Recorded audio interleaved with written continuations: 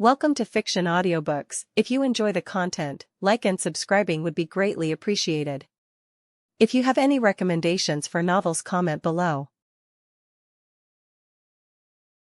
Chapter 101, Pain is Best Motivation. Edited. While Rio was putting his plans into motion, Namiri finally finished her tale. Tonks was completely bewildered and her mouth hung open. POV Namiri, Vicky. I can't even imagine how someone can do something like this. I respected that man so much, now that I have found out the truth. I think he is completely senile. Tonks started her rant. Yes, you might think that, but he isn't senile. He is one behind your drugging because he wanted to control me, and because of my lady ring, he wasn't able to attack me directly, so he used you. If he was just a senile bastard, then he would have left some proof of his involvement, but Magneto found none, I said while huffing. Tonks looked at me for quite some time before speaking up. How much you trust this Magneto guy? She asked me, looking slightly interested. A lot. I trust him completely, even with my life, I said. Tonks nodded to herself and went to thinking. So what now? She asked me after thinking a lot. I don't know what she thought about, but it must be weighing on her mind. No matter, what I am gonna do now will make her want to run away. Vicky, your smile is scaring me, Tonks said while backing away from me. Oops. I let myself slip up. I don't know what you are talking about, I said with a gentle smile on my face. No.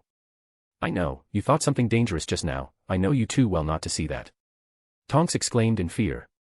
Fine, fine, take away all the fun of it. I wanted to train you on a clemency. Now that I have told you the secrets, Dumbles would be able to get them out of you.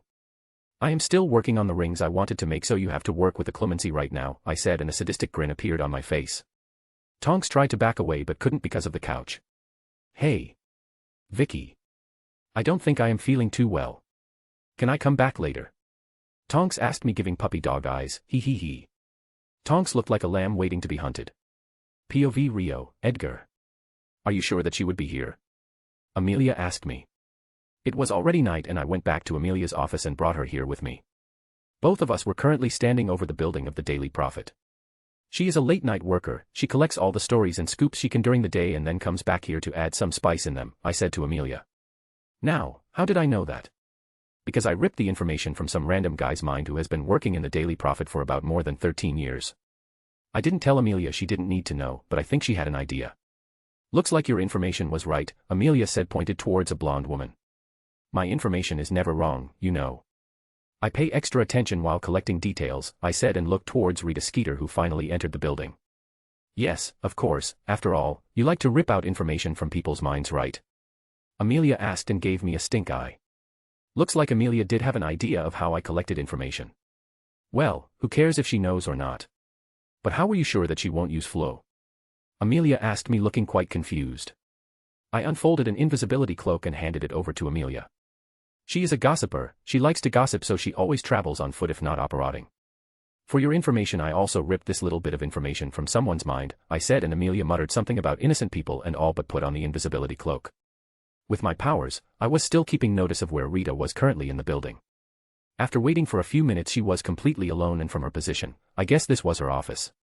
Usually, I would have just walked through the place as I own it, but this time I decided to sneak in because if someone saw me talking to Rita Skeeter, then they would know that she or her stories were compromised, and I can't let that happen. I gestured Amelia with my hand to follow him.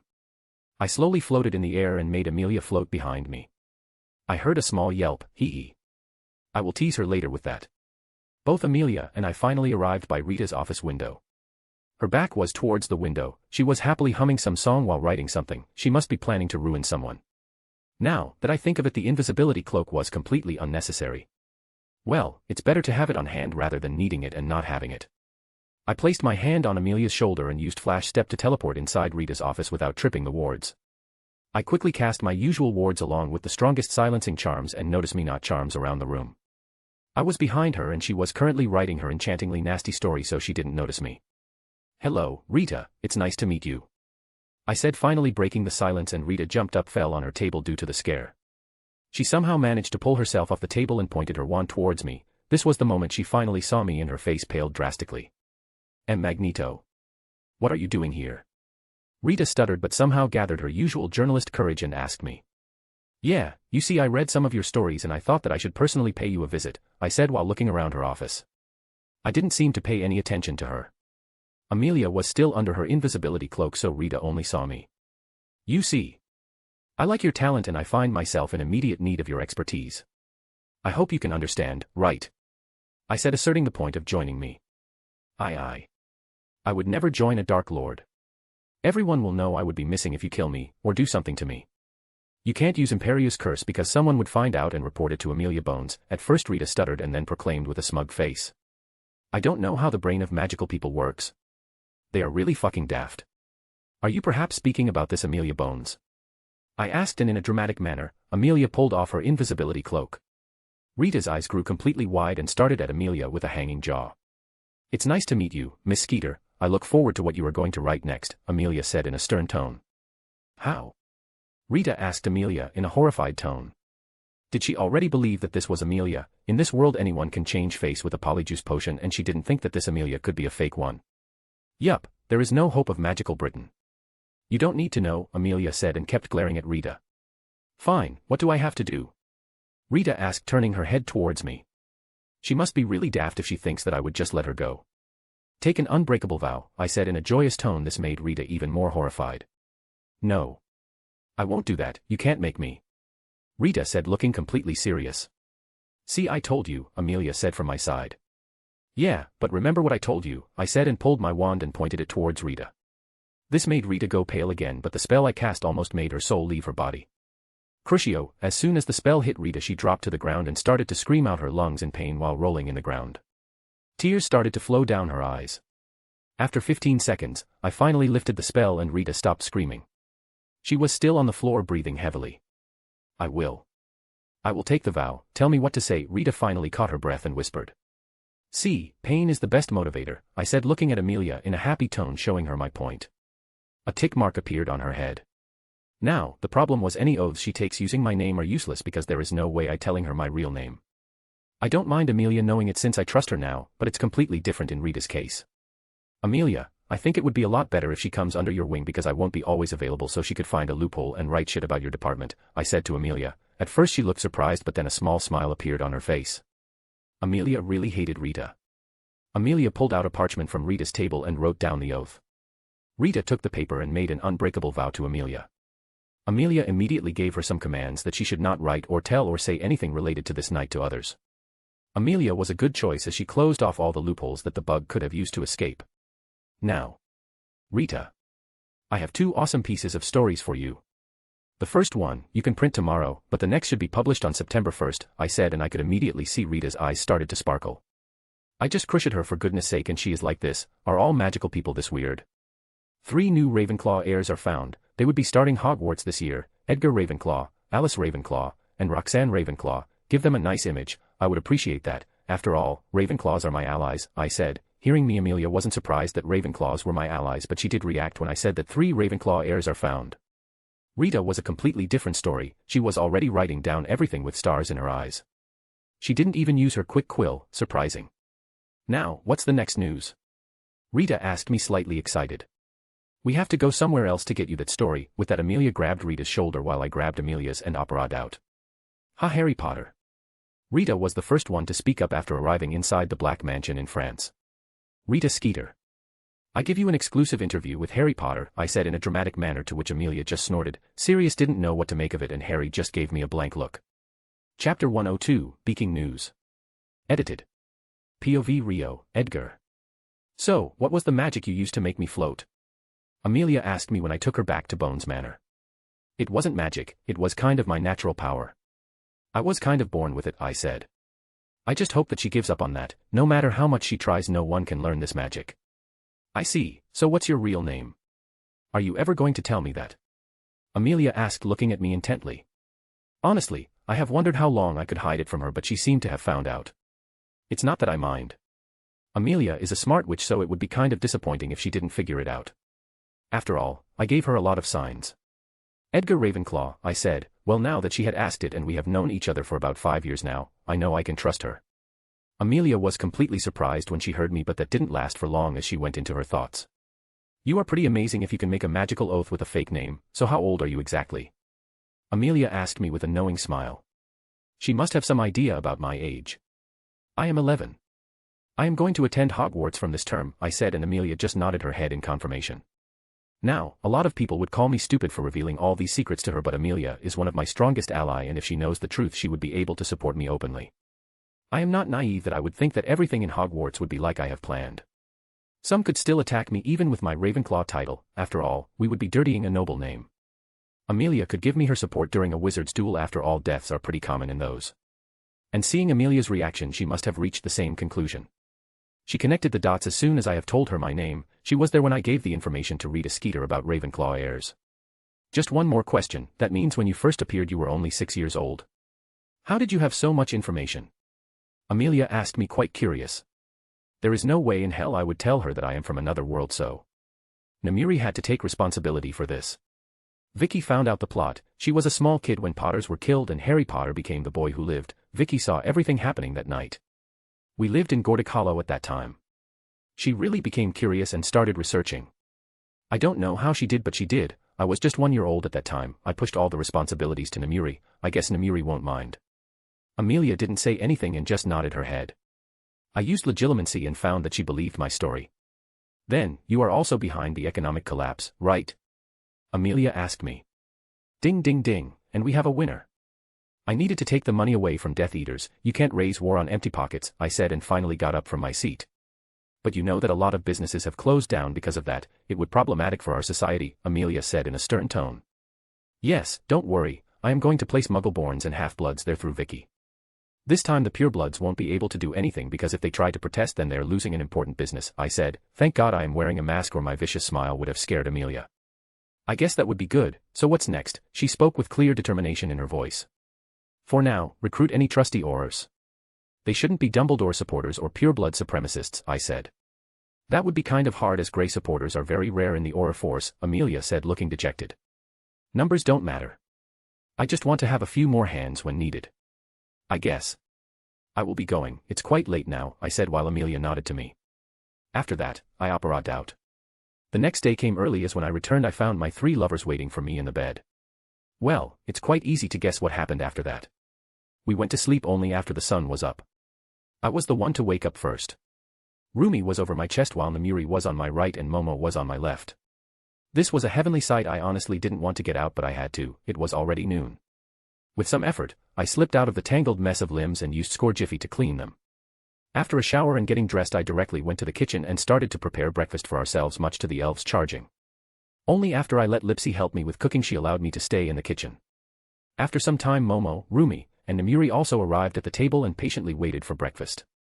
Hey, they wrote about us in the paper, suddenly Rumi said while reading the paper. I was already setting the table till I looked from her side and saw the huge article Rita Skeeter wrote on us. 3 more Ravenclaw heirs found. I wasn't much interested in what she had written so I just skimmed through the article and found it up to the standard I wanted it to be. Rita had really tried hard to show us in a good light, and if I know anything about this world the sheep would immediately gulp this down their throats. You did this right? Momo asked me. Yep, this was really important, now that I have planned not to hide anymore. This would give us much more power than simple half-bloods or purebloods, I said. So, Namiri, did Tonks agree to join my cause of greater good? I asked looking towards Namiri. Yes, she did. After knowing the truth she didn't have many options, Namiri said, to which I just nodded my head. Just like that, it caused another storm in magical Britain, and this made everyone forget about asking questions about Harry Potter for now, as they automatically expected him to arrive now that 3 more Ravenclaw heirs were found. Honestly, I didn't know how the people of magical Britain reached up to that conclusion. It's pretty stupid. With Albus Dumbledore. Not everyone was happy with this outcome though. One of those people was Albus Dumbledore. Before the news came about the 3 new Ravenclaw heirs he was thinking about damage control. Losing his control over the wards and portraits was a huge blow to him. He thought he had to withstand this 1 more year and Vicky Ravenclaw would be out of Hogwarts and he would be given back the control of wards. But now, it didn't seem that it was going to happen, as 3 new Ravenclaw heirs were coming and Hogwarts herself would give priority to Ravenclaw heirs even if he had control of the wards. Albus Dumbledore was not stupid and neither confounded like Minerva McGonagall. He knew that it couldn't be that simple. All 4 heirs had been living together when Minerva took the letter to them. He had already got the information from Minerva about that. According to her, the girl named Alice Croftwell, now Ravenclaw, was a shy and nervous girl, so could use that girl as a spy for their group. According to Albus Dumbledore, it would be easy, as any Muggle-born student always viewed him as a hero and the leader of light who could do nothing wrong, and with a slight effort he was sure that he could get Alice Ravenclaw under his control. He had to do this, after all, everything he did was for the greater good. This was the only hope he had for now, but what he didn't know was that Alice, Momo, acted in that way because Rio had asked her to. Rio had already imagined that if Alice acted like that, Dumbledore would surely try to gain control over Momo, and Momo was smart enough to be a double spy. It was risky but doable because of Momo's mastery in occlumency. She could easily feed Dumbledore fake thoughts. Dumbledore had many plans but can't be used now as Vicky Ravenclaw has control over the wards. He had plans to bring the Philosopher's Stone and Mirror of Erised here to bait Tom, but he can't bring something like Philosopher's Stone or Mirror of Erised here as the wards would automatically inform Vicky Ravenclaw. He also had plans to bring Harry here and test him against Tom, but now all those plans were for naught as he had no clue where Harry was. Days passed just like that, and by each passing day Albus Dumbledore was getting more and more worried. People were still believing that Harry Potter would start Hogwarts this year and he would save them from Magneto, the new Dark Lord. Dumbledore had made several plans to come out of this whole mess with minimum damage. Several of them were already into motion, so by the time when September 1st finally arrived, Albus Dumbledore was quite ready to deal with this mess. Using his connections, he had found out where Harry was going. He was really disappointed to know that it was Beauxbatons. He tried his very best to find out where Harry and Sirius lived, but no one knew, so he had to give up for now, but he was Albus Dumbledore. He would get Harry in Hogwarts one way or other. After all, everything he was doing was for the greater good. Albus was finally brought out of his thoughts when the Daily Prophet arrived. The owl dropped the paper on his table and flew away. Albus picked up the paper with a smile on his face, but as soon as he saw the huge title on the front page, he felt like the ground beneath his feet caved in. Boy WHO lived, Britain's hero leaves Britain due to abuse. All of his well-laid plans were shattered in a blink of an eye. Chapter 103, On the Way to Hogwarts. Edited. POV Rio, Edgar. I opened my eyes when I felt someone shaking me. I opened my eyes and found Momo. It seemed that she was about to say something, but I shut her up by kissing her. We stopped kissing and separated only after a couple of minutes. Come on, you need to get up. Hogwarts is starting today, Momo said with a gentle smile on her face. Though I had other plans. Both of us were in our child form, so nothing naughty was going to happen. My hand snaked around her waist and pulled her over me. But I don't want to. Let's cuddle, I said, to which Momo pouted cutely. Don't be a prat, a lot of your plans will derail if you don't get up, Momo said and kissed my cheek. Yeah, right, plans are important. Even though I wanted to stay here and cuddle, I can't. While I was busy with my thoughts, Momo got a mischievous idea and started to tickle me. Ha ha, ha ha. I am getting up. I am getting up, I said and jumped away from her. We decided to take a shower together, saving water and all. Rumi was in the training room and Namuri had left early to visit Tonk's residence to give Tonks the enchanted bracelet. Momo and Namuri have succeeded in making bracelets like Namuri's lady ring, with mind protections. They wanted to use a ring, but they weren't skilled enough to put so many functions in a ring, so they went for the next best thing, a bracelet. After the shower, we quickly got ready and went to have breakfast. Lipsy and Nixie went out of their way and made a huge breakfast for us. If Momo wasn't here, then I was sure that won't be able to finish the food. After a few minutes, Rumi joined us for the breakfast. Rumi sat down by my right side, but not before giving me a kiss. While having breakfast, Nixie popped in and placed the Daily Prophet on the table and operaed out. I quickly picked up the paper. After all, I had to see Rita's artwork. As soon as I opened the front page, a huge grin appeared on my face. Boy WHO lived, Britain's hero leaves Britain due to abuse. I quickly skimmed through the whole article and I have to say Rita definitely knows what she is doing. I handed the paper to Momo, who was looking quite curious. She didn't skim through the article like me, but she read the whole damn thing. Rumi wasn't interested, so Momo just put away the paper. I really pity him. It's really good that you saved him, Momo said, looking at me. This article would make Albus Dumbledore lose Chief Warlock and Supreme Mugwump position. I was sure of this because Rita added a nice line in the article. During the dark times when a Dark Lord is roaming free, Harry Potter is driven out of magical Britain because of Albus Dumbledore, hee. I have to say Rita's words have some spark, but I can't even imagine what Dumbledore is feeling since he is the villain here. After breakfast, we decided to pack our trunks.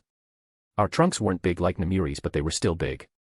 Now, we weren't Weasleys as we needed to pack our trunks just before leaving, but since we still had a lot of time in the morning, we had decided to leave it for the morning.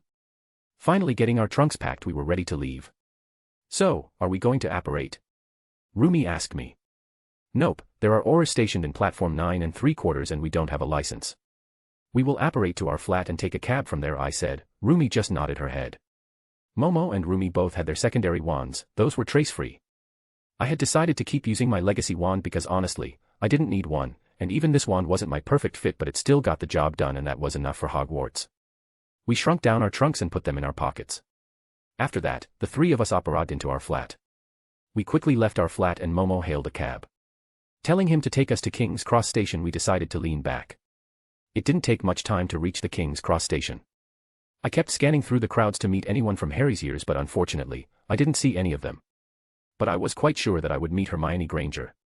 We quickly arrived in front of the wall between platforms 9 and 10. "This looks a real wall though," Rumi said while carefully looking at the wall. "Yes, magic can make a lot of things possible," Momo said. "So, are you ready?" I asked, and both Momo and Rumi nodded their heads. I grabbed both of their hands and walked forward. It was a strange feeling, like walking through spider webs. After crossing the wall, it was another sight. The red steam engine. The whole station was filled with adults who have come here to send their kids to Hogwarts. It was a good scene, even though many of them were already looking at us with contempt. Well, I don't mind them because they won't be alive in a few years. From what I heard from Amelia, Gregory Goyle SNR was already out. He was going to be my first target. The three of us got on the train completely ignoring the looks. This made their glares intensify. It was still quite early, so we easily found an empty compartment. "This looks good," Momo said while sat down on the seat.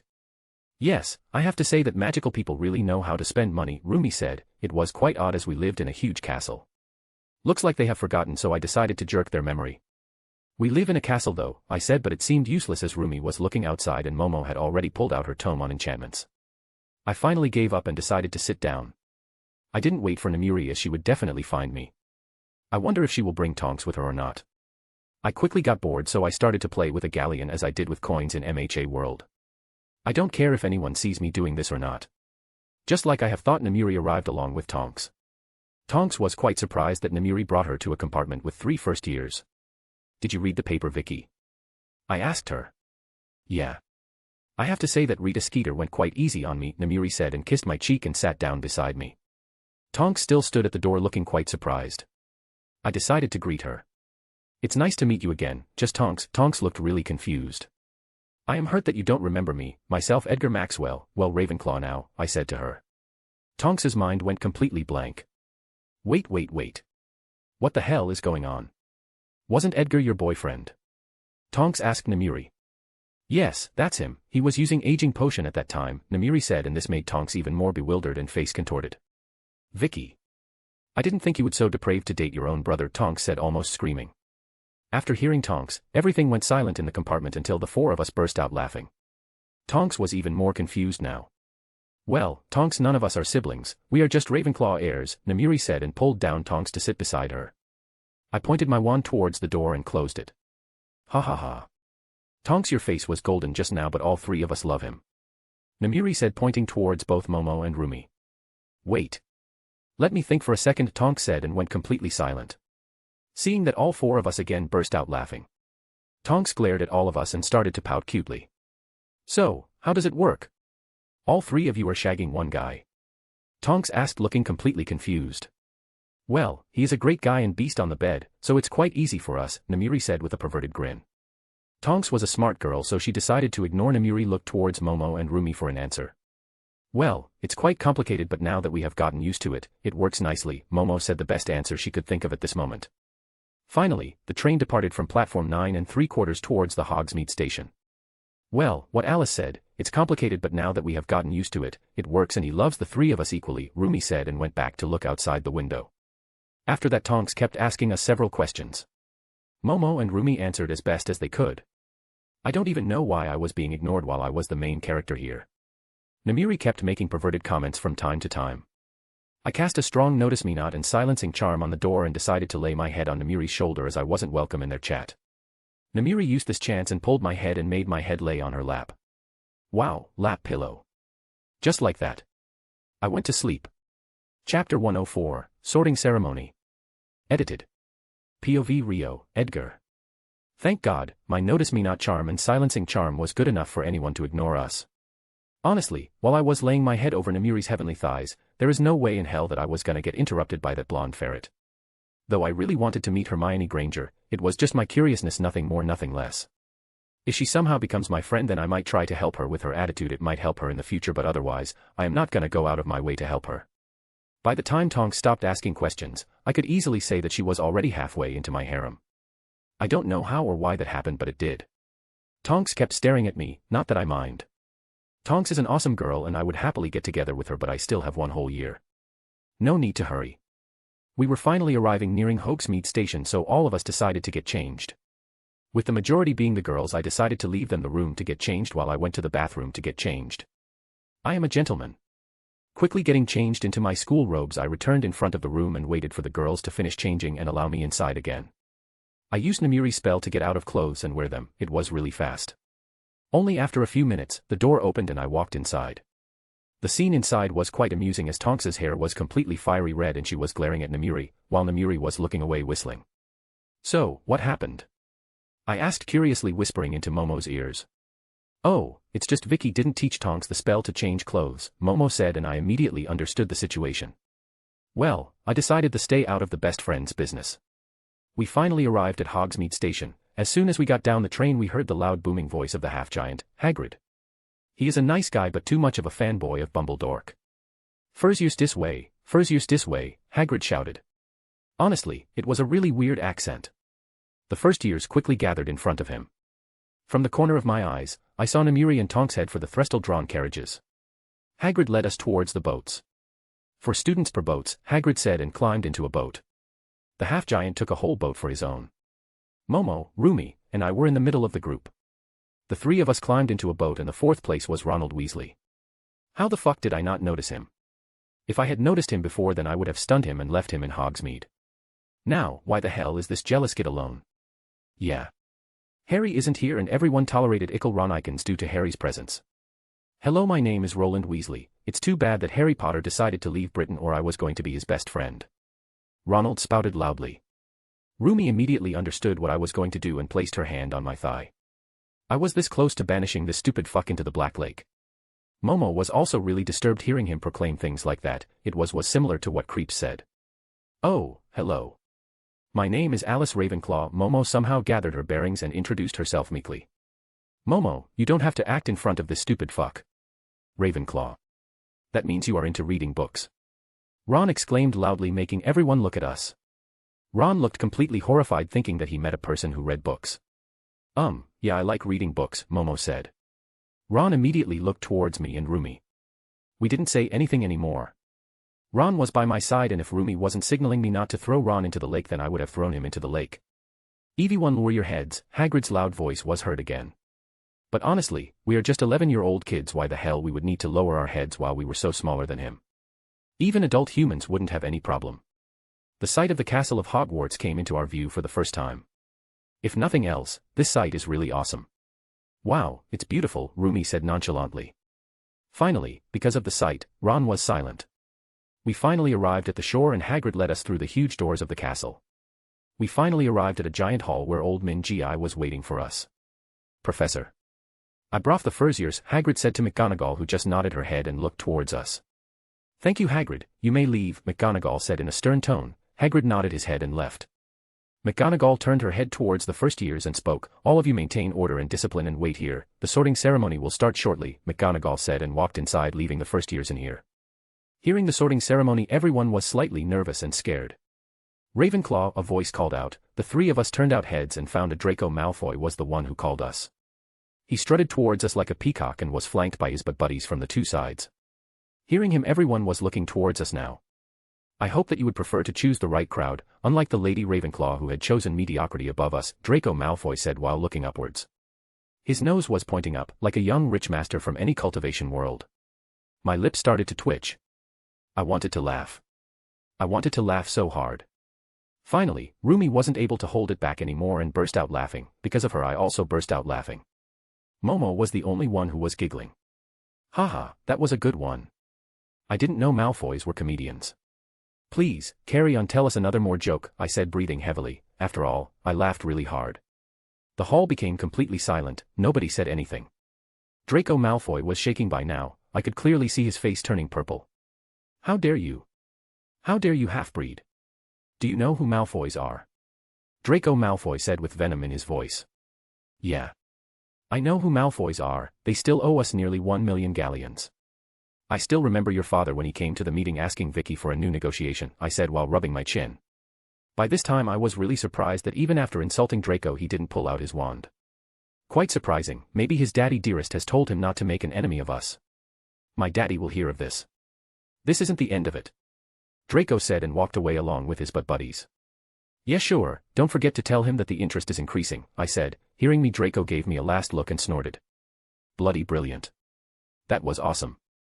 You showed Malfoy his place, from now you are my friend. Suddenly Ron popped in front of me. Sorry, but I am fine without you, I said and decided to walk away. Ron looked really displeased after hearing me. He wanted to say something but the ghosts appeared scaring most of the kids. I silently moved away from him. I was finally able to see a bushy-haired girl. Hermione Granger. After some time McGonagall arrived back and sent away the ghosts and led us towards the Great Hall. Entering the Great Hall was a nice experience. I looked at the head table and found that Bumbledore is missing. Amelia had already informed me that Albus feckin' too many names Dumbledore was called to answer before the whole Wisengamot. Amelia has been sure that Bumbledore would surely lose Chief Warlock and Supreme Mugwump's position. McGonagall made all the first years stand at the side. The hat began to sing. I kept looking around. Quirrell was still here, but I don't know if the Philosopher's Stone is hidden in the school this time around or not. Since Quirrell was wearing a turban, I would consider that he is possessed. The hat finally finished its disgusting song. McGonagall stood beside the three-legged stool and opened a huge parchment. Abbott, Hannah, McGonagall called out, and a girl from our group walked towards the stool and sat on it. McGonagall placed the hat on top of her head. Only a few seconds passed and the hat called out, Hufflepuff. McGonagall continued to call the students. While this was happening, I was scanning Quirrell's head. I didn't dive too deep into his mind, just his surface thoughts, or he could have noticed me. He really wanted Harry to be here so he could abuse him. Hermione Granger, unlike the story, was sorted into Ravenclaw. After all, this time, there wasn't a Harry Potter for her to connect with. The rest of the sorting went normally. Finally the time for alphabet arrived. Ravenclaw, Alice, McGonagall said, and the whole hall became completely silent. Momo acted her part and meekly walked up to the stool and sat down, and McGonagall put the hat on her head. Not even a second passed before the hat shouted, Ravenclaw. The hat must have a function to sort all Ravenclaws into Ravenclaw. Hearing that, the whole Ravenclaw table burst into cheers. Momo meekly went to the Ravenclaw table and sat down. Ravenclaw, Edgar, McGonagall called out. I finally walked up to the stool and sat down. McGonagall placed the hat on my head. Another Ravenclaw heir, interesting. Of course, you would be going into Ravenclaw by default, I heard a voice inside my head. I was completely sure that the hat didn't even try to breach my shields and made the announcement because I was a Ravenclaw heir. Ravenclaw. The hat shouted, even if the hat spoke for a few seconds, but outside only a single second passed. I got up from the stool and the Ravenclaw table burst into cheers. I walked up to their table and sat down beside Momo. Ravenclaw, Roxanne, McGonagall called out Rumi's name. Rumi confidently walked up to the stool and sat down. McGonagall placed the hat on her head and the hat again shouted, Ravenclaw. The Ravenclaw table again burst into shouts and cheers, and Rumi walked up to our table and sat down beside me. The sorting ceremony continued and finally ended. McGonagall went to the head's table and stood up. First, I wanted to say that Forbidden Forest is very dangerous, so it's forbidden. Under no conditions, students should enter the forest. Secondly, the list of banned objects is set up. Please, check the list. Now, I have taken enough of your time and I am sure all of you must be hungry, so I won't delay any more, McGonagall said and looked around. Let the feast begin. McGonagall said and sat down. The food appeared on the table, surprising all the first-year students. With that, the sorting was finally over. Chapter 105, First Year in Hogwarts. I, edited. POV Rio, Edgar. After the dinner, a lot of Ravenclaws were asking us several questions. Finally, Namiri arrived and shooed everyone away. Honestly, I didn't mind answering a few questions, but they tend to be quite intrusive, a generic problem with Ravenclaws. The prefects led us towards the Ravenclaw dorms. Apparently, unlike the other dorms, the entrance didn't have a password, except we needed to answer a riddle to gain entrance. But none of our group needed to solve any riddle or anything. As Ravenclaw heirs, the door would automatically open for us. We were introduced to the head of our house, Phileas Flitwick. The dude was quite nice. He told us some simple rules. He was quite interested in the three of us and asked us to meet him tomorrow. After that, the prefects pointed us towards boys' and girls' dorms. Every one of the students was going to get their own personal room. I was quite happy with this arrangement. I finally found my room as my name was written on the door. Just like I had thought, Namiri, Momo, and Rumi sneaked into my room. After that, everything is history. The next day we received our schedule during our breakfast. Albus had returned and he didn't look good at all. He looked like he had lost last night's sleep. Even though I wanted nothing more than entering his mind. I somehow stopped myself because this was not a place to do something like that. Finally, the Daily Prophet arrived and the Great Hall turned completely silent and everyone was staring at O.L. Dumbles after reading the headlines on the front page. The students from Slytherins were quite pleased and the Gryffindors were the ones who called it unfair. The rest of us didn't bother to make any comments on the topic. Albus had lost 2 of his political positions.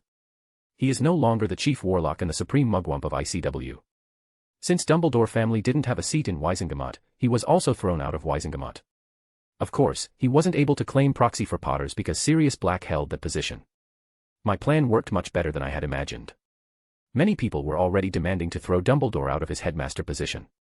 But Dumbledore needs to be here, not for future plot or anything. Since I can't kill him, I like him to stay right in front of me. I believe in what Sun Tzu had said, keep your friends close and your enemies closer.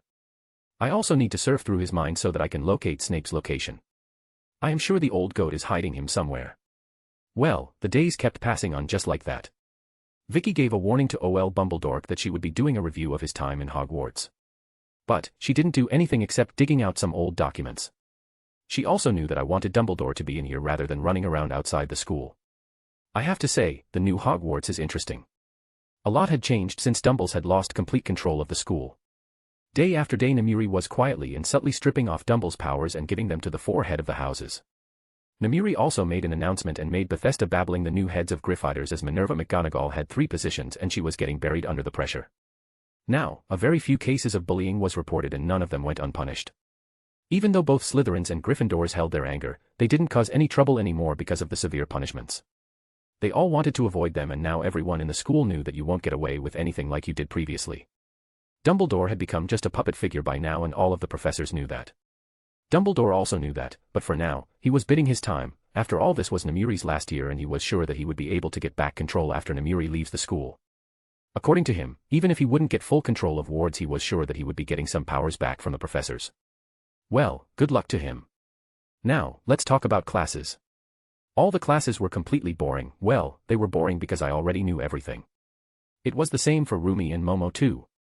McGonagall even called Momo a transfiguration prodigy even though Momo showed her the bare minimum skills. The worst class was defense against the dark arts because Quirrell kept stuttering. Namiri was not happy with this idiot in the slightest and honestly, she shouldn't be. Namiri had made her decision that she was going to throw Quirrell out but I had stopped her saying that I will kill him. But this brought us another problem. Even if we got someone good for this position he won't be able to stay more than 1 year due to the curse. If the position is cursed then why don't make a new position and name it something else? I think that should do the trick, Rumi suddenly said. And just like that, we found the solution for the problem. Dumbles wasn't able to solve this for more than 2 decades. Now, let's finish talking about other classes. Astronomy was good. Pretty backward though. I called it good because Aurora Sinistra tried her best to teach the students and she was really happy when Namiri provided new data about the stars and space stuff she had gathered from the mundane world. Next, herbology. This was a class I honestly wanted to avoid. Nothing against plants or trees, but this wasn't something I wanted to spend my time with. This was Rumi's favorite class. We always had this class with Hufflepuffs. Potions were great. I am going to be honest here, I lacked the knowledge related to potions. Yes, if someone gave me instructions I would surely be able to brew it, but without them, I wouldn't fare much. No matter what Slughorn was inside or outside the class, he was a great teacher. The flying class was good too, nothing bad. I can fly without magic or anything, so it wasn't interesting for me. Momo was able to fly in her animagus form, so she wasn't interested in the class too.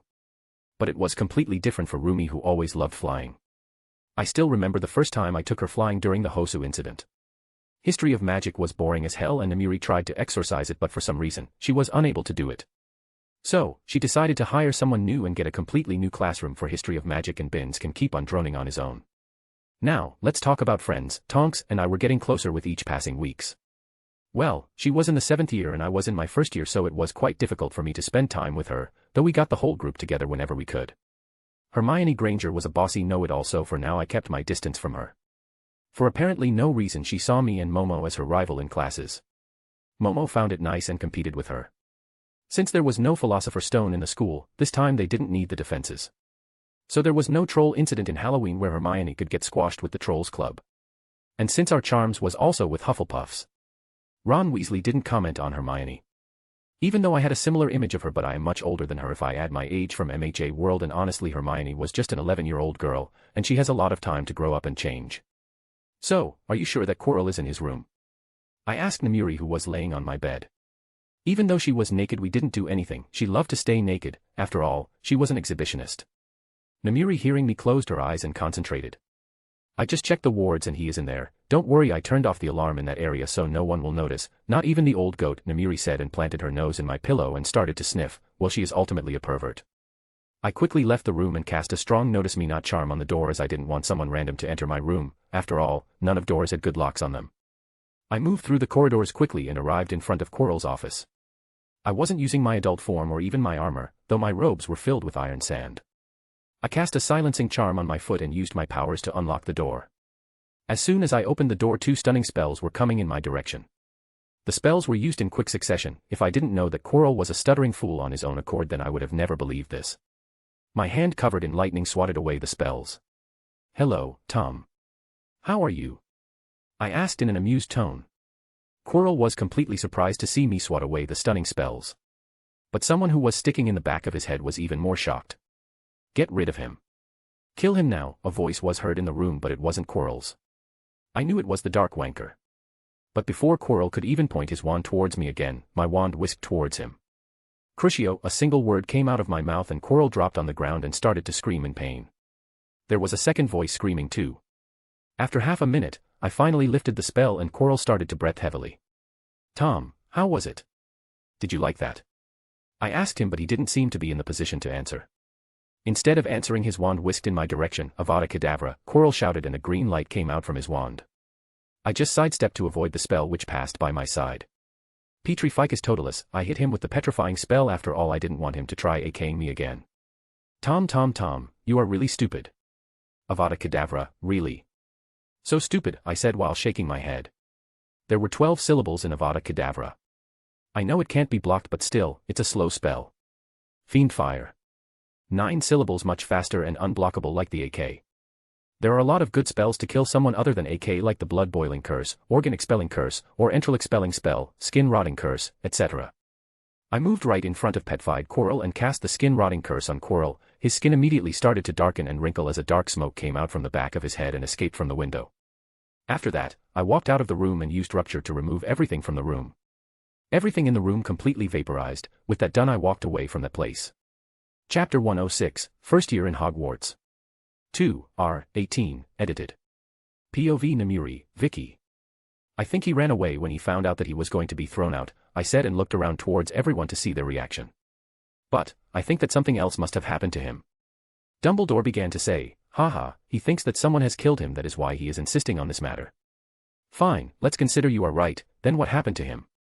"All of you here know that no student can leave the school without notifying me. Teachers can use their personal flow to leave, or they can directly walk out of the school. So, even if something happened to him, how did everything disappear without leaving a trace? Please don't tell me that any student is capable of doing that.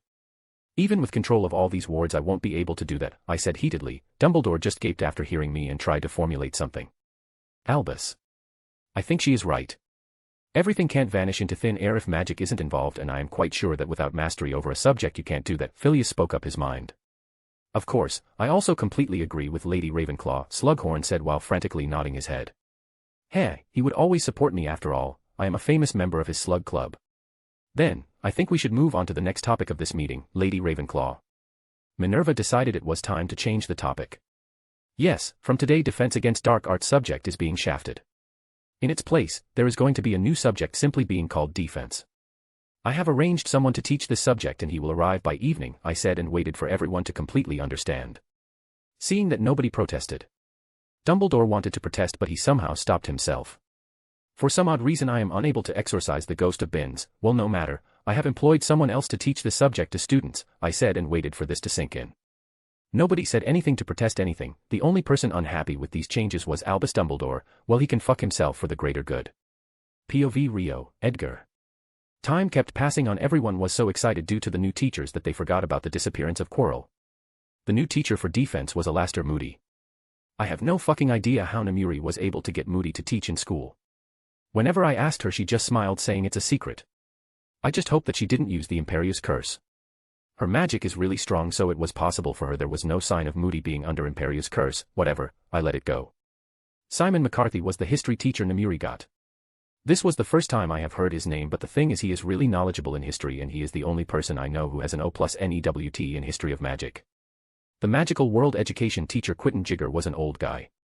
His family didn't have any seats in Wisengamot, but the thing is that he knew all about the traditions of the wizarding world.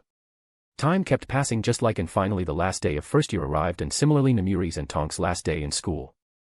They would graduate from Hogwarts tomorrow. Throughout this whole year, Tonks and I have become close friends. Yeah, throughout the year we hung out together.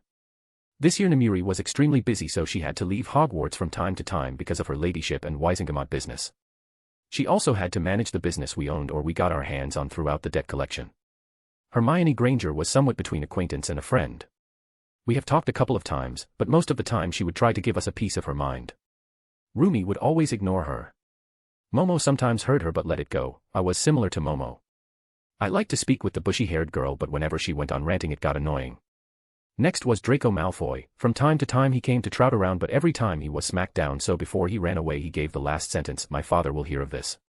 He doesn't need to wait long though. I will wait until the second year starts. If Lucy doesn't give Ginny the diary then I will kill the guy. Even if he gives her the diary, I will kill him.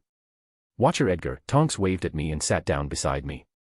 I was in the library, reading about some really dark subjects. It was on a book on blood magic. Of course, this book wasn't from the library. This book was too dangerous to be even placed in the restricted section. I used Transfiguration to bring this book in. Just learning some stuff. So how are you, Tonks? After all, this is your last day in Hogwarts. I spoke to Tonks who was leaning in my book. You know if anyone sees you reading this then your arse is gonna land in Azkaban along with several life sentences. Merlin's left testicles. How the hell did you even get your hands on a book like this? Tonks asked me looking rather disturbed. Don't worry, I won't get caught. If I don't get caught then it's completely fine. As for where I got this book from, it's from the library in one of our castles. From what I understand the castle was used by some Dark Lord. I said and Tonks simply gave me a blank look. Fine, just don't use this magic on someone. Will this spell really turn someone's blood into acid? Tonks asked me slightly disgusted. I don't know. Wanna try this spell on Lucy Malfoy? I asked Tonks excitedly. No thanks. I pass. You can give it a try though, Tonks said looking slightly green. Fine, your loss. So, what's up? I asked Tonks. Well, you know I don't know how to feel. I have spent 7 years in this castle and now I can't stay here. So, where are Roxanne and Alice? Tonks asked me looking around. Oh. Alice is in her room working on some compressed weights for physical training. You know how Roxanne is with physical fitness, so, she is helping Alice, I said, hearing me a huge grin appeared on Tonks's face. Hey, so you are alone? Then I can have my wicked ways with you and no one will stop me. Tonks said to me while wiggling her eyebrows and her hair kept changing colors. No, a horrified gasp escaped my lips. But it was pretty clear that I was acting. I really want to see if you really live up to what Vicky says, Tonks said and squeezed my hand. You know that I am possessive, right? Vicky must have told you, I said and closed my book and got up. Oh, yes, she did. Though I would have liked to go on a few dates before starting anything but I am really horny, Tonks said and followed me out of the library. We quickly arrived in Ravenclaw dorms and Tonks silently followed me. Entering my room I fired off several spells on the door and entered my trunk. I used the stripping spell and got out of my clothes, grabbing a vial of the aging potion. I gulped down the contents. I was completely naked and hard now and slowly walked out of the trunk and Tonks was waiting on the bed. All of her robes were gone. She was just in her underwear. I have to say her striped knickers were really cute. Looking at my body and member, Tonks blushed and her hair turned bright red. Her eyes went down and kept staring at my dick and whistled. I guess you like what you see, right? I asked walking over to Tonks. Oh, yes, I guess Vicky wasn't lying about your body, Tonks said and whistled again. I quickly leaned down and sealed Tonks's lips with mine and leaned down on her. Tonks slowly laid down on the bed while I got on top of her. It's not too late to go back now. If we continue you would only belong to me. I won't let you go, I whispered in her eyes and gently groped her boobs. Stop ranting and let's continue, Tonks said in a husky tone. I took her approval and snapped open her bra which quickly joined the pile of robes near the floor. I took her tits in my hands and started to pinch and play with them, gently. Tonks's moans kept growing louder and louder. I took her right boob in my mouth and started to suck on it while biting it from time to time. Tonks was really amateur, she was putty in my hands in just a few seconds. With only this much her body started to spasm and she reached her first orgasm. Tonks looked away from me completely embarrassed. I slowly turned her face towards me and stared into her eyes. What happened, Tonks? I asked her gently. She seemed really insecure, it must be because she came so soon. You don't have to worry, it's your first time. Don't worry and let me pleasure you, I said while slowly kissing her and my left hand finally slid down her knickers as I found her sacred garden. I slowly removed her knickers and a bush was above her honeypot. I have to say Tonks's curtains matched her drapes because they also changed colors. I sniffed her pussy and gave her a lick. You smell and taste really good, Tonks. I can't stop myself, let me eat you up, I said, and Tonks's face lit up like a Christmas tree, though I wasn't able to see that as I was already eating her up. Don't say something embarrassing like that. But keep doing that, it feels so good, Tonks said in between her moans. Cliffcoin, I am back, teehee. Chapter 107, First Year in Hogwarts, 3, R, 18, edited. POV Rio, Edgar. I slowly pushed forward, breaking Tonks's barrier. Tears escaped from the corner of her eyes. To ease her pain, I immediately placed my lips on hers and started to caress her body to take away her mind from pain through pleasure. I stayed like that without moving so that Tonks could adjust, after all, this was her first time. I am fine, you can move now, Tonks said between the kisses and started to rock her hip to show that she was ready. I started to move slowly after getting the green light from her. You are so tight, Nymphadora, I grunted out. Don't call me that. Tonks exclaimed between her moans of pleasure. It was amusing to see how she reacts to her name even while having sex for the first time. With an amused smile on my face, I bit down on her right nipple. Tonks threw her head back in pleasure. Yes, just like that, faster. Tonks started to moan louder and her hair started to change colors. One thrust her hair was pink and next thrust her hair was bright red. It was really amusing to see. Then how about Dora? I can call you that, right? I asked her between the thrusts. Tonks didn't seem to think for long. Then Dora it is. I would allow you. Now stop talking. I am really close, Tonks. Dora said with lust in her eyes. Yes ma'am, I said and increased my speed and started to play with her boobs with my left hand while I smacked her ass with my right hand. Just as I smacked, Dora reached her climax and her walls tightened on my dick, trying to milk me for all it's worth. After 3 more thrusts, I finally came inside her. Feeling my hot cum inside her, Dora came again and dropped on the bed and her hair changed into brown. I laid down beside her, spooned her and brought her close to me. That was amazing. Now I completely agree with Vicky. I really have been missing the actual action, Dora said while caressing my hair. Glad you liked it, I said and caressed her naked back. Dora shivered in pleasure. I was hard again in an instant. Dora felt something poking her in her thigh and looked down and surprised to see that I was already hard. Now, I am sure why you need a harem, but you owe me several dates, Mr. Dora said and gave me a pointed look. She grabbed my hardened member and started to stroke it.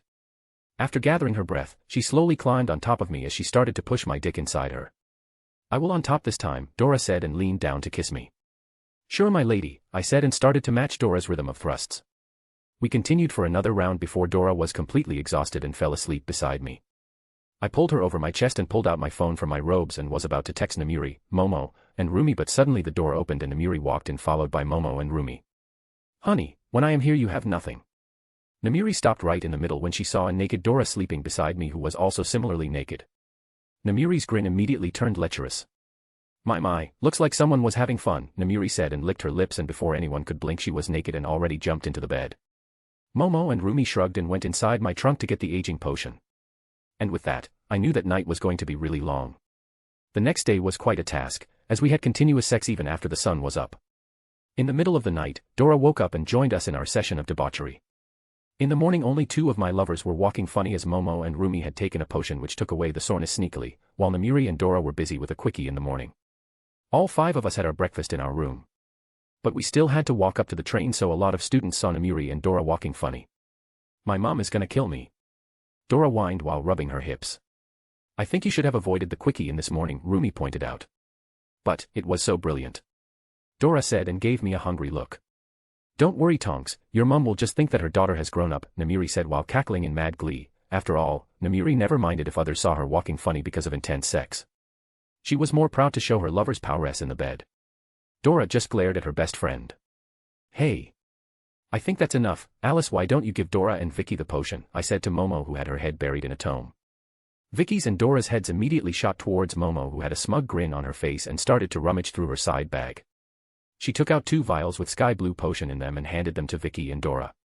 Take the potion, it will relieve your soreness, Momo said with a smug face. She was trying really hard not to gloat. You had this. You had this and made me walk funny all this way. Dora exclaimed and gave Momo an irritated glare. It was so embarrassing. Dora whined again. This made all of us burst out laughing. I hate all of you. Dora said and started to pout while her hair turned yellow. No you don't, the 4 of us said at the same time, and this made pout intensify. Ha ha ha, what's so embarrassing? I noticed so many girls were looking at us with jealousy in their eyes. They should know that how good our lover is in the bed, Namiri said and started to laugh. Sorry, Dora, it was just a prank, I said and pulled her into a kiss. We only broke our kiss when someone knocked on our door. I immediately signaled Momo, who put away her tome in the side back. I don't want Hermione to get interested in the book and find out that it was related to blood magic. Namiri opened the door and found Hermione Granger. I knew it must be her because she is our only friend outside of our group who would come looking for us. Yes, it could have been Draco, but he would have come along with his butt buddies. You know students aren't allowed to lock the doors, Hermione huffed. Yeah, ickle little Granger, we get it, Namiri said, clearly annoyed. So, what's up, Hermione? I asked her. Hermione seemed to fidget for a second before she finally gathered her courage. Can I sit here? She asked nervously. Because Harry isn't here. Hermione doesn't seem to have any friends except us. Yes, you can sit with us, Momo answered her with a smile on her face. Well, it's no biggie, we just won't be able to snog, well we can do it later. Hermione is rude, but she is a nice girl, or she wouldn't have supported Harry through all of his escapades and adventures. Because of her love of books and upbringing, she is like this. Momo started to chat with Hermione, who looked really excited and happy. Namiri and Dora were annoyed, but Namiri just shrugged and went to sleep. I whispered into Dora's ear that I would come a day after tomorrow for a date. Do you know what a legacy wand is? I heard Professor Flitwick mention it one time, Hermione asked Momo.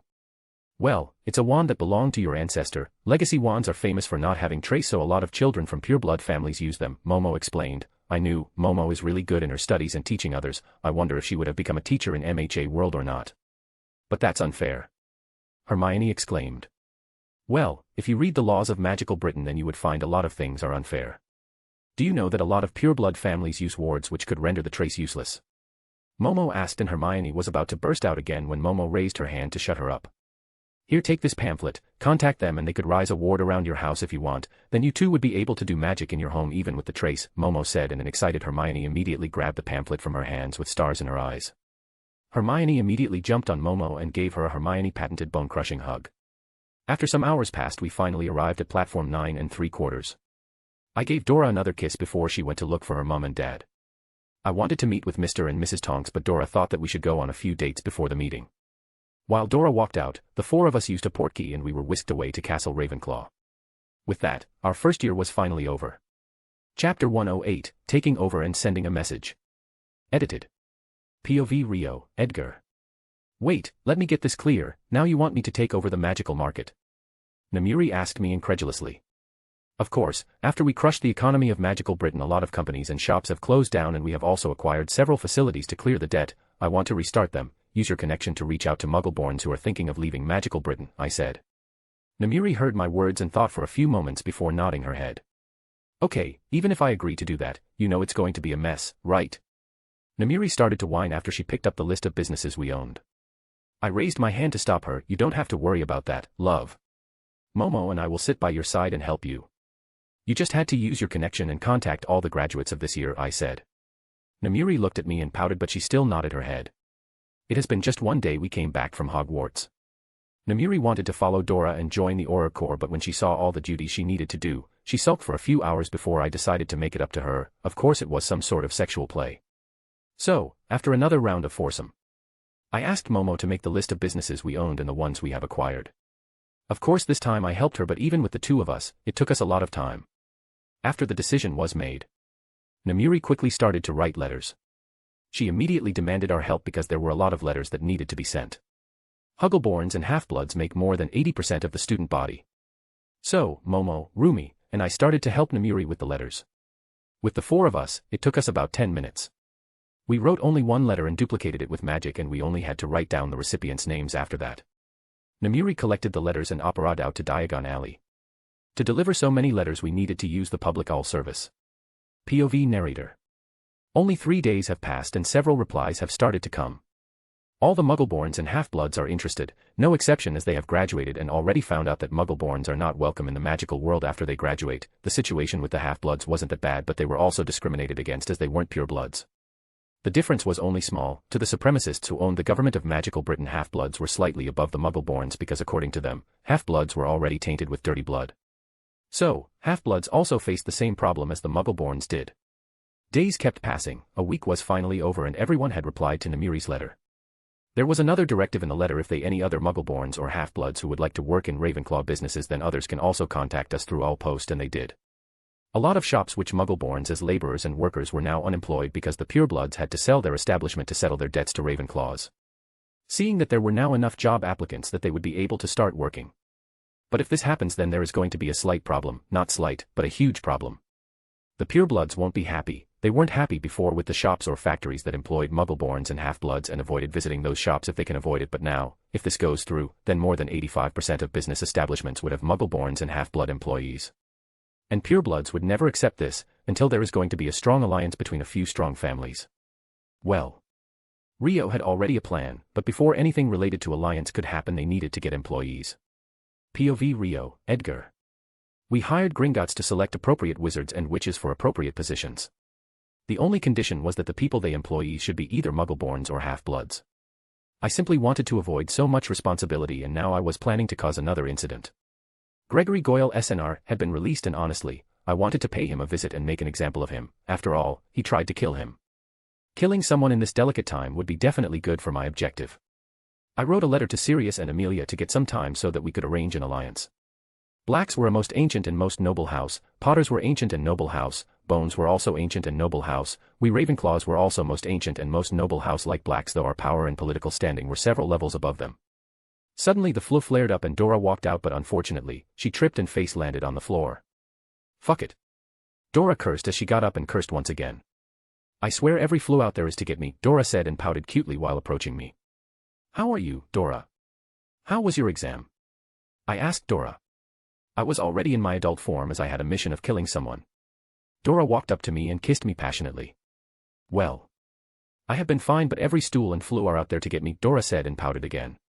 I have to say, she was way better than any other of her year mates with a wand, obviously except Namuri, but when it came to balance, well, let's just say that she is good with balance as much as Namuri is with modesty or decency. Like, what the hell? How can a person trip on a flat floor without any turns or anything?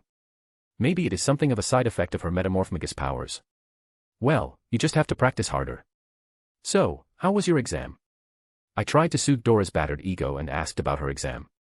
It was good. I am not so sure about the theory, but then the practical examiner was shitty. He lost his bloody wand before he could even fire 2 spells. Who the hell employs such an incompetent fool like that? Dora fumed while twirling her wand and ranted about her examiner. Of course, they are incompetent because Amelia lacks funds and can't have a competent examiner. Dora finally put her wand in her back pocket. I got up from my chair and pulled Dora in my arms using my power. Dora yelped because of the sudden force. I pulled her wand out of her back pocket. Dora, don't keep your wand in your back pocket if you don't want to lose your arse. Well, I don't want you to lose it, no need to ruin perfection. I love that arse, I said and smacked her ass. Dora slightly blushed and looked abashed. Use this. I used my power and opened a nearby cupboard and handed Dora a wand holster. Dora's eyebrows shot up immediately seeing the wand holster. How the hell did you get your hands on these? These are only available if you are an Auror and you can't buy them no matter how much money you have, Dora said while looking completely pale. Well, having Amelia Bones as a nice friend helps, and when I asked for a wand holster for my lovely wannabe Auror, she gave me this, along with several others. You don't have to worry, no one would ask you anything. Well, most purebloods are stupid, so they won't even know what kind of holsters these are, I said and started to open my shirt and opened the trunk where I kept my armor. Thanks a lot, and if I get caught then I am dragging you down with me. Wait, why are you stripping? Not that I mind the show. Dora fired off several questions, again, and licked her lips at the end. You are most welcome. Well, I have to pay a visit to someone you know. He tried to kill me the last time I visited Wisengamot, I said and used my powers to wear my armor. Whoa. That was cool. Technically, I am not an Auror, yet. So, I can't do anything. Dora shrugged and tripped on the nearby table. Damn, furniture. They are going to be the death of me. Dora said and kicked the table food. I just chuckled seeing the display. Honestly, I was quite amused. So, where are the others? Dora asked, finally calming down now that she wasn't angry on the table. They are getting ready for their girls' night out. Dixie. Show her the way, I replied. Momo decided to have a night out roomie, and Namuri immediately agreed to. Dora was also invited. I called Dixie to show Dora where the others were. Yes, Master Edgary, Dixie will show Clumsy Tonksy the way, Dixie said and gestured for Dora to follow her. Hey. I am not clumsy. Dora exclaimed in shame as a house elf had insulted her. Says the person who trips on the flat floor, I said and received a venomous glare from Dora. Take care, Dora, be safe. With that said, I operated out and appeared in front of a two-story house. I cast my signature wards before I tore through the wards. These wards were lethal and were set to cause harm. Anyone who would cross these wards without permission would feel a pain similar to Cruciatus curse, but I wasn't affected by them and walked up to the door and ripped the door apart. Immediately 2 unforgivages went sent in my direction, which I swatted away with my Aegis shield. TCH. TCH. TCH, that's not how you welcome someone. I walked inside the house wagging my finger and saw a family of 3 scooted in a corner. Before anyone could say or do, I stunned the kid and the wife and crucioed Goyle SNR, who screamed out on top of his lungs. I returned to Castle Ravenclaw after an hour. I mounted the head of Gregory Goyle SNR in scream-filled center of the Diagon Alley. I wanted to send a message, and I don't think there would be any better way. Chapter 109, Political Alliance and Back to Hogwarts. Edited. POV Rio, Edgar. I picked up the Daily Prophet and a huge grin marred my face. Right on the front page, there was a moving picture of me setting up Gregory Goyle SNR's head on a pike. Since Rita was under the unbreakable vow of Amelia, she wasn't able to spout her poison against the DMLE like she always did. But there were still other reporters who were demanding answers from the DMLE. There was also a small interview given by Fudge where Rita asked him what he was going to do. It's clearly a crime. He murdered an upstanding citizen of our society in such a disgusting manner. I have given the responsibility of hunting down this Dark Lord to Amelia and her department. That was Fudge's answer. He is really a stupid and funny guy. I laughed and sipped my orange juice. Momo, Namiri, and Dora were still asleep. Well, we didn't do anything last night, but they returned home late and got drunk after coming back to the castle. They didn't want to pass out somewhere else, so they decided to bring some bottles back with them. I let them do whatever they wanted last night. Only Rumi was up, and like always she was busy with her physical training. I was about to get up when 2 owls arrived carrying letters. Well, I didn't expect the replies to be this fast. I took the letters from the owls and they immediately flew out. The first one was from Amelia. She had accepted the alliance, and the other one was from Sirius. Sirius and Harry had also decided to join the alliance. Even if Harry was attending Beauxbatons, he still had his Wisengamot seat, which was being proxied by Sirius. Now, all that was left was to meet face to face and finalize the alliance. A month passed just like that in a blink. Dora was accepted into the Auror Academy, but this time she wasn't taken by Moody. After all, Moody was now our defense professor.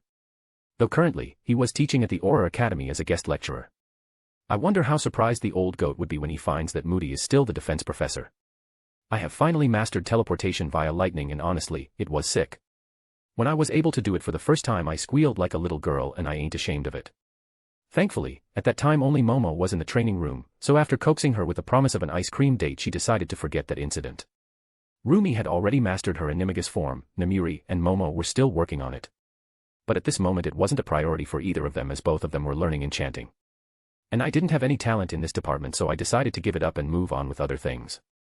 I continued to learn any spells I could get my hands on. My progress with Parseltongue was also coming along nicely.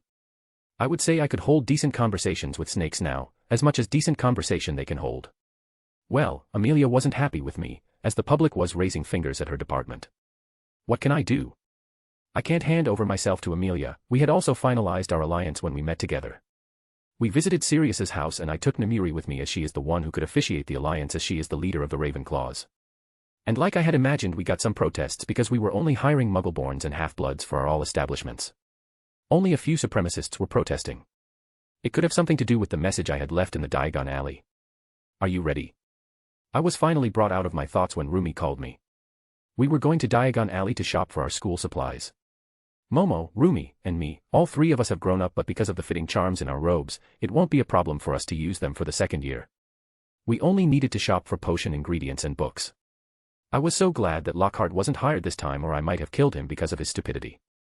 But I also felt bad for myself, as I wasn't able to kill that Pons. Bringing his deeds to the light, destroying his reputation, which would also drag the whiskered wanker's name through the mud. Such a loss. Nevertheless, I am a good boy, so I decided to give it up. Maybe sometime later I would get the chance to get him like a pig. Yes. I am ready. Where are Alice and Dora? I asked, looking towards Namiri, who was reading an erotic magazine. Alice is getting ready and Dora. Namiri was about to say, but Dora walked out of the washroom while tripping. Dora cursed the floor like usual and came down to sit with us. Well, here she is, Namiri said and licked her lips. After some time Momo also joined us, and all 5 of us operated to Diagon Alley. Whistle *, the alley looks really empty, don't you think, Vicky? Dora asked, looking around. Well, It should be after all our honey decided to pike someone's head right in the middle of Diagon Alley, so everyone must be scared, Namiri made her point, to which Momo nodded her head. I was reading about last war and it's completely out of my understanding how can only 200 people dominate the whole magical Britain like they did? Momo asked in a bland tone. Yes, they are sheep, cowards, or whatever you want to say. Remember when Edgar beat up OL Twinkles and hung up in the middle of alley? Did anyone try to stop him or fire of any spell? They just kept watching and huddled together, Rumi said with clear disgust in her voice. Then 1 month ago when he piked the head, did anyone try to stop him? No. Why would they do it? That's just plain stupid. They don't have a backbone. Honestly, I am gonna have fun breaking their bones they have left in their bodies, Rumi spoke again and spat on the ground in disgust.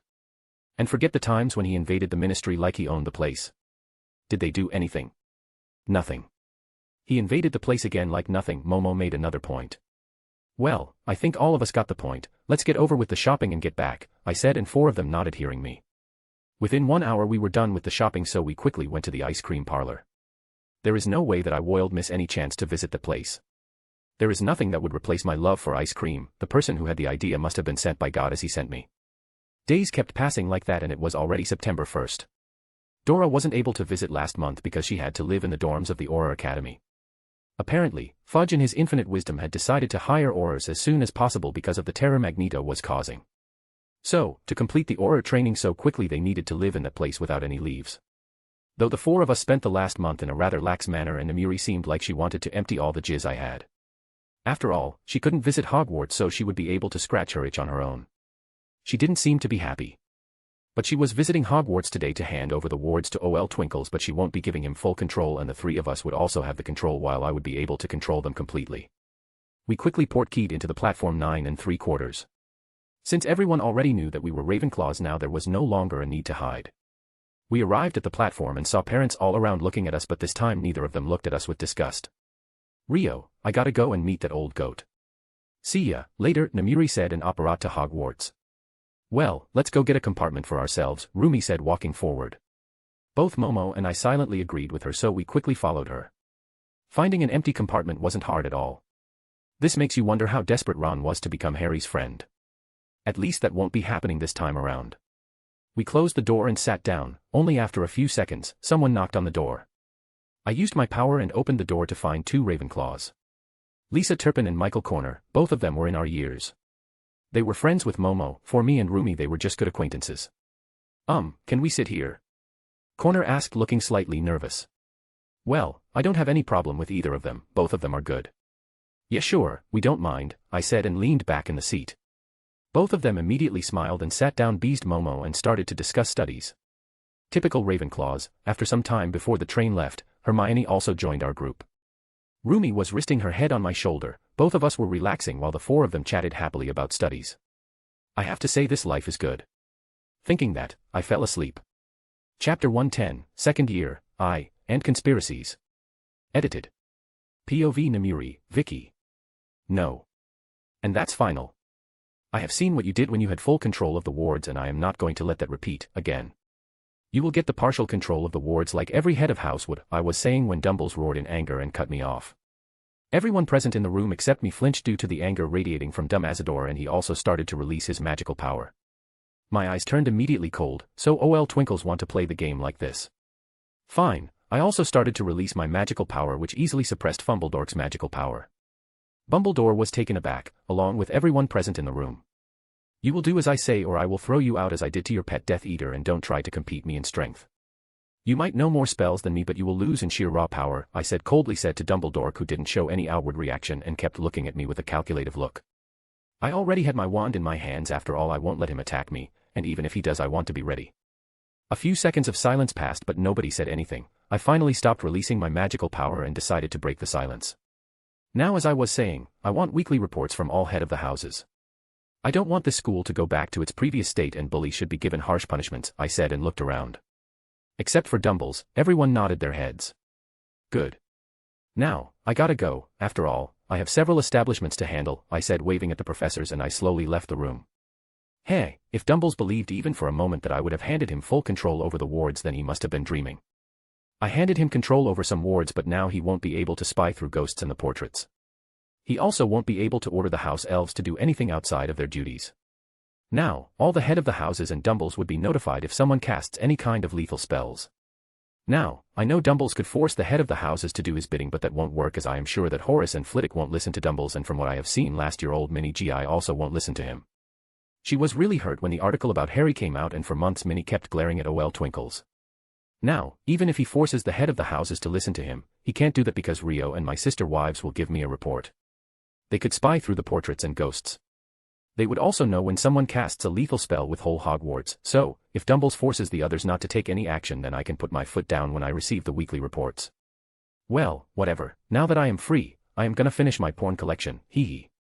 In Headmaster's office, Albus released a disappointed sigh. I cannot tell you all how much disappointed I am in young Vicky. Why won't she see reason? Albus asked in his disappointed grandfatherly tone while shaking his head. And what reason it might be, Albus? Minerva asked with a stern face. She wasn't happy with Albus. Her hero worship is now completely gone, and now she sees Albus for what he is. Flitwick and Pomona were also interested to hear Albus's reason. Horace looked really uninterested, as he had some idea how Albus liked to play this game. Horace knew Albus nice each other for several decades. I am trying to teach Vicky that she must learn to forgive, or we might push the students too far. They might seek out the dark side, Albus said in a regretful tone. Seeing that no one said anything, Albus thought his plan working, so he decided to continue. Young Vicky, she holds too much power at a young age, and I assume you all know that power corrupts absolutely. Not able to forgive is the first sign that you are going dark, Albus said in a sad and solemn tone. But inside, Albus was really happy. He was sure that this was working, as this method had never failed him before. After all, he is the greatest wizard alive. He is Albus Dumbledore. If he says someone is going dark, then he or she is. But alas, this wasn't Albus's time. Albus's hopes were shattered when the 2 of 4 head of the houses burst out laughing. Yes, sure, Albus, when anyone doesn't listen to you, then they must be going dark, right? Then, I am also going dark, as I completely agree with Vicky Ravenclaw. Bullies must be punished harshly, Minerva said after she finished laughing. After that, she walked out of the room. Albus was stunned silent. He knew that Minerva was angry with him because of Harry, and she blamed herself. But Albus was sure that, like always, Minerva would see the reason behind his actions. Yeah. Albus, I know how you work. I am completely familiar with your methods. After all, I have known you the longest. Horace was the second person to laugh at Albus. He finally got up, shaking his head, and walked out of the room. Albus, no matter how much I give it a thought, I am unable to find you are right. I completely despise bullies, and I completely agree with Lady Ravenclaw's views and methods, Phileas said, and left the room. He didn't laugh out like Minerva and Horace, but he completely agreed with Lady Ravenclaw, Minerva, and Horace. He believed that bullies must be dealt with an iron fist. Professor, I would be leaving too. Pomona didn't know what to say. She decided to leave the room quickly. She also followed Phileas and left the room. Albus was the only one left in the room. He sat there completely stunned and shocked. He couldn't even believe how quickly he was starting to lose trust, and this won't do. Albus knew that he might be powerful, but without his blind supporters, he was just a strong wizard. Strong but alone, and only being strong didn't matter much in these situations. This won't do. Albus needed to do something to gain back the trust he had lost, or how would he be able to lead Harry to his destiny? He was the only one who could defeat Tom and lead Magical Britain to greatness. What he was doing was for the greater good. Why does everything have to be so hard and not listen to his great wisdom? Albus looked at his old friend, Fawkes. Fawkes trilled, trying to cheer up Albus, but unfortunately, it wasn't working. Now, it was a misconception that phoenixes were like creatures. Apparently, they were not. They were like any other familiars. You have to bond with them as you did with any other familiars. Albus knew about this, and he knew how wrong everyone was, but he didn't correct anything. After all, this was the method he used to become the leader of light. Albus went deep into his thoughts, trying to make plans how to bring Harry back and gain back his popularity. Suddenly, an image of a fiery goblet appeared in his mind. A small and gentle smile appeared on his face. While Albus was busy with his plans, he didn't notice a portrait was watching him. If Albus had looked intently, then he would have found that one portrait was not the original and have been changed with something else. Alas, Albus didn't think to pay too much attention to it, since all portraits were completely useless to him now. POV Rio, Edgar. I finally separated the connection from the portrait. Yes, this portrait was placed by Namuri during the holidays. With full control of the wards, she operated directly into OL Twinkle's office and changed one of the oldest portraits with a copy, but this portrait was slightly different. When a meeting would transpire, I would receive a notification on my phone, and through magic, I would be able to connect with the portrait and see everything going in there. Yes, I went to sleep previously, but Rumi woke me up when I received the notification. In this world, no one except us had mobiles as of now, and even if they did, they didn't have notifications like iPhones and Androids. In MHA world, Rumi wouldn't have bothered with a notification, but in this world, it is quite important. So she woke me up. After seeing the notification, I quickly connected with the portrait to spy on the meeting. Yes, Dumbles could be thrown out, but I need him here so that he can start the Triwizard Tournament. After all, it is going to be a scandal and there is no one else who would allow the Triwizard Tournament to happen, and if the tournament doesn't happen then I would have no idea when Voldababy would get his body, and this would be a good chance to get rid of Moldshorts too. Hey, let's see what happens. Chapter 111, Second Year, 2, and Luna Lovegood. Edited. POV Rio, Edgar. Ride to the castle was a completely different experience this time. The Threstal-drawn carriages, it felt like we have arrived in some medieval time period, though it's quite similar with all the supremacy and bigotry. So, you are saying that these carriages aren't magically drawn? Lisa Turpin was still with us. She asked us in a voice that showed that she wasn't sure if she could believe us. I believe they are called Threstals. They can only be seen by someone who has seen death closely, Rumi said and leaned back in her seat. Hermione, Lisa, and Michael looked completely horrified to hear this. Oh, don't worry, but they aren't bad creatures, they are really nice and caring, I said while looking outside the window. Alice, can you see them too? Hermione asked Momo. Momo didn't reply but shook her head in denial. We didn't talk much for the rest of the ride. Getting off the carriages, we were quickly headed towards the Great Hall. This time we were brought in via a different path. I looked up to the head table and found a grandfatherly-looking Dumbles with his damn twinkles in his eyes. This isn't good. His eyes are twinkling means that he must have planned something. Oh well, I will see what he has planned later. We walked down to the Ravenclaw table and sat down beside each other. Momo took my right side while Rumi was on my left side. After some time McGonagall walked into the Great Hall followed by a bunch of first eyes. My eyes immediately scanned the crowd and found its target. Ginevra Molly Weasley. As of now, no dark artifacts have entered the castle, neither Ginevra herself was carrying anything. So, it was quite clear that dear old Lucy had decided not to use his master's precious artifact to cause chaos since Harry Potter wasn't here.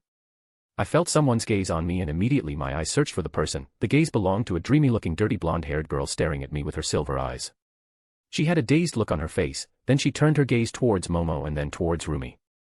Looks like we have a firsty admirer, Rumi said under her breath. Momo didn't hear Rumi so she didn't give her a reply, but I am quite sure that Luna isn't our admirer. In the series, she was eccentric. But her insight and knowledge about some stuff were points on. I also noticed the Luna kept looking at us from time to time. Minerva quickly started the sorting and like the story, Ginevra was sorted into Gryffindors while Luna Lovegood was sorted into Ravenclaw. Immediately after her sorting was done she skipped down towards the Ravenclaw table and sat down right in front of us. I don't know if she had seen something in us or not. When I think about her in the story, she was bullied throughout all the years. At least I won't let that happen even if she doesn't become my friend. But seeing her here I think that she will be our friend. Now with the sorting done, Fumbledork decided to say some words and the food appeared on the tables. Seeing that Luna didn't say anything as all of us started to eat. Hello, Otherworlders, how do you do? Luna asked us in a dreamy voice. Momo immediately choked on her food and started to cough. Rumi completely froze and stilled. I was also frozen in shock and surprise. How the hell did she find that out? Does she really have some powers which allow her to see the world from another perspective? What do you mean by that, Miss Lovegood? I asked her politely. Honestly, I don't want this getting this out. While asking her I quickly cast a silencing charm around us. Oh, that you came from another world. Nice meeting you, I am Luna Lovegood, please call me Luna, Luna said while nodding her head in a sage. But how the hell? But how? I don't think I look anything different from the others. Suddenly Momo squeaked out the question from my side, giving up all the pretenses. Well, she must be curious. Frizzitperts told me, Luna said like a matter of fact. I don't even know what they are, but I am sure that they must be different from Nargles and Raxperts. Momo was completely bewildered and speechless. Rumi decided not to intervene in this conversation. If you don't mind, can I ask what they are? I asked Luna, trying not to make her feel offended, but I really wanted to hear her explanation.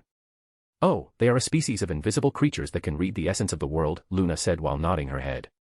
Do they give pudding for dessert? Luna asked us without giving us a chance to say anything. No. I don't think they do, I said, and Luna looked immediately saddened. It's so sad, Luna said and started to eat her food. I felt someone poking me from the right side and found Momo gesturing towards Luna. Luna, if you don't mind, can you please keep the secret, us being Otherworlders? I asked her. I know she isn't a girl who would babble her mouth. She is a pure and gentle girl without a single bad bone in her body. I can do that, Luna said and returned to her food. Momo didn't know what to say anymore and Rumi had long returned to eating her food. I whispered something in Momo's ears and she immediately conjured 2 cups. I took them and pushed them towards Luna. Luna, you said you wanted pudding, I said. Luna immediately looked towards the cups and her eyes shined in excitement. Are you giving them to me? Luna asked, gesturing at herself. I nodded my head and Luna happily accepted the pudding. Thank you, nobody ever gave me anything, Luna said and started to eat pudding, forgetting her food. Don't worry, Luna, you are our friend and it's natural for friends.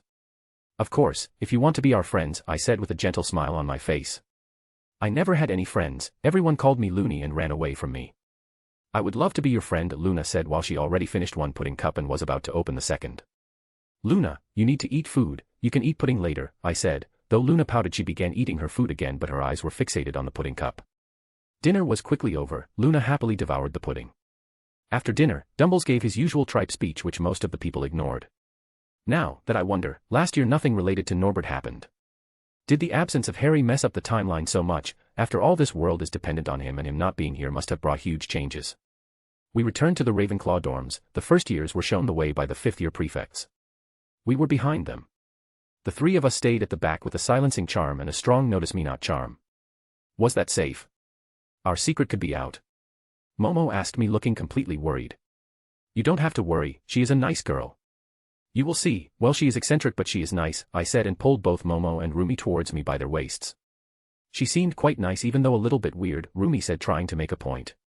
I think she has some powers that allow her to see the world in some other perspective, Momo said while muttering. That's my girl. I never said anything about powers, but she reached that conclusion on her own. I didn't say anything and nodded my head. We finally entered the dorms and the first years were shown to their dorms. We decided not to delve into carnal desires for tonight, since it has been a long day, but that didn't mean we couldn't cuddle together in the bed. Momo and Rumi arrived in my room during the night using flash step. If they wanted they could have apparat, but neither of them liked the feeling of apparition, so they decided not to use that for short distance travels. Quickly getting undressed, we cuddled in the bed. I closed my eyes and took full control of Hogwarts wards and activated the Animagus locating wards. Now that I was connected with the wards, I quickly scanned the Gryffindor dorms but found that Horcrux wasn't there. Even though I checked this previously, I wanted to be sure. After all, I didn't want to visit Lucy for nothing. But, before anything else, once again I checked Slytherin dorms. After all, Lucy doesn't know what that thing is, so he can give that to his own son. Fortunately, the artifact wasn't in the Slytherin dorms. I said fortunately because now I can pay dear old Lucy a visit. At least this gives me a nice excuse. Chapter 112, Second Year, 3, and a Surprise Request. Edited. POV Rio, Edgar. It has been 2 months since the new term has started. Nothing really great has happened except a few Slytherins landed themselves in month-long detention with just a single incident of bullying. It was the same was with the Weasley twins. They were okay, but except that, I honestly don't care about them. Apparently, after the term started they pulled a prank, and like always their target was Slytherins. The first was a prank as it didn't cause any harm and everyone laughed and giggled. So, they were let off by Mini GI, but this gave them more courage and pulled another prank, but this time it was on Slytherin First Eyes. The prank made them bawl out their eyes. Due to this, the twins landed themselves in month-long detention. OL Twinkles tried to overturn the detention on his golden lions, but Mini GI growled on him like a lioness whose tail was being stepped on. OL Twinkles knew what was good for him, so he immediately sat down. Mini GI even called Mama Weasley and gave her a warning. The next day the twins got a howler. Luna was pure like an angel. What more can say about her? She was the most gentle soul I have the blessing to ever meet. Momo and Rumi also agreed with me on that. Luna has become our good friend. I can happily say that she was my second friend in Hogwarts. First was Dora, but now that's a different relationship. Luna was avoided like a plague by others of her year and her dorm mates, so I always asked Luna to stay with our group, which she happily did. Just give her some pudding and she will forget all the worries of the world. She had also taken our individual interview for her father's magazine, The Quibbler. Our interview was published and this made her magazine a lot more popular. Seeing that, dear old Rita sent a message through Amelia asking for an interview. I told her that we can do that after Christmas. Now, 2 stupid girls still tried to bully Luna even after they knew that she was our good friend. They stopped when they weren't able to enter the Ravenclaw dorms for 2 days straight. Even if other students opened the door for them, they weren't immediately thrown out of the dorms. Of course, we Ravenclaws were the prime suspects for this. The 3 of us were even called into Flitwick's office, but we just behaved like we knew nothing. Flitwick's expression was priceless. Everyone in the staff knew we were responsible, but they weren't able to punish us because they didn't have any proof. I know a stupid reason, but I have no reason to say that out loud and earn detention. OL Twinkles even called us in his office. The conversation was kind of, Edgar, my boy, how are you, then? Edgar, my boy, is there anything you know about the problem with the entrance with Ravenclaw dorms? After several questions like this, he finally let us go since the conversation was going nowhere. He tried to compulse me and the girls, but it didn't work. We didn't look into his eyes, so no passive leglomancy. He even gave us lemon drops laced with mind-altering potions. That also didn't work. He became frustrated and let us go. The bracelets made by Namuri and Momo protected us from the compulsions and lemon drops. Well, Twinkle's time will come. I will let him have free reign for now, well, as much as reign he can muster for now. We found another thing. Luna was really good at keeping our secrets. She didn't even bother when Rumi once became careless and blurted out about killing dear old Lucy. Luna just wished me luck and went back on reading a book of magical creatures. This was 1 month ago. Even if I wanted to kill Lucy, I needed the location of their house. So, tonight I finally found the ferret bouncing around in the halls around the Ice Princess of Slytherin, flaunting about how great he was, how great his father was, how much money he had. The ferret was already telling her how lucky she was that he had taken an interest in her. She should already get on her knees in front of her, how he would pleasure her in the bed. The girl in question, the Ice Princess of Slytherin, looked at him like he was a bug waiting to be squashed under her heels. Honestly, if I would in her place, then I would long crush at him or would have used the castration hex on him. I have come to admire her level of patience. I silently stayed disillusioned. I can't rummage through the ferret's mind if the green grass is here. When I saw the ferret leave the Great Hall without his buddies, I followed him. This was the first time in 2 months. The Ice Princess finally blew her gasket and in a flash stunned the ferret, who dropped on the floor like a sack of potatoes. I would really like it if you show yourself, Daphne said in her usual cold voice. I am damn sure that nobody is around me because of my power, only the 3 of us are here. And I find it quite unbelievable that she found me out, but she did. It must be some artifact she is carrying with her. After all, she is a pureblood witch and they could carry something that would alert them if someone is hiding around them. No one wants to get surprised and taken advantage of, and Daphne Greengrass is the heiress of the Greengrass family. I decided to show myself and cancelled my disillusionment charm and walked out of the shadow. Her face remained completely stoic. She is really good at occlumency. How did you find me? I asked her in a dismissive tone. That's none of your business. Now, why are you here? Do you also want to take advantage of me like this shit stain? Daphne asked coldly and pointed her wand at me. I didn't even faze. You see, I don't like when someone doesn't answer me, I said with a smile and raised my hand towards her. Daphne sent a stupefy spell at me, which I swatted away with my other hand covered in lightning armor. I saw Daphne's eyes grow wide. Imperio, I decided to go with the Imperio's curse. After all, if she has an artifact that can find people, she could easily have another artifact which would protect her from her obliviation or mind arts just like us. As soon as the Imperio's took effect, her body became completely lax. I don't feel bad for doing this as I can't have my cover blown like this. I know this girl would not go to Dumbles, but she would try to hold this over my head to use me. After all, she is a Slytherin. Now, answer, how did you find me? Do you have any artifact to protect you from obliviation and mind arts? I asked. I found you using an artifact. It lets me find if anyone is around me. I have my heiress ring that protects me from obliviation and mind arts, Daphne answered in a monotone voice, but she had a look of euphoria on her face, meaning she was well under my Imperius. Hand me your wand and any other wands if you are carrying, I said, and Daphne immediately handed me her wand and took out another wand from her right ankle and handed me. Seeing that she didn't move, I released her from the Imperius curse. Daphne's mask broke for the first time and backed away to the wall with a horrified look on her face. Make a magical vow that you will keep everything about me secret and I will let you go, without any harm, I said, and used her wand and wrote the vow in the air, and threw her the second wand. The vow contained that she won't speak or write anything she saw or try to harm me or anyone near me. Daphne fearfully took the vow. I had to do this because of her heiress ring. I can't take it off, and if she herself takes it off, her father would be notified. Ancient magics worked just like that. With the vow done, I handed her the second wand and beamed at her with the brightest smile I could muster. Good girl, you are awesome. I know we could become friends, I said, and used my powers to pick up Malfoy. Daphne was gobsmacked seeing my wandless magic and stayed at the side. I revived the ferret. How dare! His rant froze when he saw me happily smiling at him. You, the ferret screamed. Yes, me. Now will you tell me where your house is? I asked him in a happy voice. Let me go, you half-breed. Malfoy screamed. Since he was frozen due to my powers, he wasn't able to get away from me or pull out his wand. I take that as a no. Leglemans, I said, and bashed his shields and rummaged through his mind. I quickly found everything I needed. The ferret was already screaming loud. After I got everything, I stopped the spell and pulled myself out of his mind. I also found that his ring didn't have a function like Daphne's. Obliviate, you were disturbing Miss Greengrass here. She didn't react to your tripe and you finally ran away like a bitch. You were saying that you were going to bitch about this to your dear father, I said to the glassy-eyed ferret, who walked away after I gave him the command. I was also about to walk away, but Daphne called me from the back. What are you going to do? Daphne asked in a fearful look. Well, since I am a good boy, I will tell you. I am going to kill his father, I said with a smile. Daphne looked like she sucked a lemon when heard I am a good boy. She can't say any of my secrets till I am free to tell her. I have learned a lot about vows and oaths through research. After hearing that I am going to kill Lucius, she snorted like any typical pure-blooded witch.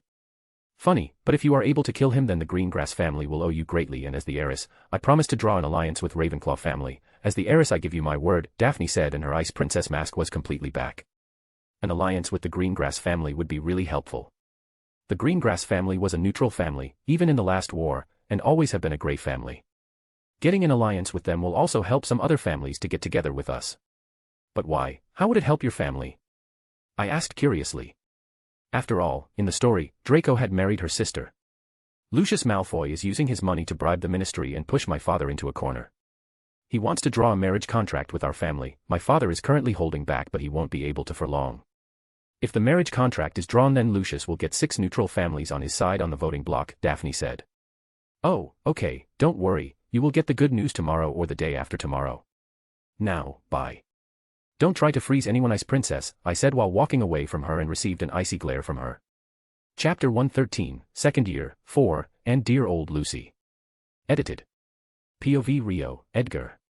I silently waited in my room after I returned from the nice meeting I had with the ferret and the Ice Princess. I was waiting for the clock to hit midnight. I would be leaving after that. After all, I don't want anyone knocking on my door and not finding me here. From anyone I mean Luna. She is the only one who comes and knocks on my door. Momo and Rumi always invite themselves in, and Namiri was Namiri, nothing new there. So, even if Luna knows that I would be killing someone due to Rumi's slip-up, I still don't want her to know, plausible deniability and all that. Momo and Rumi were already asleep on my enlarged bed. All 3 of us were in our 12-year-old forms.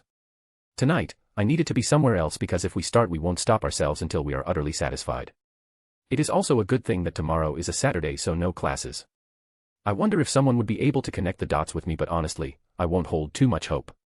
I thought, and a gentle smile appeared on my face. Only after a few seconds, the reminder started to ring on my mobile.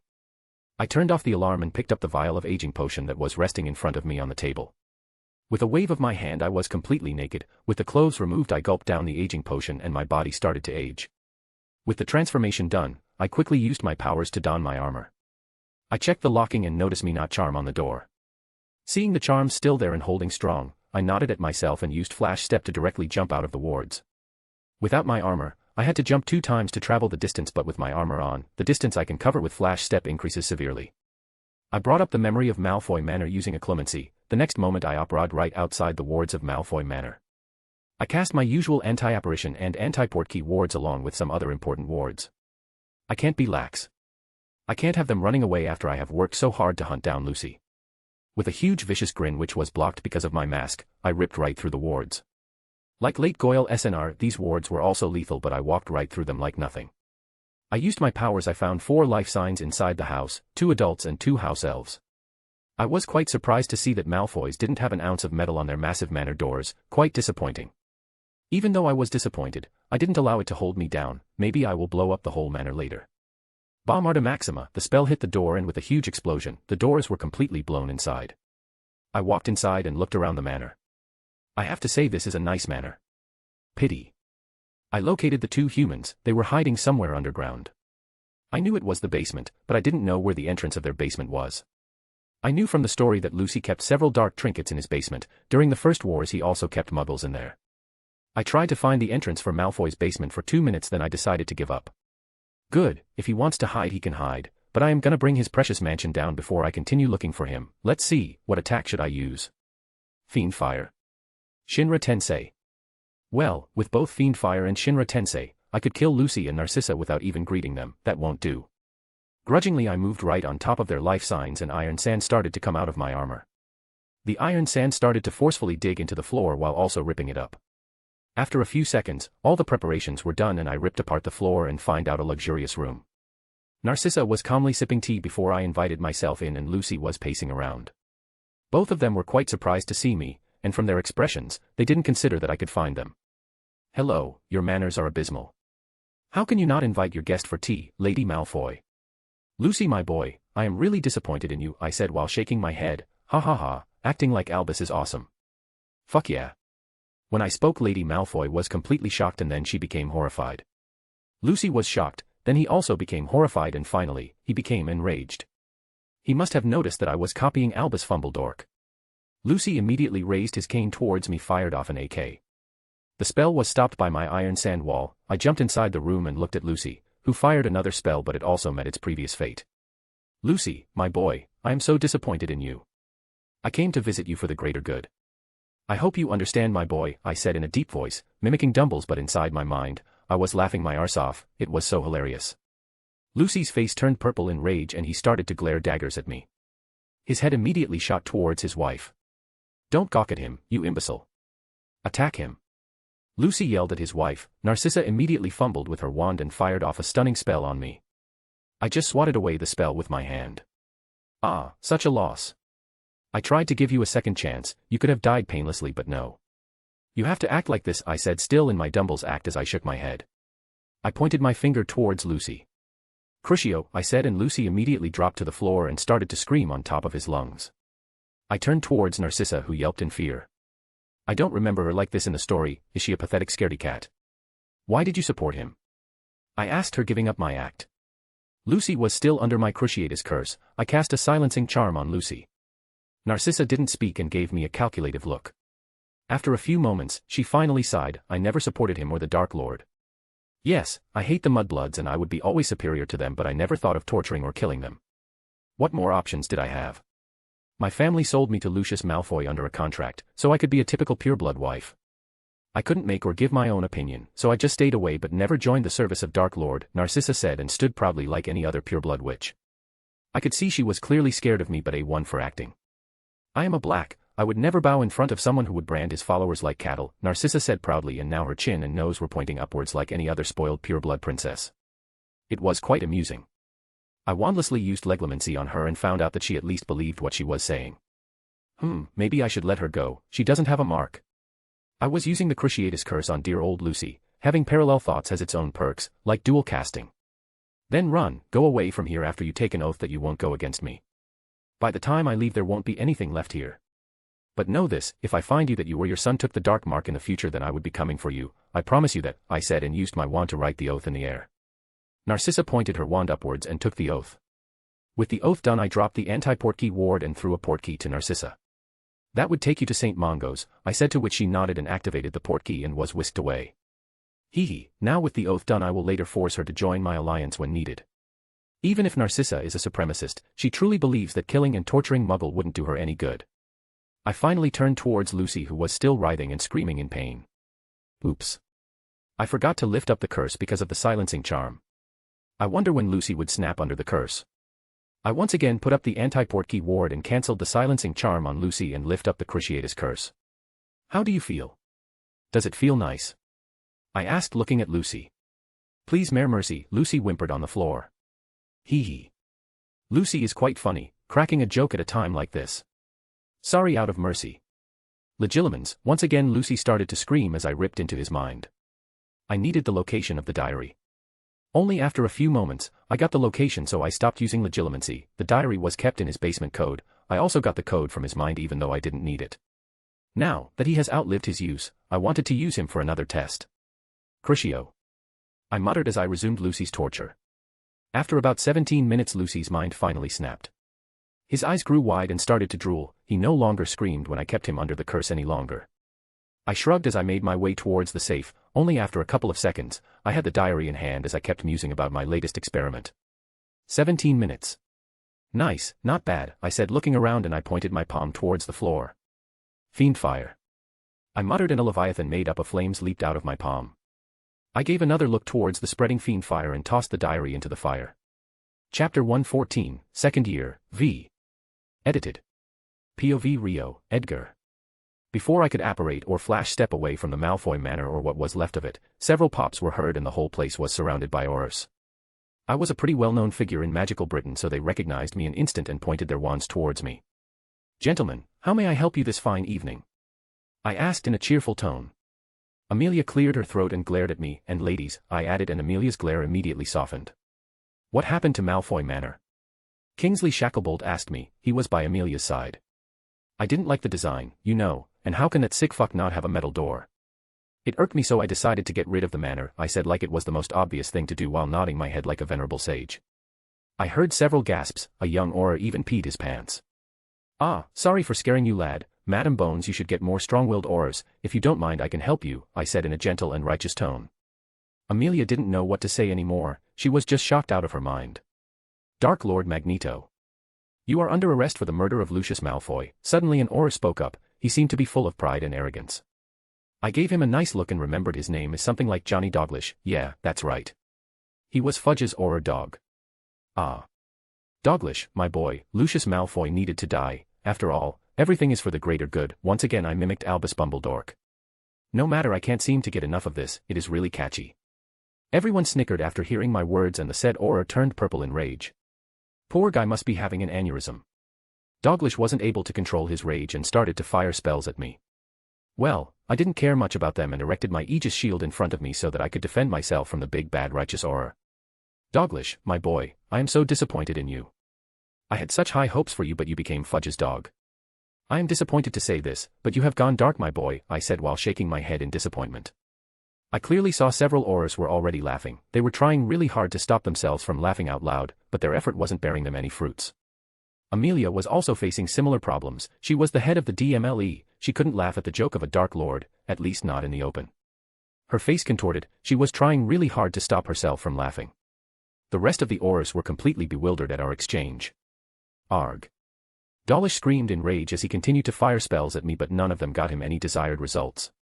I was finally fed up and shot a lightning bolt towards him, ultimately knocking him out.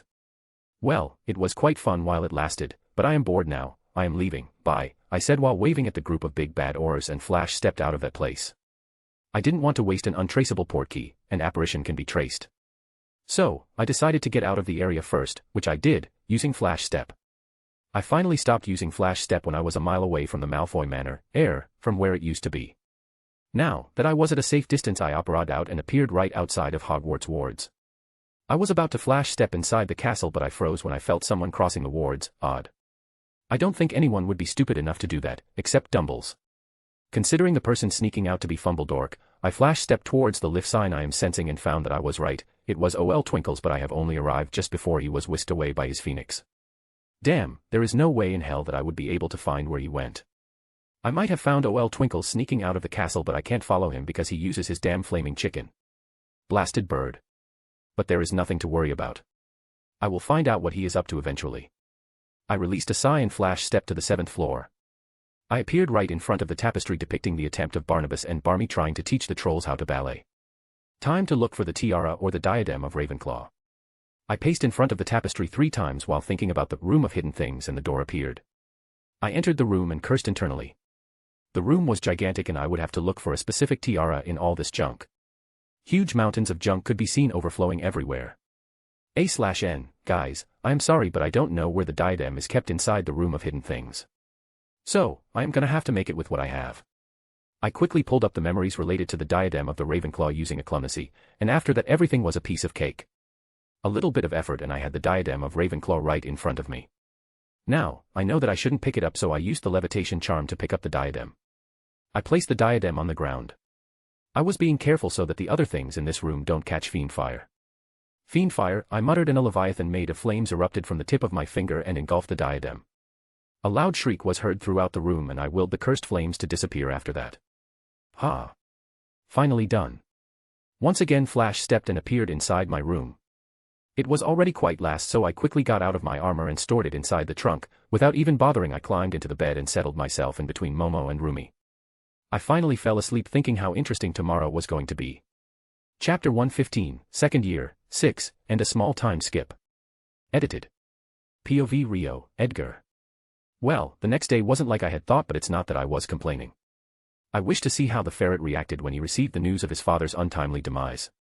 But unfortunately, the ferret wasn't here. The rumor was that someone has taken him away from Hogwarts. I would have believed that it was Severus Snape, but that wasn't the case. After all, he can't enter Hogwarts grounds no matter what. He won't be able to enter the wards even if he tried. I will hunt him later. I was in no hurry. Finally, the Daily Prophet arrived, and right on the front news was the news about the death of upstanding citizen Lucius Malfoy.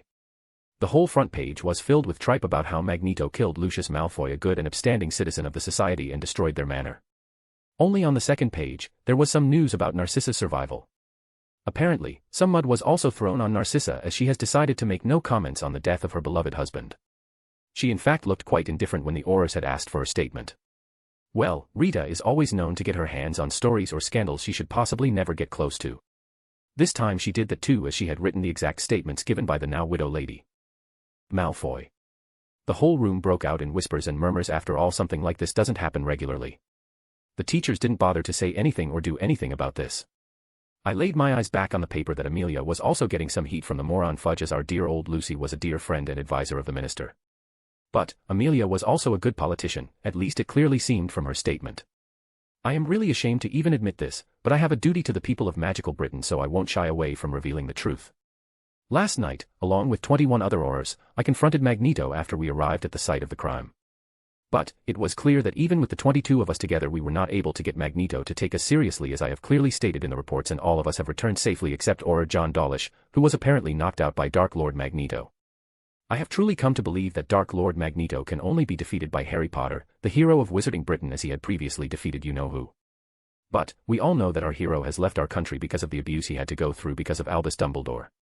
We all know that Albus can't defeat Dark Lord Magneto. He no longer has the power, but he is clearly the reason why Harry Potter has decided to abandon magical Britain. I sincerely hope that Harry Potter would someday forgive us for the mistake of one man who was too arrogant and blind.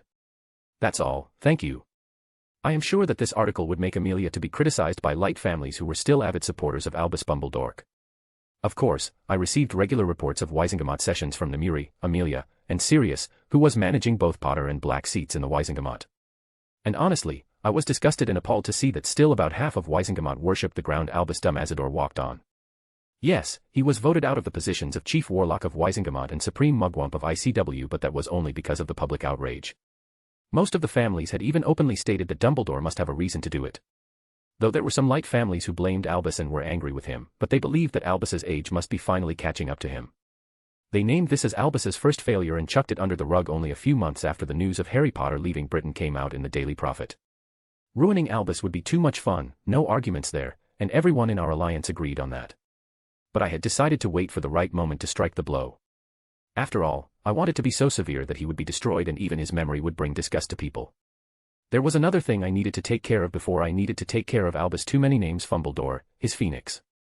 As long as he has his phoenix, I can't stop him from running away or from him arriving at unwanted places at bad times. I wonder if I could permanently kill a phoenix. There must be some dark wards or spells that could get rid of the problem of our resident phoenix that was bonded with OL Twinkles.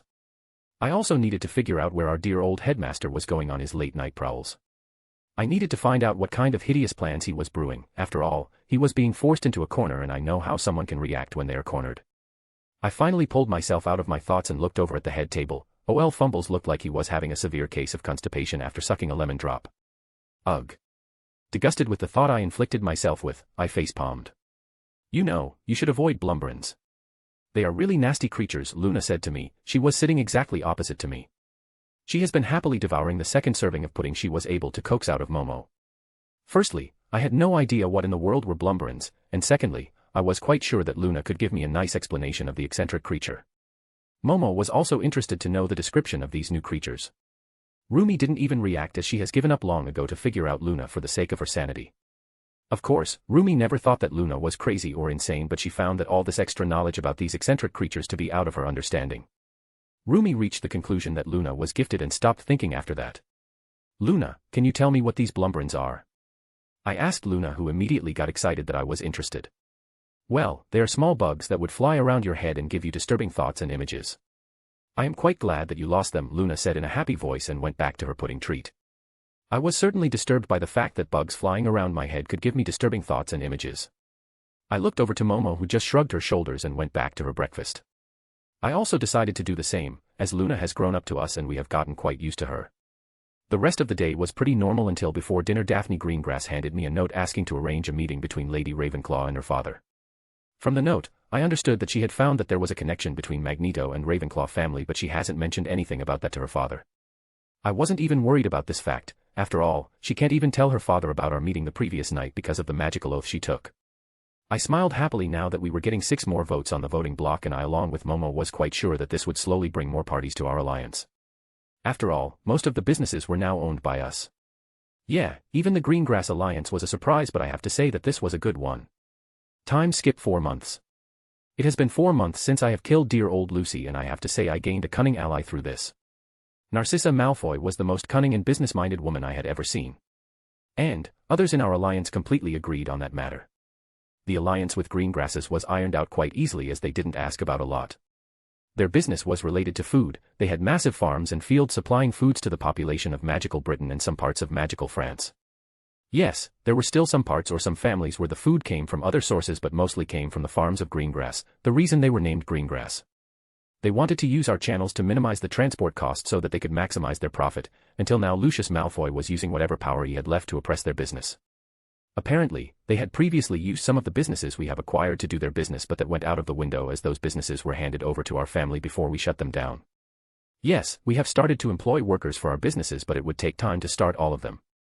Dear old Lucy used this chance to jump on Greengrass, but after his timely death, Greengrasses happily agreed to form an alliance with us. We decided to let them have shares in those companies as long as the employees were either Muggleborns and half-bloods. As Greengrass has always been a neutral family, they happily agreed with the terms. After sorting out the Greengrass Alliance, I finally decided to pay a visit to Narcissa Malfoy as Magneto. I told her my plan, and her exact words were, "This is how purebloods should think. If we kill all Muggleborns and half-bloods, then who would work for us? Purebloods? Ha! I told that blonde Ponce Lucius that I refused to lower my standing and work as a common peasant. Did he listen? No. He went to kneel in front of a man, disgusting. I could only smile wryly under my mask. Narcissa happily joined the alliance, and I gave her the same deal as the Greengrass, and she happily agreed, though it was in a pureblood manner. Draco had tried to dissuade her by calling blood traitor when he found out that she was joining our alliance. Narcissa just smiled and hexed Draco in the Great Hall of Hogwarts. She even warned him that if he didn't give up his disgusting behavior, then she would marry someone else and find some way to get rid of him. After she left, the Great Hall was completely silent until it broke out in massive roars of laughter. Only within 4 months, Narcissa was able to make her own company through the money she had in the vaults along with the galleons she earned in these months, and all of us in the alliance have agreed that her business was most flourishing. Because of the magical oath, I knew that she would never betray me, and from what I have seen, she was really happy with her current life. But with good and bad things come in a package. Some of the dark families have started to oppose our every move in Wizengamot. Though they were currently unsuccessful, but they were steadily gathering supporters. Their leader was not Senior, who had claimed the Imperious defense like dear old Lucy and got out of trouble.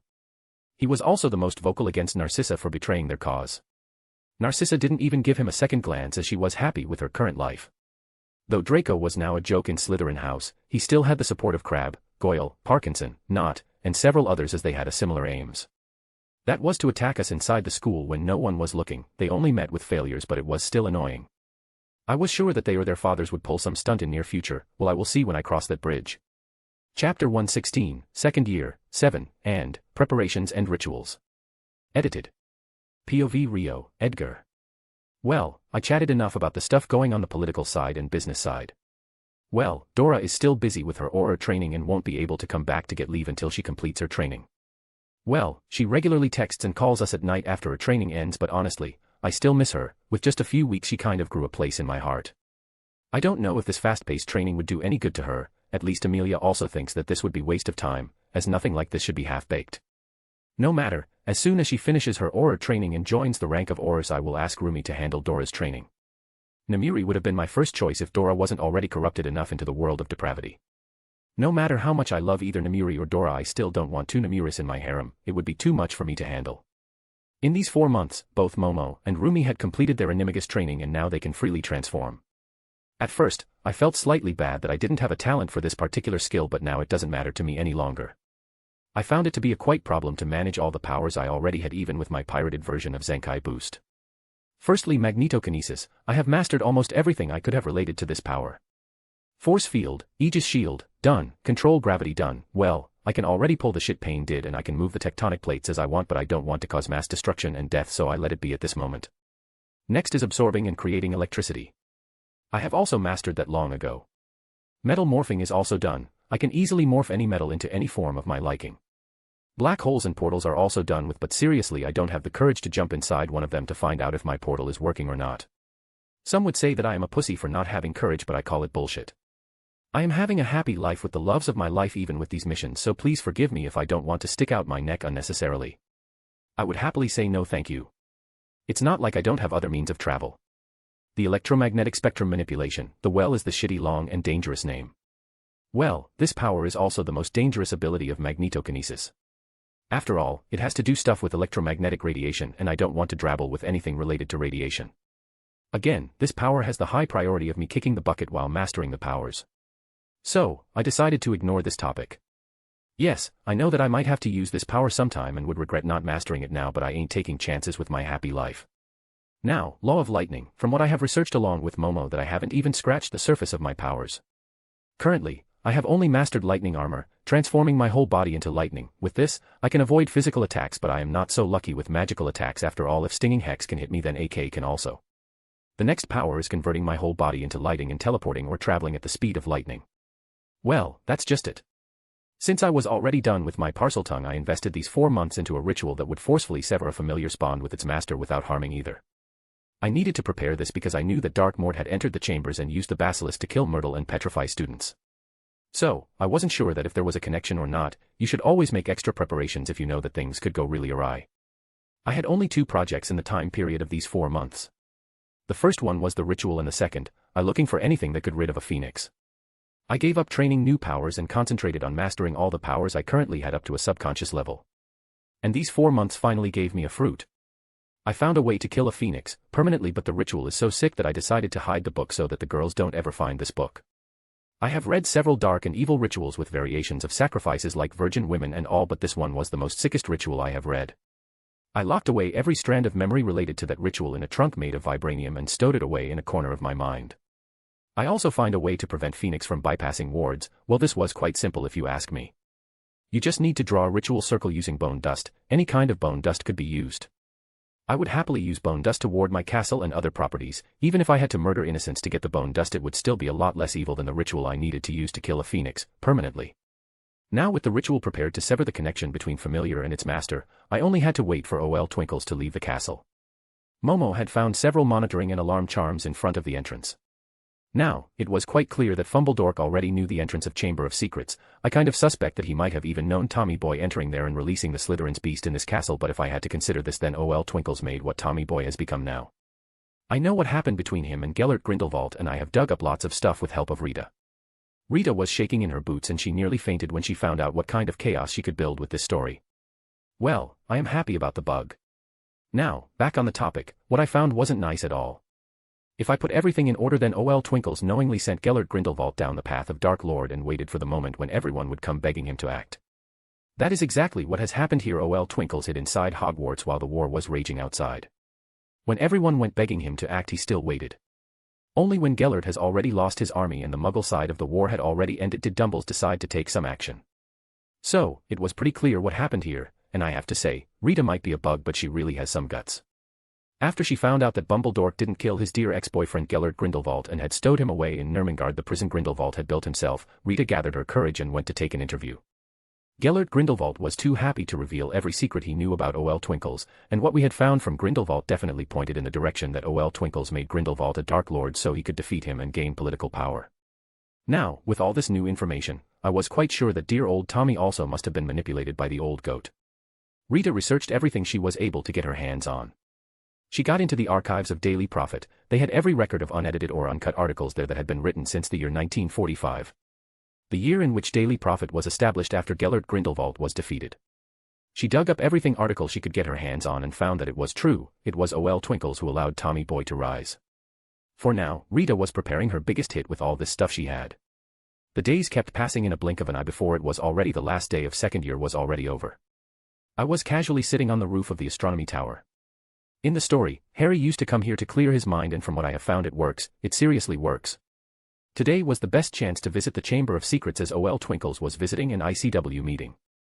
Amelia had gathered the information from some of her friends that the meeting was something related to the Triwizard Tournament. And OL Twinkles was only invited because he was the current headmaster of Hogwarts. He bypassed Nemuri's authority in this matter, and I myself stopped Nemuri from acting now. Apparently, there was something different about this tournament, and I think that it is starting too soon, but Amelia wasn't able to gather any more information regarding that matter as it was hush-hush.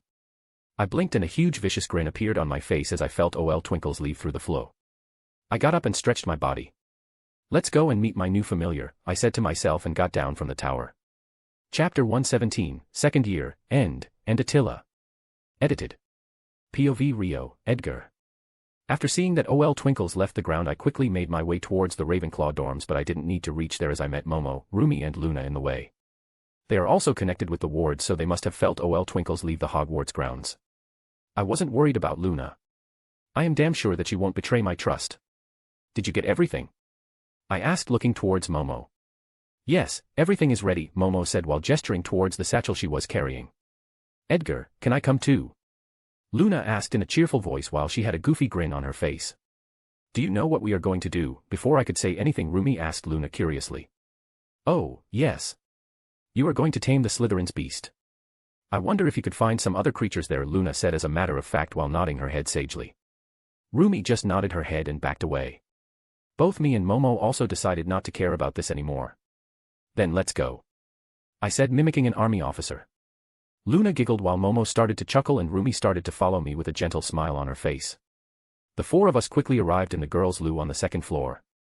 The ghost of Moaning Myrtle came to greet us, but when we said that we are going to take care of the creature that killed her, she immediately became happy and offered us her spot to share if we die. Luna happily thanked the ghost while Myrtle only received a dry reply from the rest of us. Rumi and I got near the sink while Momo cast every ward that could repel a wizard on the door so that we don't get disturbed in our endeavor. Rumi and I quickly removed all the monitoring and alarm charms that were placed near the sink by OL Twinkles. It took us about 9 minutes to completely nullify all the charms. Well, that's done, so what's the password? Rumi said, huffing after we finished removing the charm.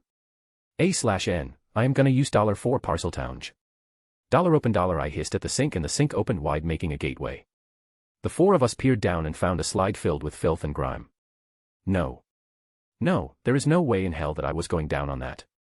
Momo turned towards me and said with a stern face. This meant no nonsense or else. I had already thought of this before, as if the slide was the only way, then Ginevra Weasley, who was possessed by Tommy Boy, would not be able to come back up. So, I decided to try something. $stairs, I hissed, and this actually worked as the stairs formed. They were still filled with filth and grime, but it was way better than the slide. Luna was about to head inside while skipping, but I decided to stop her, to which Luna pouted cutely but stayed behind me. I pulled out my wand and cast Lumos to light up the stairs. The girls followed my lead and all four of us started to descend. We finally arrived at the bottom and found a damp and dirt-filled room. The room was littered with skeletons of small animals. I expected a lot more from the legendary Chamber of Secrets, Rumi said in a disappointed voice. This isn't the Chamber of Secrets, it's down this path, Luna said, pointing towards some drag marks. Wow, she is definitely observant of her surroundings. I followed the drag marks on the ground with the girls following me from behind and finally arrived in front of the main opening of the chamber. The glinting jewels that the eyes of the carved snakes guarding the entrance made it easy for us to recognize that this was the real one. Once again I hissed in front of the gates, which made the doors slide open and finally grant us access to the Chamber of Secrets. Momo and I used our wands and cast several light orbs that started to float around the room, lighting up the room brilliantly. The lights when glowed around, we finally found the snake statues and statue of Salazar Slytherin himself. Marvelous, Momo whispered and started to look at the statues. It's true, watching it in the movie and real life is a completely different experience. We found a basilisk skin about 30 feet long lying on a side near a statue. We looked around for some time looking for a secret room or something similar. Unfortunately, there wasn't anything in this room. Luna was disappointed that she didn't find anything to write about in Quibbler, but quickly became happy when she remembered that she still had to meet the basilisk. The three of us nodded to each other and started to draw the ritual circle on the ground. Luna looked at us with an odd expression for a few minutes before she skipped around the room and started to draw sketches of the statues in the room. It took us quite some time to completely prepare the ritual circle. After that was done, we decided to check everything before letting the basilisk out. After the checks were done, and we confirmed that everything was perfect, we decided to call the basilisk. The girls hid behind the statues while I went in front of the statue of Salazar Slytherin and took a deep breath. Speak to me, Slytherin, greatest of Hogwarts $4, I hissed at the statue, and the statue's mouth opened wide, making a huge path. I had to hold myself back from taking a peek down. Food. Master. Kill, a voice came from inside and a slithering sound could be heard. I knew it was the basilisk and didn't want to risk my life and immediately backed away and hid behind a statue. Basilisk's voice kept getting louder and louder until I knew it was completely out. I peeked and saw the basilisk was still getting out of the mouth of Salazar Slytherin. The basilisk kept mumbling the words about food, master, and need to kill. I gave the signal to Momo, who nodded and activated the ritual circle. The basilisk hissed or screeched loudly in pain and started to thrash around. Just after a few seconds, everything calmed down and the basilisk went completely quiet. Dollar, come out. I can smell you, Dollar, the snake hissed. Looks like it got back its sanity. Momo and Rumi looked at with uncertainty while Luna looked quite excited. Dollar, I can't, I will die with your stare, Dollar, I hissed back. Dollar, I know, that's why I have closed my partial eyelid, now nothing will happen if you look at my eyes. You have my gratitude, you broke me out of that monster's grasp, Dollar, the basilisk hissed back. I finally gathered some courage and stepped out from behind the shadow and found the basilisk was looking directly at me. Dollar, speaker, you have thanks, you broke the forceful bond between me and one Thomas Marvolo Riddle. He made me kill a student and petrify others while Salazar placed me here to keep the school safe as its last defense, Dollar, the basilisk hissed, bowing down its huge head in front of me. Now that I have seen it from the front, it's easily 80 feet. By this time the girls have come out of hiding and Luna had already started to pat the basilisk.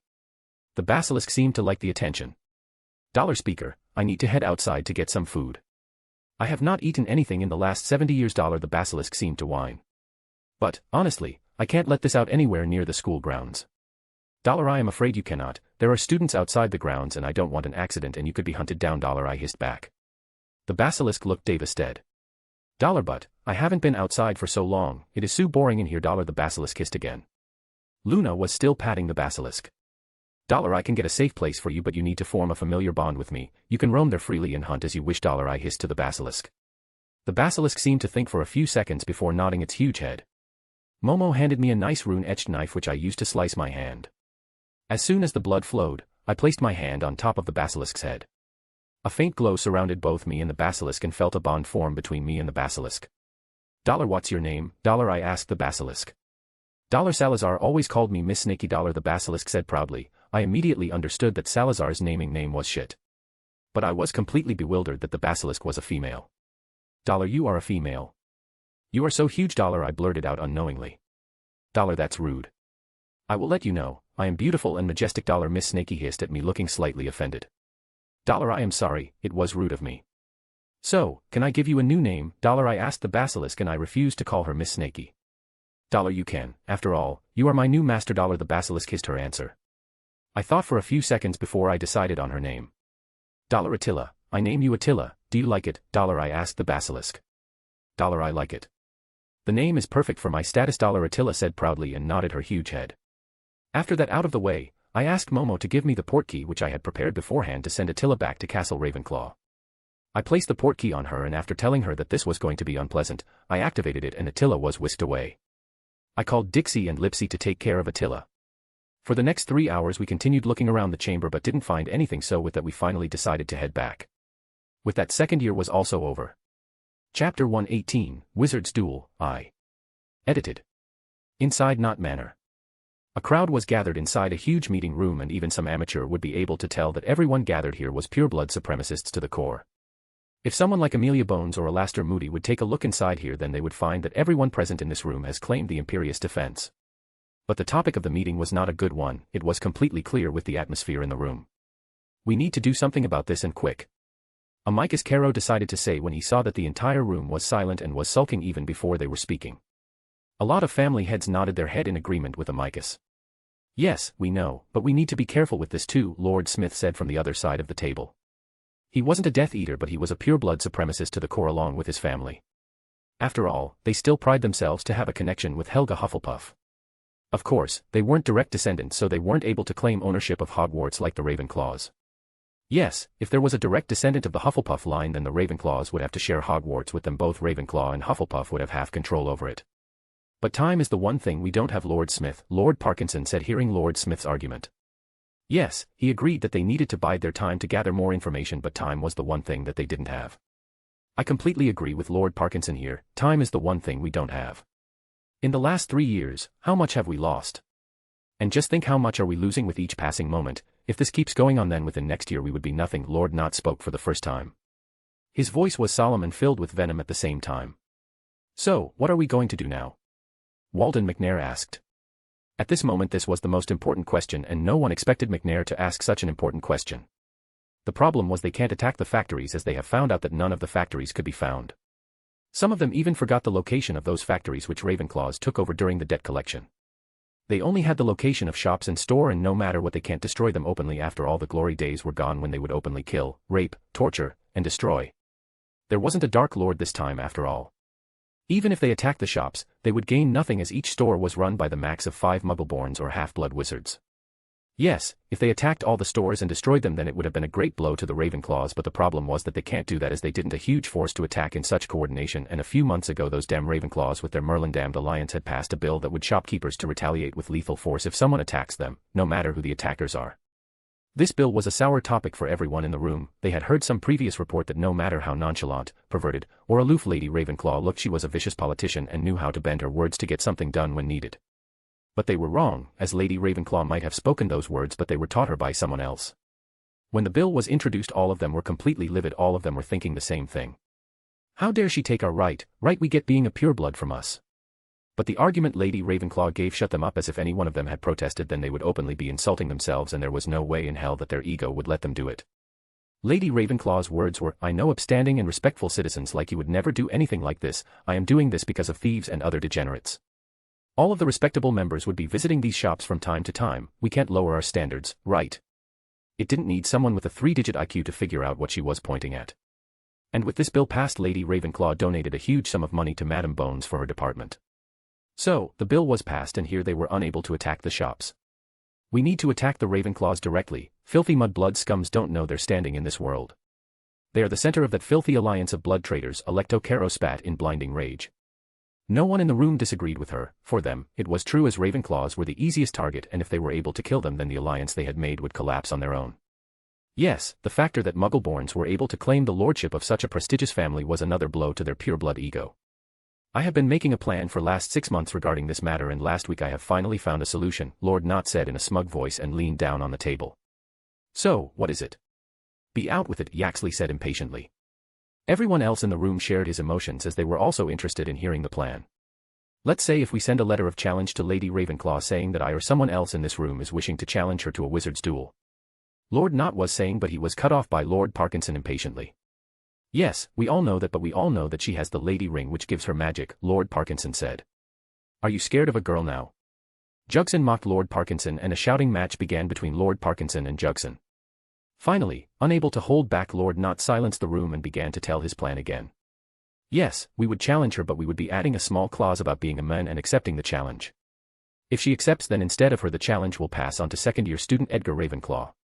I have heard that Vicky Ravenclaw loves her family. Let's see what happens when she loses 1 inch. Lord Knott finished with a vicious smile on his face. Now, everyone in the room was smiling viciously. I don't want to ruin the fun, but they could reject the challenge, Lord Smith said. Hearing him, some of the group nodded their heads as they too agreed with him. That would be a welcome result too. As all of us know, wizarding duels are not issued lightly, and if you reject a challenge then you lose your image and honor. If Vicky Ravenclaw rejects the challenge, then she loses her honor, and I can say with guarantee that it would throw their alliance down an internal power struggle, Lord Parkinson said in a happy voice, as he was already seeing all this happen in his mind. That would make implode them on their own, Lord Knott finished while nodding their head. So, who is going to challenge Vicky Ravenclaw? Walden McNair asked an important question again. After a few seconds of silence completely passed, everyone turned their eyes towards Lord Knott, who was already holding a letter in his hands. It would be me, of course. After all, I was the one who made the plan, Lord Knott said with a toothy grin. Nobody in the room rebutted him.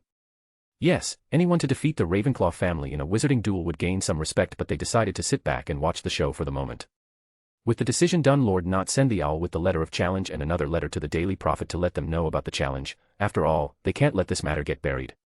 In an unknown island, POV Rio, Edgar. I looked at both of my sides and a huge goofy grin appeared on my face.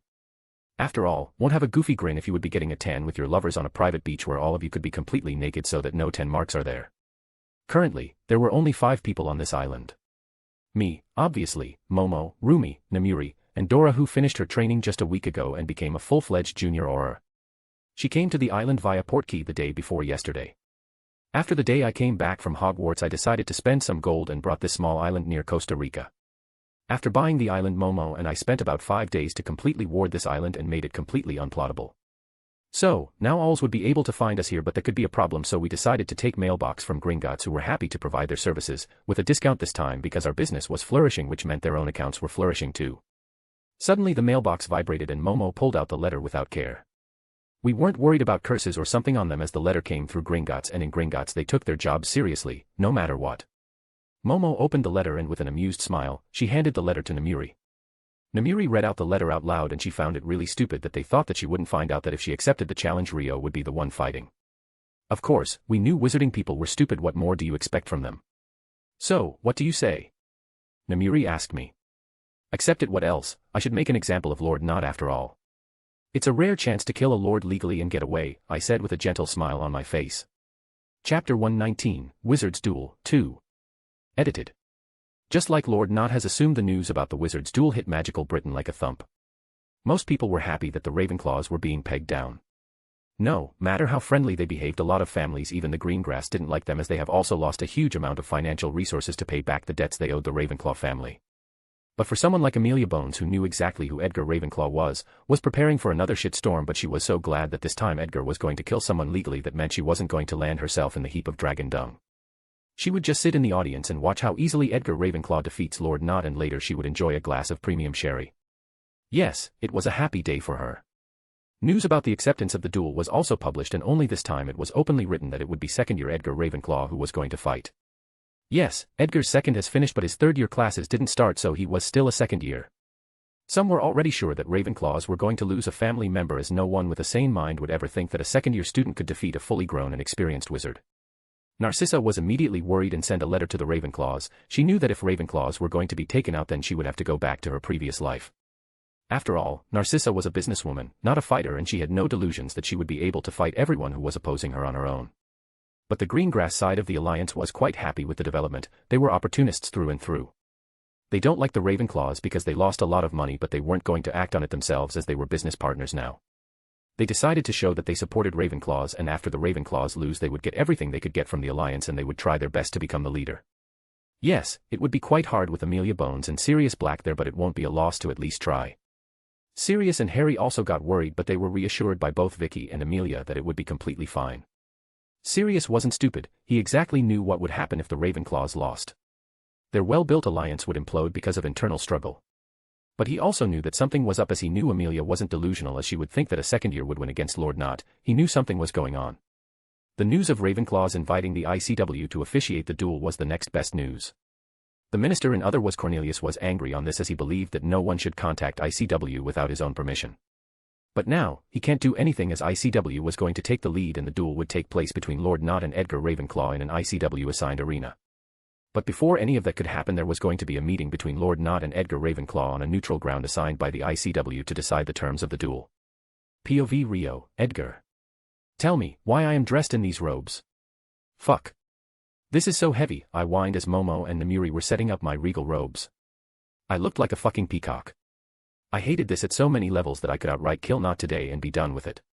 Stop whining like a baby and let us get you dressed, Momo said in a forceful voice. Well, I did only one thing I could do at the moment. I surrendered, as I clearly knew that I couldn't win against Momo. Yes, there was only one person to blame for this, Lord Not. Yes, I would enjoy killing him. Today, we were going to meet Lord Not on a neutral ground arranged by the ICW so that we could publicly decide the terms of the duel. I already knew what I wanted his seat on Wisingamot and bring it into the Ravenclaw family. That would mean that we would have 2 votes from our family. But if I demand that, then he would be able to set the spell bans and winning condition. Not that I cared. If he chooses Unforgivables, then it's good for me, and it's pretty sure that he would try to kill me no matter what. After a few minutes, the girls were finally done, and I looked like a black-haired Draco Malfoy who forgot to smear his hair with hair products. At least I won't strut around like a peacock no matter what. It took nearly 2 hours for Momo and Namiri to get ready. Throughout this whole ordeal, Dora was sniggering, looking at me, so from time to time I had to send a stinging hex at her, and that would make her glare at me. Ah, don't be like that. Are you angry? Don't worry, Auntie Dora will make it go away, Dora said in a baby voice. Yeah, right. The clumsiest person on whole earth is bragging, I said with a blank face. It's not my fault that every piece of furniture wants to hurt me, Dora said with an embarrassed look on her face. But you get tripped on a flat floor, Rumi said dryly. Tonks just glared at Rumi while pouting. Finally, everyone was ready to leave, and I had given Dora a separate portkey. After all, I don't want to announce my relationship with Dora on this stage. Dora would be beside Amelia while I would be discussing the terms. Soon after, Dora used her portkey. I also used my portkey and was whisked away. The 4 of us found ourselves inside the ministry atrium, and a crowd was already gathered in between. So, this was the neutral place they decided to hold our meeting. Well, not that I cared. I looked around and saw that Lord Not was already there and was waiting among the other families that were opposing us in the Wisingamot. Soon a man in shiny blue robes who had an ICW logo on his uniform came to me, introduced himself and asked me if I was ready to have the meeting. I agreed, and the same was happening with Lord Knot, as I could see another ICW agent was talking with him. Both of us were brought to the center of the room. The crowd was filled with journalists, aurors, ministry officials, and almost every head of the family was here. I also saw O.L. Twinkles here. He was chatting up an old geezer in ICW robes. "It's a pleasure to meet you, Lord Knot, but I could only wish that it could be under some better circumstances." I decided to speak first. The whole crowd became silent after hearing me. After all, my greeting was a manner of mocking, and everyone was now waiting to see how Lord Knot would react. The sneer Lord Knot had on his face deepened heavily. "This is why Muggleborns shouldn't be allowed in our society. They don't even have the common courtesy to show respect to their betters," Lord Knot said with clear disgust in his voice. "Yeah, sure, geezer, can we get this over with?" I said nonchalantly. The whole crowd gasped hearing me. Lord Knot looked murderous. If glares could kill, I would have burned to ashes long ago. I know that I shouldn't do this, but it was funny to see him boil like this. If he attacks now, he would lose by default after all. "I won't be reacting to your taunts there beneath me. These clearly show how much you have disgraced the name of the Ravenclaw family. Since I have issued the challenge, you can choose either the terms or the stake," Lord Knot said, and his sneer was gone with complete loathing. "Stake, old man." "I want your Wisengamot seat," I said, and the crowd gasped again. Fudge the moron immediately came running in while sputtering. "That can't happen. I won't allow this." Fudge finally uttered an intelligent sentence. "That's not up to you. If Lord Knot accepts, then it would happen, and if he is too scared to accept, then," I said, and left my sentence hanging. Lord Knot looked to contemplate for a few moments. "I agree, but if I win, then your family is to sign a marriage contract with our family," Lord Knot said. "Oh, so he is taking that direction. Well, he is happy to try, but nothing would happen there." I immediately smiled and agreed. This made Lord Knot smile viciously. "Then, let us discuss the spell bans," I said, and the crowd again became silent. "No, bans, even the unforgivables are allowed," Lord Knot said with a similar vicious smile on his face. "Of course, sure, let it be that way. Then, the battle should be to death. Until one of us dies, the battle will go on. Only one of us will leave the arena," I said with my gentle smile persona. Lord Knot and everyone completely stilled, hearing that I wanted a death battle, and I also accepted unforgivables to be allowed. Lord Knot looked at me for a few moments before bursting out laughing. A lot of families joined him while others looked at me with pity. Even the ICW agents looked at me with pity. Lord Knot accepted, and it was decided that the duel will happen within the week. Chapter 120, Wizard's Duel, 3. Edited. POV Rio, Edgar. The rest of the week passed quite normally, except for some articles and speculations about me. For Rita's own sake, she didn't write anything about me. I think that Amelia stopped her. Well, I wouldn't care if she wrote some tripe about me. After all, that would lead people to underestimate me more and more. People are already underestimating me heavily, which is a good thing, I would say. I wasn't going to fight as Magneto, but as Edgar Ravenclaw. I can't use Magneto's powers openly, or it would be a dead giveaway about my identity. The fight is going to be public, and from what I have learned, the fight would be broadcasted on Wizarding Wireless Network. Yes, I know that is a radio channel or station, but O.L. Twinkles and several others are going to be present there, and honestly, I don't want anyone connecting the dots, ever. Throughout the week I kept practicing duels along with Dora, Momo, Rumi, and Namuri. I tried to take all four of them together using only my magical capabilities. I was successful. Even with all the raw magical power Namuri has, I was able to defeat the four of them together, but it was one of the most challenging and close calls I ever had. Yes, it is true that none of us had used any kind of lethal spells, but it was still challenging. The rest of the time I kept practicing the string of lethal and dark spells along with light spells. Fiendfire was, is, and will be my all-time favorite spell. The spell can even burn through other curses and wards, shields. Practically Fiendfire engulfs all and everything in its path. Fiendfire and even burn through another Fiendfire cast by someone else. But only Namuri and I have enough power to control it. Dora had some power, but she needs a lot more training before she can use the cursed fire. From my personal research, I have found that Fiendfire can only be used by two kinds of people. First, people who are utterly incompetent and complete idiots and fool to the core. Second, people like me, and Namuri, who can actually control it, and mold it to our requirements. I am pretty sure that O.L. Twinkles can cast it if he wants, but he would never do it. O.L. Noseless can cast it and control it, and if late Icklebella was sane, then she could too. I have dragged Dora to train along with me and taught her some obscure and deadly curses for her self-defense. Dora was reluctant to learn at first because she didn't want to get caught using dark magic and being branded as a dark lady. But she relented after I told her that if nobody recognizes the curse, then it can't be a dark curse, and I wasn't asking her to use them, I was teaching them to her for an emergency. I was finally able to teach her organ liquefying curse, skin melting curse, bone banisher curse, a curse that banishes all the bones from a human body, organ expelling curse, blood poison curse, blood acidic curse, blood drainer curse, and a lot more.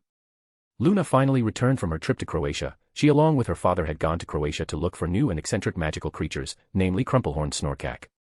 As soon as Luna returned, she wrote me a letter that she enjoyed the trip but was really disappointed that she didn't find crumplehorned snorkak.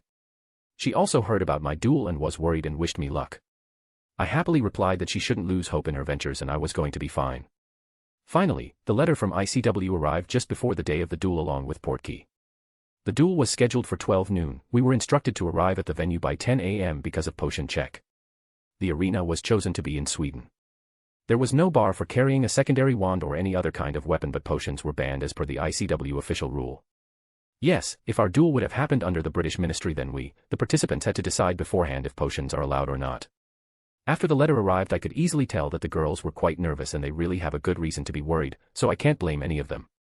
This was my first wizard's duel and there were no spell bans. The problem was it was a magical duel and I had to fight magically. The night passed, the 5 of us slept together but nothing naughty happened except some making out and cuddling. The next morning, it was Dora who had to leave the earliest as Amelia Bones, or Bonesy as Dora liked to call, has assigned her as her guard. Amelia was taking Shacklebolt and Dora as her escort. The remaining 4 of us got ready. Thank God that I didn't have to wear some regal robes today and strut around like a peacock. Today I wore battle robes. The robes were really amazing. Neither of my girls knew, but I promised myself that I was going to wear battle robes if I had to wear any robes. At exactly 10 a.m., the portkey activated and the 4 of us were whisked away and appeared inside a regal-looking waiting room. The 4 of us landed with elegance, unlike a certain person all 4 of us knew. We found a middle-aged woman and a man dressed in ICW robes were already waiting for us in the room. Welcome, Lady Ravenclaw, Mr. Ravenclaw, Miss Ravenclaw, and Miss Ravenclaw. The tests for potions would be starting soon. Mr. Ravenclaw, please follow me and Mr. Bull would lead you to the viewing box, the woman said. I nodded towards the girls. The girls followed the man named Bull while I followed the lady. I arrived in a tent. On my other side, Lord Knot also entered the tent. He had his usual pureblood sneer on his face. There was a significant distance between us so that we can't attack or drug each other before the duel can start. Both Lord Knot and I were cleared for potions. They also tested for muggle drugs, as they can at least boost your stamina and physical strength. Because of the tests included for muggle drugs, the tests took long. It took us 1.5 hours to complete the tests. Now, some would say that wizards would never consider using muggle drugs because they see muggles lower than themselves, but it wasn't the case with ICW. They were the main association holding the Statute of Secrecy Southwest. They have kept close eyes on the mundane world, especially after Grindelwald. So, they knew how far the muggles have come and how technologically advanced they were. After the tests were done, both Lord Knot and I were led towards the arena. It was raised-up platform surrounded by the audience. The whole audience stand was covered with thick bulletproof glass so neither our spells could reach them or they could interfere. I was quite surprised that they were using this. Curiously, I asked an ICW agent and he said that it was because the Unforgivables were involved or they would have used wards. Finally, the time of the anticipated duel arrived. I climbed up on the platform. From the other side, Lord Knot climbed up with his usual pureblood sneer on his face. I turned my eyes away and looked at the crowd. I quickly found the girls as they were in the VIP box of some kind, while the Knot family was on the other VIP box. O.L. Twinkles was sitting in the crowd along with some old geezers of his own age. I was brought out of my musing when Lord Knot spoke up in his disgusting voice. I thought you would run away, brat, he said while the sneer on his face became more pronounced. Why would I do that? After all, I am getting a chance to kill someone, legally, for the first time. I showed him a vicious smile. For a moment Lord Knot lost his sneer, but it returned the next second and he scowled. Are you two ready? The referee asked us with sonorous. Both Lord Knot and I looked in his direction and nodded our heads. Then, begin, the referee yelled. Both Lord Knot and I were already ready with our wands and neither of us needed to be told twice. Lord Knot began his assault on me with a flame whip which I easily dodged. I returned fired with Conf Ringo and Defindo. Lord Knot's eyes grew wide and he had to duck down to dodge the curses as both of them were aimed at his neck. He didn't expect me to directly go for the kill. Lord Knot saw that and immediately fired several curses on me in a string. All of these curses were lethal. I swatted away the last 2 curses with mine while dodging the others. Seeing me occupied, Lord Knot fired off a killing curse which I easily moved out of the way of. There is another shortcoming of Unforgivables, they can't be cast silently, so you already know what's coming. In return, I sent several silently cast curses, and this time his eyes grew wide and his face became completely pale. I sent 5 curses and all 5 of them were dark, organ liquefying, blood boiling, organ expelling, entrails exploding, and bone banisher. Lord Not was able to dodge the 5 of them by the nick of a hair. I didn't give him time and cast an eye-gouging curse which hit him right on the mark and his left eyeball exploded. Lord Not grabbed the left side of his face and screamed in pain and dropped to the floor. He still had his wand in his hand. "Any last word?" I asked him in a mocking tone. He immediately raised his wand and only the first part of the killing curse came out of his mouth before he forgot the rest in fear. Avada, seeing him starting to cast the killing curse, I also decided to use my favorite spell, Fiendfire, I said, and in fear Lord Not forgot to even complete casting his spell. Before he could even blink, his whole body was engulfed by a Leviathan made of flames. Chapter 121, Wizard's Duel, Reactions, and Third Year, I. Edited. With Albus Dumbledore. Albus couldn't believe that this was happening with him, the great Albus Dumbledore, defeater of Dark Lord Grindelwald. He had to use the favors others owed him so that they would let him enter to watch the duel. He was still quite shocked and surprised. After all, he couldn't even think why everyone was treating him like this. After all, he did everything for the greater good. Why can't anyone understand that? This made his conviction even stronger than only he, Albus Dumbledore, could lead all these people who had lost their way, and he would do it. After all, it was for the greater good. Albus was finally able to reach his seat and sat down. He was quite surprised that instead of wards, ICW was using some kind of glass to protect them, so he asked another old geezer who was sitting in front of him. That dude was a retired ICW worker. He quickly explained what this glass was and what it did. He was quite disturbed to know that they were using Muggle products openly like this.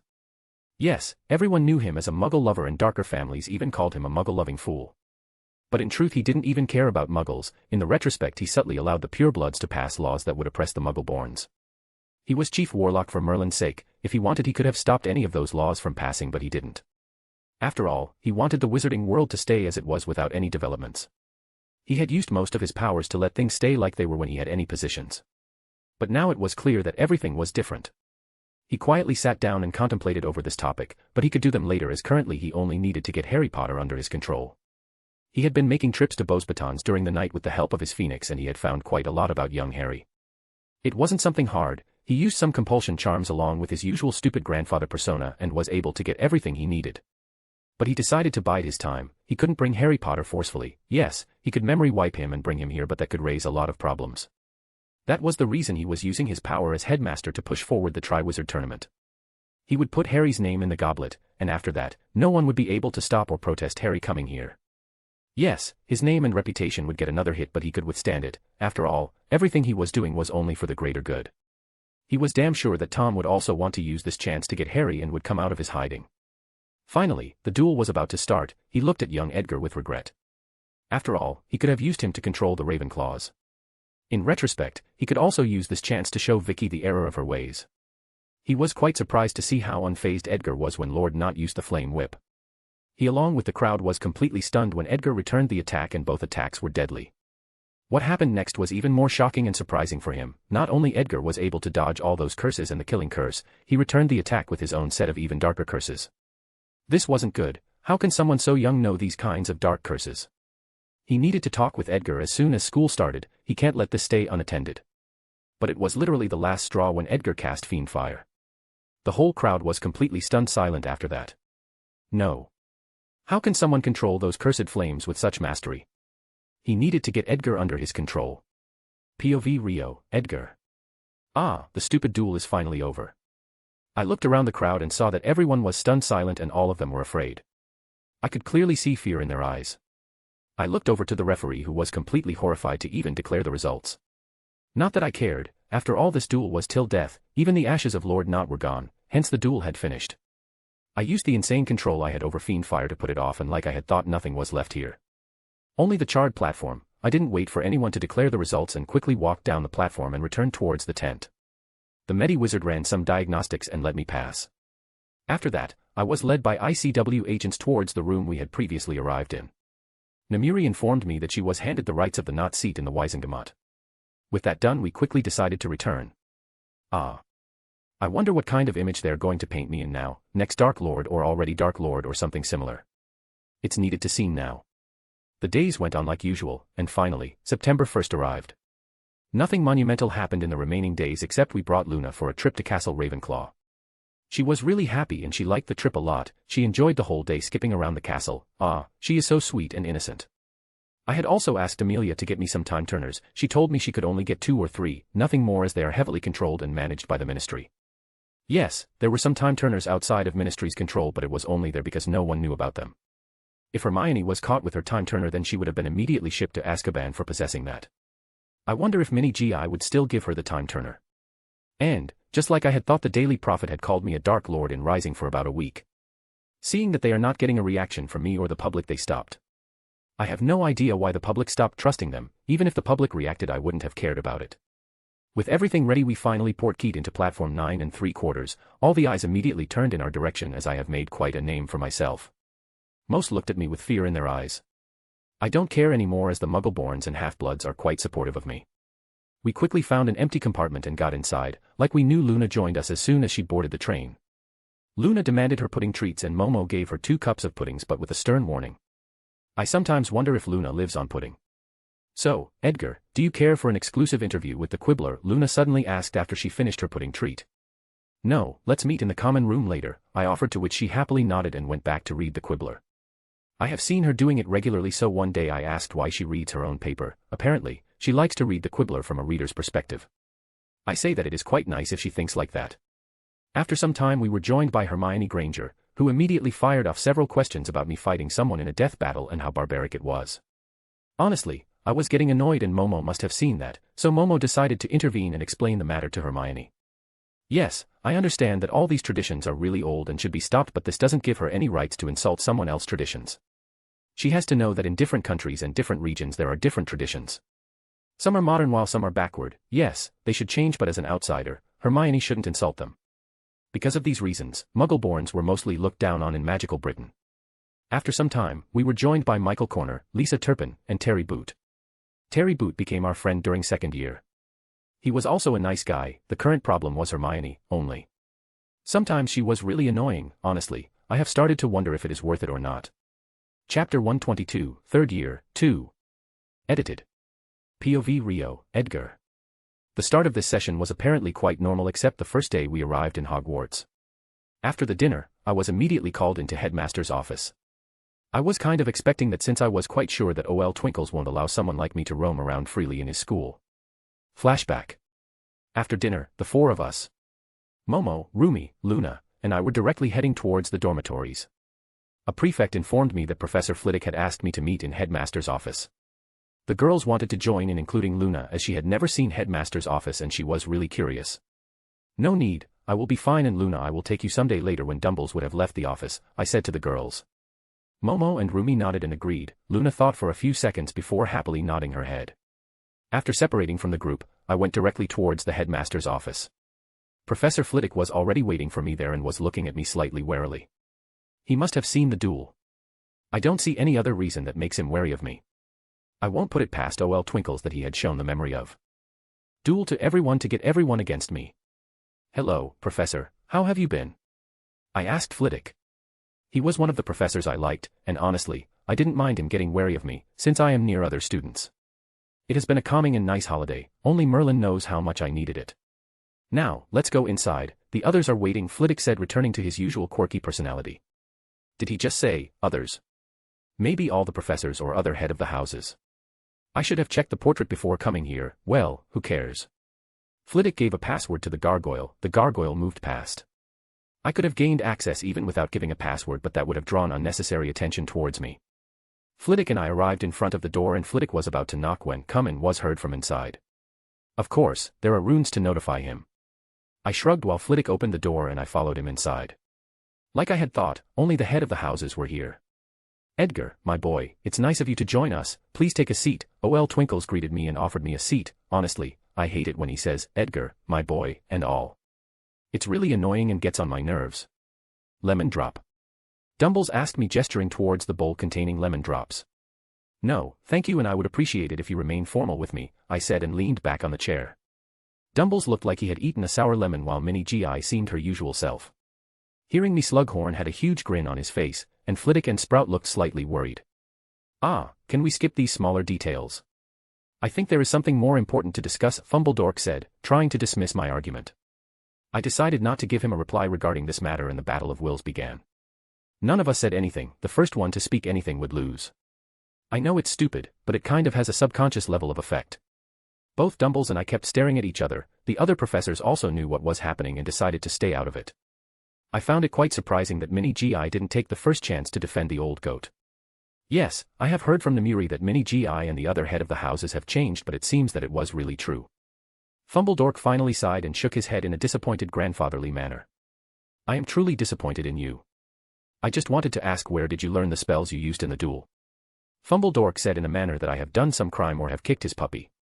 Honestly, I can't bring myself to care that you are disappointed in me, and Headmaster Dumbledore, I don't see that you have any right to know from where I learned those spells, I said in a firm voice. I clearly saw a gleam appear in his eyes, even it was just for a moment.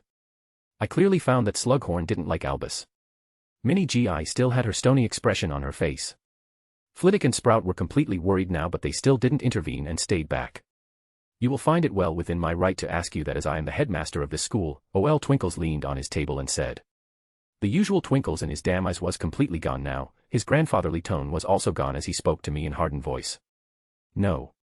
If you do that, then you are interfering in the matters of a most ancient and most noble house's business. I don't a single scenario where you would end up with a good result, I said in my usual firm tone. Hearing me, Dumbles leaned back in his chair and seemed to contemplate something. Finally, he released a sigh and got ready to speak again. He was back in his grandfather's act. I am afraid that you are going dark. You are so young and yet you have blood on your hands. I am simply worried for you and the other students in this school, he said in a disappointed voice, and the damn eye twinkle was back. I am afraid you are wrong here, headmaster. It was a battle to the death. It was either him and me, and truly, believe me, I have 100 ways to kill someone using what you call light spell, and you don't have to worry about other students. After all, I have been here for 2 years and nothing have happened, I said while nodding my head. I let my words sink in his head. He was immediately alarmed that I could discuss about killing someone so easily. The other professors were also alarmed. Unable to keep quiet, Flitwick finally spoke up. Ah, excuse me for interrupting, but you said you could kill someone with light spells. I kind of failed to understand it. Flitwick spoke, genuinely curious. I was somewhat disturbed hearing this. He is the professor of charms. He should know the spells himself. I knew that magical people are stupid, but this is something unimaginable. Mini GI, Sprout, and Slughorn also looked interested. Levitation spell, levitate someone in the air, about 20 meters and then stop the charm. Congrats, you have a dead body in your hands. Conjure a lance and banish it on someone. Diffindo on the neck, Conf Ringo on the neck, Bombarda on the upper body, Reducto on head or neck. I can keep going if you want, I said. All the head of the houses looked completely dumbfounded along with the old goat. I am pretty sure that none of them had thought of using those spells like this, and I found it really disturbing. Nobody in the room spoke for a few minutes. I was just using this time to look around the room. After all the portraits I had didn't have that kind of field of view. The professors and the headmaster contemplated for a few minutes before they decided to speak up. But still, I find it really hard to keep you in the school if you don't change your ways. It was O.L. Twinkles who spoke first. I found it really annoying. His need to control everyone is getting out of hand.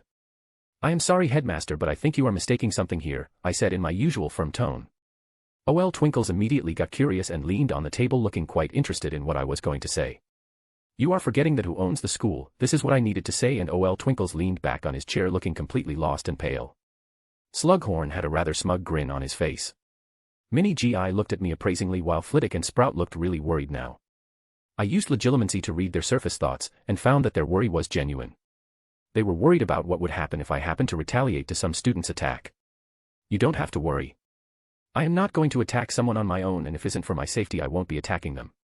I would let the teachers decide their punishments, I said. This seemed to ease Mini GI, Flitwick, and Sprout, but Dumbles wasn't happy with just this, but he didn't seem to say anything more, at least not now, when he knew that he had already lost. If that's all, may I take my leave?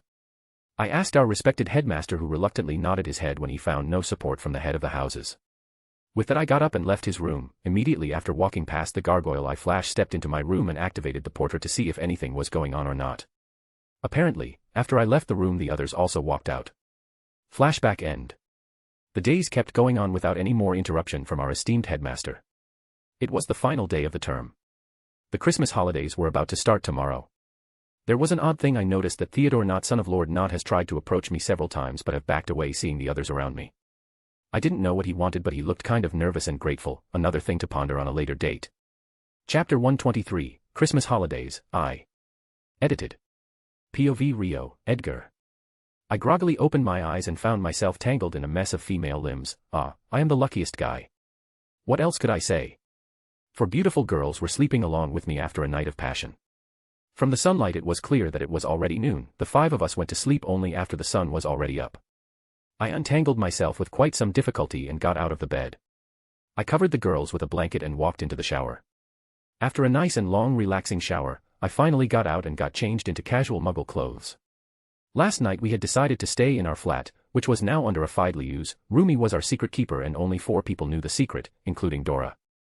I entered the kitchen and found a letter was waiting on the table. It was addressed to me. Several alarms went off in my head. First of all, a letter shouldn't be here, and secondly, no one should invite me. Before I even touched the letter I cast several diagnostics charms on it to check the contents. Seeing that everything was normal I opened the letter and found that it was from Amelia. I was about to read the letter but my stomach rumbled loudly. I called Nixie and Lipsy to cook breakfast-styled lunch. After all, none of us had breakfast. I also found out that the letter arrived in the castle and Dixie delivered it here when found that all of us were still sleeping. I started to read the letter and found out that Amelia was inviting us to Bones Manor for Christmas. She was telling me that all of the members of our alliance were being invited. Well, I had nothing better to do but I would still ask the girls before giving her a reply. Amelia was also giving a break to Dora. Did she have a shift now? Thinking about the girls I should go and wake them up. Fuck, fuck, fuck. I heard several screams from the room. It was clearly Dora. I heard a loud thump next, bet she had tripped. I opened the door and entered the room to find Dora was pulling up a pair of jeans while rolling on the floor. She must have fallen tripped while wearing her pants. Is going commando the new fashion? I asked Dora as she clearly wasn't wearing any knickers as was pulling up her jeans. Her head immediately snapped in my direction. I'm surprised that she didn't get a whiplash due to that. Help me. I am already late for my shift. Dora said with puppy dog eyes. Don't worry. Amelia allowed you to have a break today. She kind of guessed that you were going to be late for your shift, I said. It was true as it was written in the letter. At that time, I didn't know why it was, but it was apparently because she knew that Dora was going to be late. Dora finally released a sigh while I waved my hand and Dora was again out of her tangled jeans. Ah. Bonesy is really thoughtful, Dora said and dropped back on the bed. Yes, that she is, but it's already late. Get a shower, I am gonna wake up the others, I said to Dora, who groaned seeing that she would be unable to return to her sleep. She got up grumbling something about a beast of a boyfriend. I gave her a smug grin before kissing her. She pouted because the kiss ended and entered the shower. She had already gotten used to us as she didn't close the shower door. I quickly woke up the others and after a round of morning kisses they also entered the shower and I went back to the kitchen. Nixie and Lipsy have already placed the food on the table with a heating charm on them. I opened the Daily Prophet and started to check the news. Everything written there was almost shit. Yes, their stories are kind of truth but they kind of make it up spicy on their own. The girls quickly joined me at the table. I asked them about the invitation. Dora also happily accepted, but she also invited us to her house on Boxing Day. Apparently, her mom had found out that she has a boyfriend and had nagged her until Dora agreed. But before any of that, I needed to visit Sirius and Harry and take a report for them. From Amelia and Namuri I have found several things about the Tri-Wizard tournament. The first thing is that this tournament is going to be different from any Tri-Wizard tournaments that happened previously. Apparently, there are going to be 6 participants this time. How the hell they are going to do that no one outside of the managers know for now. I can certainly say that they aren't going to confound the cup into believing that there are 6 schools and 1 student from each school. A/N, I have taken the idea from the fanfic called Black Princess Ascendant by Silently Watches. If you want you can check the fanfic, it is one of the nicest fanfics I have ever read. It is a fem// along with a normal relationship. Even though the fanfic is really dark I would say it is one of the best I have read. The fanfic is quadrarology and it is completely finished. I am not going to say anything more here. If you don't want to read how the tournament happens in that fanfic then I would ask you to wait and see, but the events are going to be different. Well, for now, who cares? After breakfast or lunch, Dora decided to visit her mom and dad. The rest of us decided to return to the castle. After arriving in the castle, I went to visit Attila, who was very happy with her new home. She hunted some wild animals in a forest once a month. She told me that was apparently enough for her huge body. I have no idea how her metabolism works though. I also started a side project, making an armor for Attila that would protect her from a cock's crow. That sounded really bad, but I guess most of us understood what I wanted to say. 3 days passed since the Christmas holidays have started and I have warded all of my properties with the help of the elves and girls against phoenixes. I don't want a phoenix flaming into my castle, and from what I had found out. Currently, only 3 people own a phoenix as they're familiar within the whole world. One is a Japanese old dude. He is very much older than Dumbles and could keel over any day now. Another guy is from India. He is rather young when compared to both Dumbles and Japanese old dude. This guy is only in his 60s, and lastly Dumbles, he is the most worrisome. Apparently, OL Twinkles thinks that he has the right to every piece of information out there. And he could actually flame inside my castle or any other property to find any information regarding us. I won't put it past him doing just that, so with that done, I was finally ready to visit Sirius and Harry. Wearing my armor, I portkeyed to France and then directly operated into Sirius's house. Since Sirius had added me into the wards didn't try to stop me. But, I personally think that I arrived here at the wrong time since guests were here and everyone was looking at me. It was quite easy for me to recognize who these guests were, the Delacours. Fleur was in her 6th year and it was quite easy to recognize her. Sirius and Harry were gaping like a fish. I too didn't know what to say and the Delacours immediately pulled out their wands and pointed in my direction. Who are you? How did you enter here? It was the oldest lady in the group. Apolline Delacour. I really had a hard time understanding what she was saying due to her thick French accent, but seeing the situation it was quite easy to understand. You can call me Magneto, and I operate here if you wanted to know, I said in a cheerful voice in a manner that I was stating facts. The 2 adults and the 1 almost adult Delacour was completely dumbfounded. Bad time, Magneto, it is a really bad time for you to visit, Harry said while shaking his head. Yeah, I can see that, from next time I will drop a message before dropping by, I said in a sarcastic tone. You can't be serious. Sirius whined like a kid. Of course not, you are serious, I said. Yes, I decided to make a serious joke. Harry groaned and facepalmed while Sirius barked out in laughter. The Delacours didn't even know what to say anymore, they just stood at their initial place completely dumbfounded. Now, that's the cat out of the bag, let me introduce you to everyone, Harry said taking the lead. I have to say, he has grown up a lot. Chapter 124, Christmas Holidays, 2. Edited. POV Rio, Edgar. So, let me get this straight, this guy here is not an actual Dark Lord and he is currently trying to stop a Dark Lord maker. Jean Delacour, head of the Delacour family, asked incredulously. From his looks he was completely bewildered and honestly anyone in his place would be. I simply can't believe this, after all he is such a great wizard, he was the one who killed and stopped the terror of Gellert Grindelwald, Apolline Delacour said while shaking her head. That's not exactly right, the old goat never killed Grindelwald. After all, he was not able to kill his own lover. So, he did the next best thing, he stowed him away and threw the key. I was saying but I was cut off by the youngest of the Delacours. Lies. How can we believe that you are telling the truth? Fleur said while huffing. Both his mother and father looked worried that I would retaliate. Of course not. I have heard that Lord Delacour here has quite a pull in the French ministry. Ask him to make some inquiries in a prison named Nurmengard. You will find that a certain Dark Lord is there and who pays him visit frequently, I said in a mysterious manner. Jean Delacour was a smart man, he knew that there is no smoke without a fire. At this moment he might find it hard to believe but there will be no harm in finding out the truth himself. No matter how enjoyable my day was, I think I should leave. After all, I ruined your day because of my own wrong timing. See ya. With that said I quickly operated out of the black property. After that, I portkeyed back into our castle. Damn. I didn't want the truth to be out so soon. Well, it won't be a consequence to my plans, after all, no British wizards or witches wouldn't take a second of their day and look at any other newspaper, the Daily Prophet. Yes, the Quibbler grew really famous after I gave my interview but that doesn't people would readily buy it. And still, most of the people treat the magazine as a rag and they think that it is mostly filled with fantasy creatures and conspiracy theories. I have talked to Luna about this matter but she seems fine regarding this matter. For her, it is completely fine paper and she won't change it for anything. Well, at least she is sure about that. So, the news of Gellert Grindelwald still being alive getting out in Britain is highly unlikely. Even if it gets out, there won't be a lot of problems, after all it's already 3rd year and I won't need much more time to commence my plans. After all, the final papers about the Triwizard Tournament are going to be signed in next month and after that, there won't be going back. Finally, Christmas arrived and most of the morning was spent opening gifts all of us received. After that, we spent the rest of the day relaxing and enjoying each other's company. Nothing like sex happened, the 5 of us just sat on the roof under an umbrella with an area-wide heating charm so the cold and snow won't bother us. After a nice and warm lunch, the 5 of us quickly got ready, after all, we were invited to Bones Manor. 3 of us were quite unhappy to wear robes, especially if the robes made us look like a peacock. Namiri, Dora, and I were really unhappy that we have to wear robes and strut around like a peacock.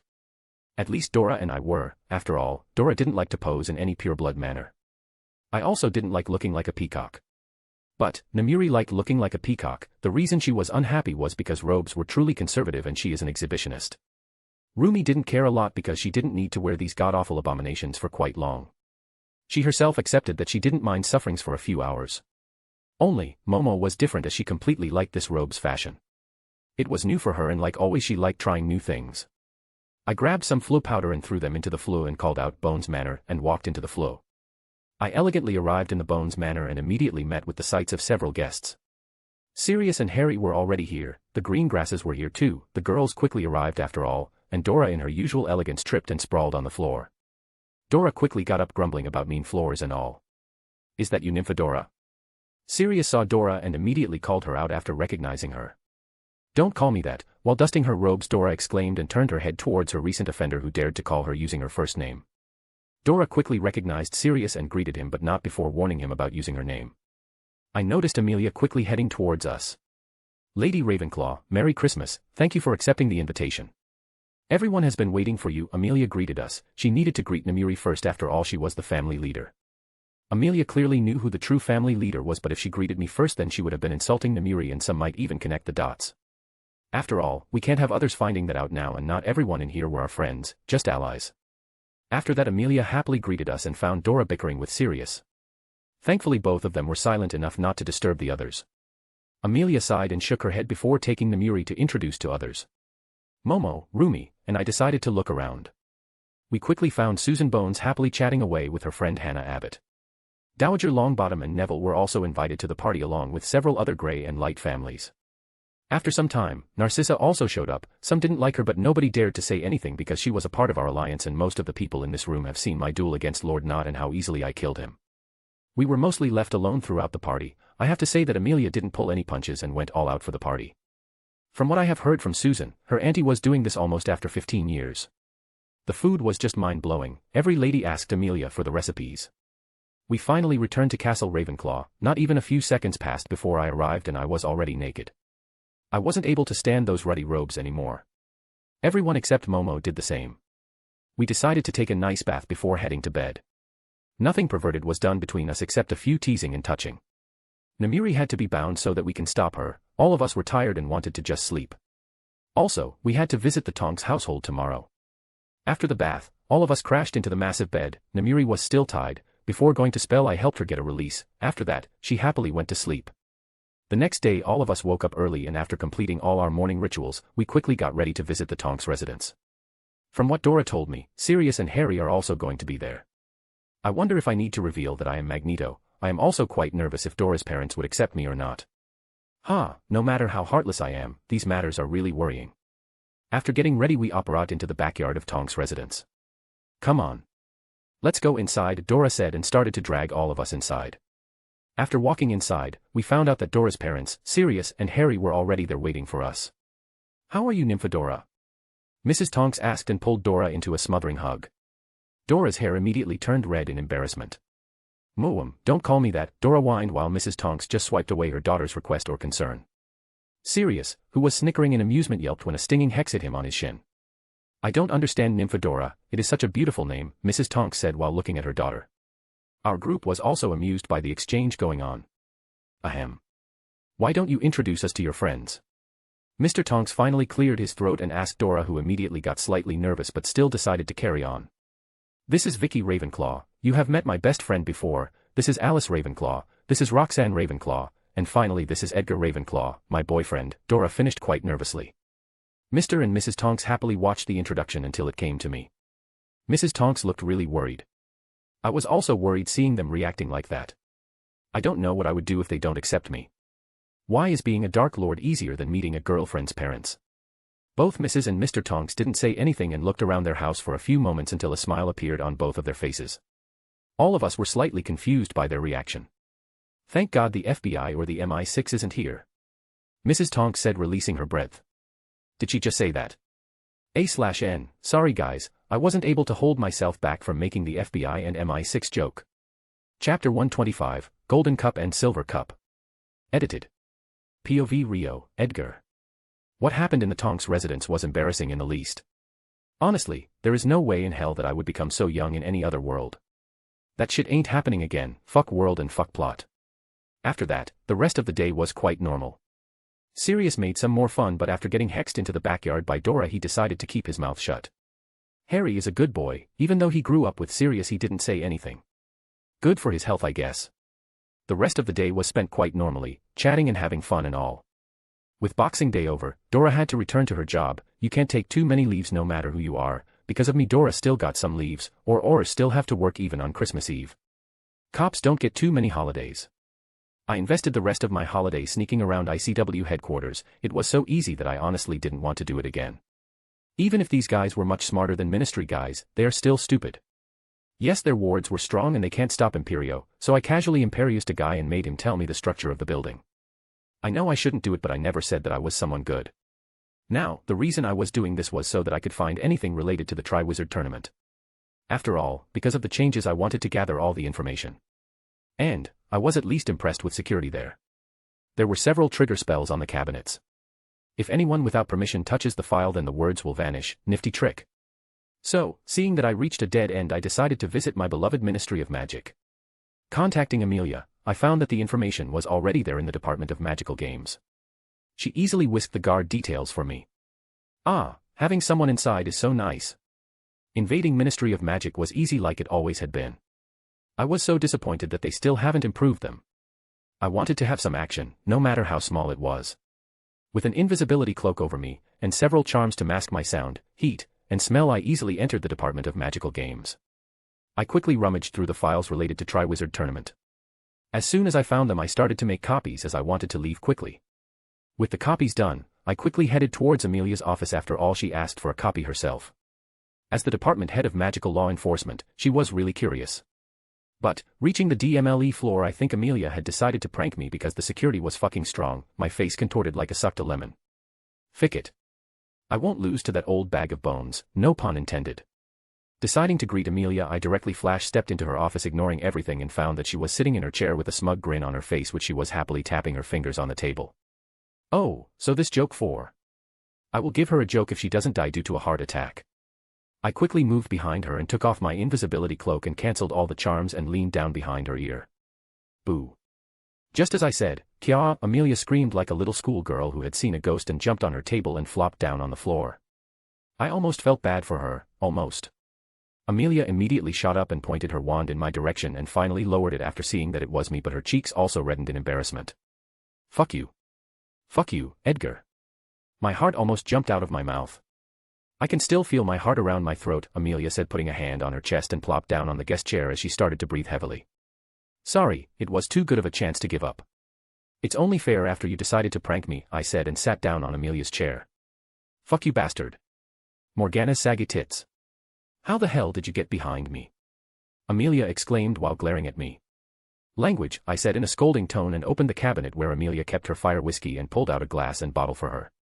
I raised my head and saw Amelia was still trying to bore a hole in my head with her glare. I quickly poured her a drink and pulled out the files. Her eyes immediately turned towards the files. Did you take a peek? Amelia asked while I handed her the files. Just to check if they are the right files or not. After all, I spend more time in there to clean any signs of breaking in. Magical people are stupid, but they can still change their plans. I don't want that happening, I said and leaned back on her chair and looked around her room. Her table was a mess because she jumped on it. I waved my hand and fixed everything like it was. It was a nifty spell I picked up, but it was obviously a dark spell according to OL Twinkles and Ministry. You know that was a dark spell, right? Amelia said while her eyes were still in the files. According to whom? Fuck them, as long as you didn't cast it, it doesn't matter. After all, censors don't get wrong, I said nonchalantly. They have finally gone nuts, they must be completely off their rocker if they have honestly planned this, Amelia said, still reading the files. I leaned on her table, which she must have noticed as looked up from the files. They are introducing another cup, the original Triwizard Cup, which they are going to use select the 7th year students, and they have arranged another cup. A silver cup made by goblins. They are going to use this cup to select students in the age group of 14 to 16. That means 4th year to 6th year. Amelia said, finally putting down the files, and she started to rub her head. Yep, this is golden. Yeah, why not? Let 4th students participate in the same events where even 7th year students get fried, I said, and I have already started to think if I should participate to not. At least the good thing is the silver cup won't rip off your magic if you decided to drop out, Amelia said, gulping down the whole glass of fire whiskey. I opened the bottle and poured another glass for her, to which she nodded appreciatingly. Well, that's good, but what are going to stop the students from backing away? I asked in confusion. After all, if they are going to such length to get 6 participants, so they can't have students backing out. Well, they are only free until the first week of selection. After that you can't back out or you will be paralyzed for a year, magically, Amelia said while gulping down the whole drink again. Damn, that's even better. If someone wants to get out then paralyze them for a year, why not? After all, this is the magical world. Who the fuck cares about logic? Logic can get fucked, we will do whatever we like. I am seriously considering killing all these stupid people. There is line, I said, to which Amelia nodded her head. Sometimes, I also want to do that. That moron Fudge is going to be the first one I am going to gut. He creeps the hell out of me, and thank Merlin you killed that pink toad, Amelia said while gritting her teeth. Honestly, I never met that pink toad before that day, but something from inside was telling me to kill her, I said while nodding my head sagely. So, what are you going to do? Join the tournament? Amelia asked me. Honestly, I am not sure. I don't know. Yes, I am interested, and if I participate I will have a good chance to win, but I don't know. At least, I can't confirm anything now, I said to her. It's true. I wasn't sure. Yes, I was really curious and interested to see the changes in first-person perspective by participating, but I am not sure if I wanted to throw myself into that or not. After that, Amelia checked the rest of the files, which were details about the proposed tasks, as none of them were confirmed. They have noted down 27 tasks as of now, but only 3 will be selected for the tournament. It was already late, so both of us decided to take our leave from here and call it a day. Chapter 126, 3rd Year, 3. Edited. POV Rio, Edgar. After school started, one of my initial plans finally came to fruition. I felt like jumping off the astronomy tower, but somehow stopped myself because that's suicidal. Even I knew I could fly, but it would have given away my identity. OL Twinkles would have surely connected the dots. Now, the plan which finally came to fruition is that OL Twinkles finally approached Momo, or Alice as all of them knew. Just after the day we returned, Phileas informed Momo that the headmaster wanted to meet her. Momo, in her timid and meek acted appropriately and meekly went to meet the old goat, and just like I have told her, he guilt-tripped Momo into agreeing. Well, it was all an act from Momo's side, but the bearded fool didn't need to know that. I saw the whole meeting through the portrait I had planted inside his office, and I barely held myself from laughing out loud in the history class. It wasn't bins any longer, so we can't do whatever we want here any longer. OL Twinkles tried to pry out some details from Momo. Momo told him some stuff. OL Twinkles was mostly interested in where we lived. Momo told him about Castle Ravenclaw. After all, he can no longer phoenix fire inside the castle, and he also asked about the flat where we lived. Momo said that it was now under Fidley's use. I clearly saw that OL Twinkles almost cursed out loud in annoyance after hearing that. Soon the meeting ended. Seeing that he won't be getting any more details from Momo, he allowed her to leave. By the time of the next class, Momo finally returned. I asked her if the old goat used legilimency on her. Momo was sure that he didn't. Time seemed to pass on quickly. Days turned into weeks and weeks turned into months. It was already the last day of our 3rd year. Throughout all these months, OL Twinkles called Momo to meet with him weekly, trying to get as many details as he could get from her. Honestly, I was completely getting bored with this. There is no longer anything I needed from this world. I will make a nice chance for Harry next year. I am damn sure that OL Twinkles is going to use the goblet to bring Harry here. Voldemort will also do the same, so I am pretty sure that the scene of graveyard will happen, and if I give Harry my support he might be able to kill Voldy then and there while I take care of his Death Eaters. Since I have already taken care of dear old Lucy, there won't be any political wriggling now. But before doing anything about them, I will eject the full Fudge out of his office after the day of Halloween. It won't be hard, now that most families are poor, bribing them won't be difficult. Well, I will chat with Amelia first. But I could do any of this. I need to prepare everything needed for the ritual. After all, if I can't get that done then killing Baby Mort will be completely useless. Yes, he needed to be killed when he is still Baby Mort. Yes, I have several ways to botch the ritual in such a way that he would not be even able to cast Lumos, but I needed him to call the Death Eaters. Now, just like I had thought, Rumi called dibs in the tournament as soon as I told them the details. Namiri has already graduated and she liked to have her body parts intact. Momo also liked herself as she was. Yes, she was interested, but only as a spectator or a helper of either Rumi or me if either of us decided to participate. Seeing Rumi so excited, I decided to back out, and honestly, I wasn't so much interested in this. Rumi needed this more. After all, she was completely bored in the world. She didn't get to fight anyone except us and some underground fighting rings. And honestly, I don't expect anything in the tournament to be a threat to her. What are you thinking about? Momo asked me while running her fingers through my hair. I was laying my head in her lap, both of us sitting near the Black Lake after finishing our exam. We were covered under an invisibility cloak and several other charms so that we won't get disturbed or interrupted. Momo was my first girlfriend, and honestly, I don't get to spend too much time with her nowadays. Nothing much, some random stuff. And about you, I said with a gentle smile on my face. Momo leaned down and placed her lips over mine. We only backed away after a few seconds passed. Yes, you have really busy, actually both of us have been. You have been so busy with all this political and manipulation stuff.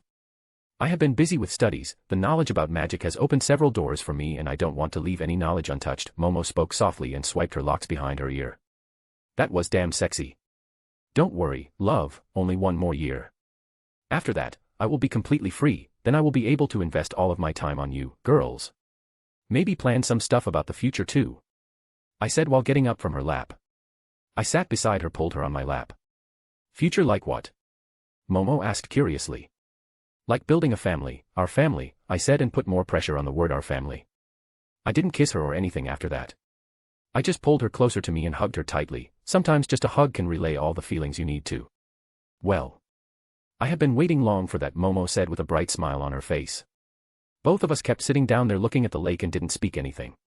What do you think about Luna? Momo suddenly asked me, breaking me out of my musings. What about her? I asked her. You know, I know you are not dumb, so you clearly know about her feelings, Momo said while looking up, staring directly into my eyes. Well, she is still young. I have been thinking to talk with her during coming Christmas. Let's see what happens till then. I said, to which Momo just nodded her head. So, any older woman or girl you came to like? Momo asked me in a teasing tone. Well, it's not a secret that I like older women. After all, Namiri, Rumi, and Dora, she was older than me, are good examples of my preferences. No, aside from whatever you think, I don't go out collecting all the girls, I said while tickling Momo lightly. Momo squirmed in my arms and pulled me into an intense kiss to stop me from tickling her. It worked as I stopped. Yes, I know that, all of us know that. That's why we love you, Momo said while finally backing away from my lips. Let's go back, it's already getting dark, I said, finally getting up and pulling up Momo with me. It was true that it was getting dark and I was quite sure that OL Twinkles or some other teacher would notice our absence.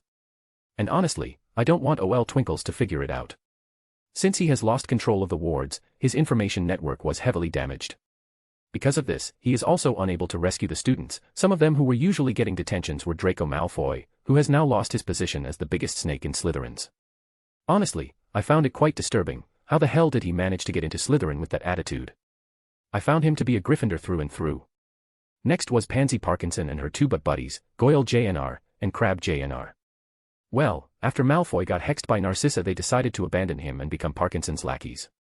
Because of her parents' support, Pansy Parkinson got out of most trouble, but Dorco, from now on, Malfoy wasn't so lucky, as Narcissa gave him the last warning. If he gets expelled, then she would marry someone else, get another heir. She was quite sure that with her current importance, she would get a man who would happily take her name. With that, Dorco Malfoy had been quite cowed, but nothing as sure as it had been only 5 months since then. Narcissa was quite happy with her life now, as just a week ago she bought an island near our island. She has been enjoying getting a tan since then. She wrote a letter of appreciation some days ago to Namiri, thanking her, to telling her about this, and the naked beach is doing good for her skin. The rest of the night passed quite normally with the last feast of the session. Chapter 127, Horcrux Ritual, I. Edited. POV Rio, Edgar. I got it. Momo's sudden voice broke the silence in the room. I was laying in the bed while patting and caressing Rumi's head. She really liked it when I did it.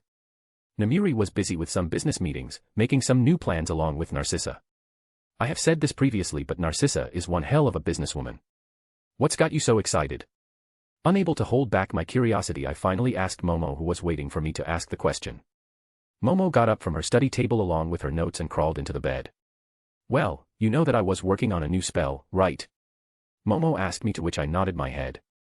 Seeing me nod my head, Momo decided to continue. Well, it's completed and it works perfectly. Momo exclaimed excitedly while raising both her hands in the air. Hearing this, Rumi also got up from my lap. After all, Momo only got so excited when she invented something really good and impressive. Yes, I knew that she was working to make some spell or stuff, but she had refused to tell me or the others what it was about, and hell, I was curious. Fine. I will bite.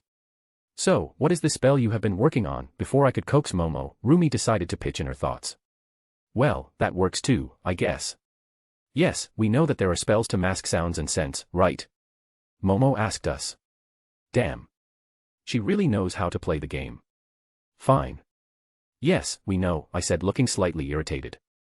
Momo looked at my face and snickered. She knew damn well that this suspense was irritating both Rumi and I.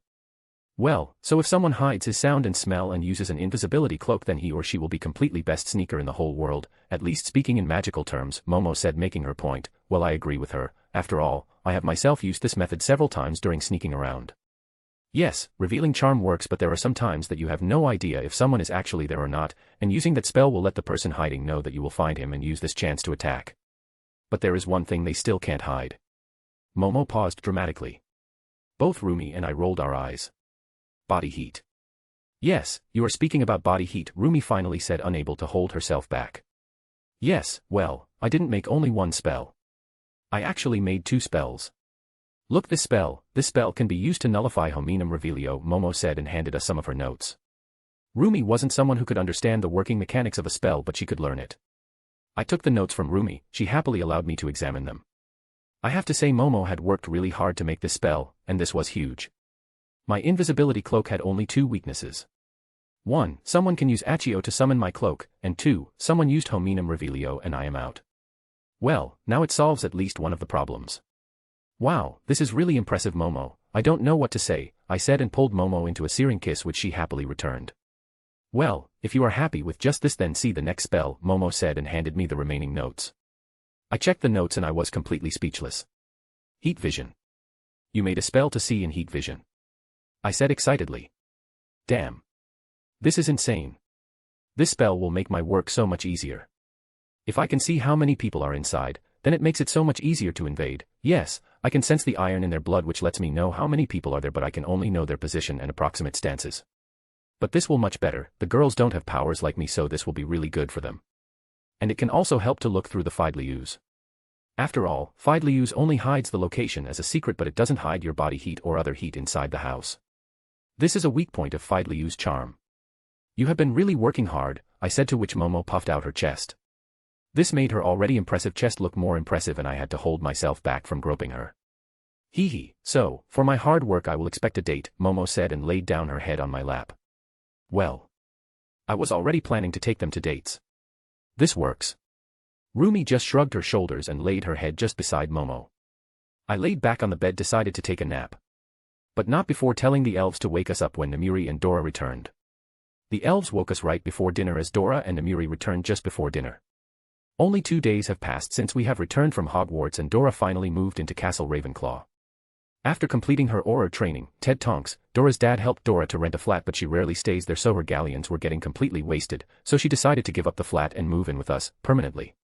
She had a good friend named Hestia Jones with whom she usually had some drinks. She wasn't able to bring her to the castle because Hestia Jones wasn't keyed into the wards, but she could bring her to the flat under Fidelius without telling her the secret. Well, Fidelius protects the secret, but due to the lack of other wards, it won't stop anyone to side along apparate someone there.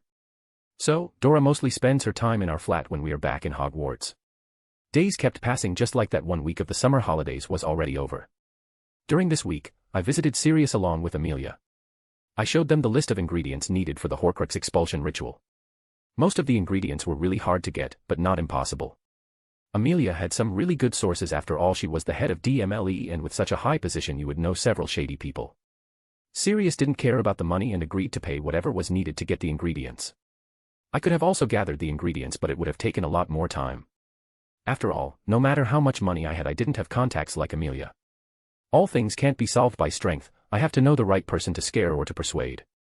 And all of the ingredients needed to be fresh, so I can't collect them before or they would have gone bad, and some ingredients couldn't be stored under a stasis charm. So, Amelia decided to gather all these ingredients, and Sirius and Harry decided to thank her profusely. It was clear that something was already going on between Amelia and Sirius, which led to another round of teasing. We decided to perform the ritual right after the 31st of July, right after past midnight. Everything was going on completely fine until I received an emergency message from Sirius through Patronus. I didn't know what it was because I can't exactly remember every date. If I had to bet my money, then I would say that this was about the dreams. I quickly took my aging potion and wore my armor and portkeyed into their house and found that Sirius and Harry were both waiting for me. It was really early morning as the sun wasn't up. They invited me inside and Sirius poured fire whiskey for himself. I could see that both Sirius and Harry were looking really distressed. So, what's up? I asked them, taking my own seat. It was a dream. I know it sounds really stupid, but it looked real, like I was experiencing it myself. I told Sirius and decided to inform you. Honestly, I am sorry to disturb you so early, Harry spoke while looking at the table. Looks like I was right again, so the dreams have started, which means Dork Lord is getting stronger. Pup, even if it isn't something, it's better to be sure about it, Sirius said to Harry. I agree with Sirius on this matter. Harry nodded his head and started to tell me about the dream he had. It wasn't a dream in which he saw the snake or Nagini, so I wasn't sure if Baby Mort had already made Nagini his Horcrux or not. That means the snake face is growing stronger, which leads me to believe that he has gained some sort of body. There is no other way for him to get stronger, I said while nodding my head sagely. Baby Mort killed Bertha Jorkins to make Nagini a Horcrux. I would save her, but I didn't know when that happens and where it happens. I have tried to find Barty Crouch's house, but I was unable to find it. Apparently, they were also paranoid bastards and someone can only get into their house through flue and they have to be keyed to the wards.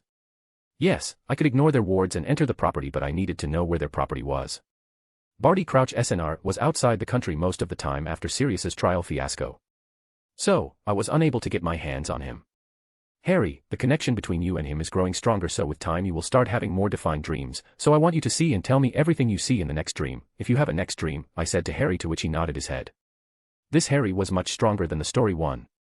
Will he be having dreams even after we remove the Horcrux? Sirius asked me, looking really worried and horrified. No, but there are still 3 weeks before the ritual can be performed, so he can see something important, I said, to which both Sirius and Harry nodded their heads. With that, I left the house and decided to visit Little Hangletown. After all, nothing would happen if I checked that place, maybe I would be able to save a life. Chapter 128, Horcrux Ritual, 2. Edited. POV Rio, Edgar. I arrived just outside Little Hangletown. This was the first time I was visiting.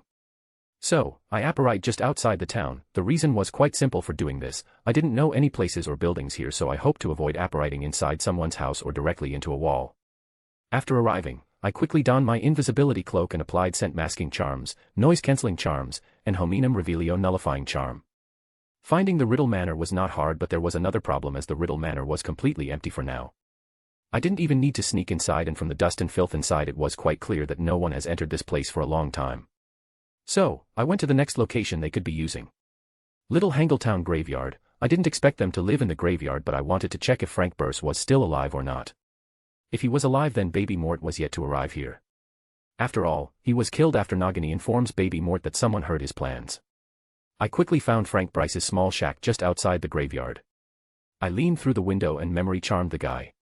It was planting some new ideas inside his head. Yes, if he was a wizard then it would be difficult, but I could still do it, but with non-magicals, it was easy as fuck, as he couldn't fight the new memories. I didn't change much. I just planted the idea inside his head that he was getting old and wanted to look around some new places before he died. I know, not a good reason, but it works. So, who gives a fuck? With that done, I quickly apparate directly in front of Bones Manor.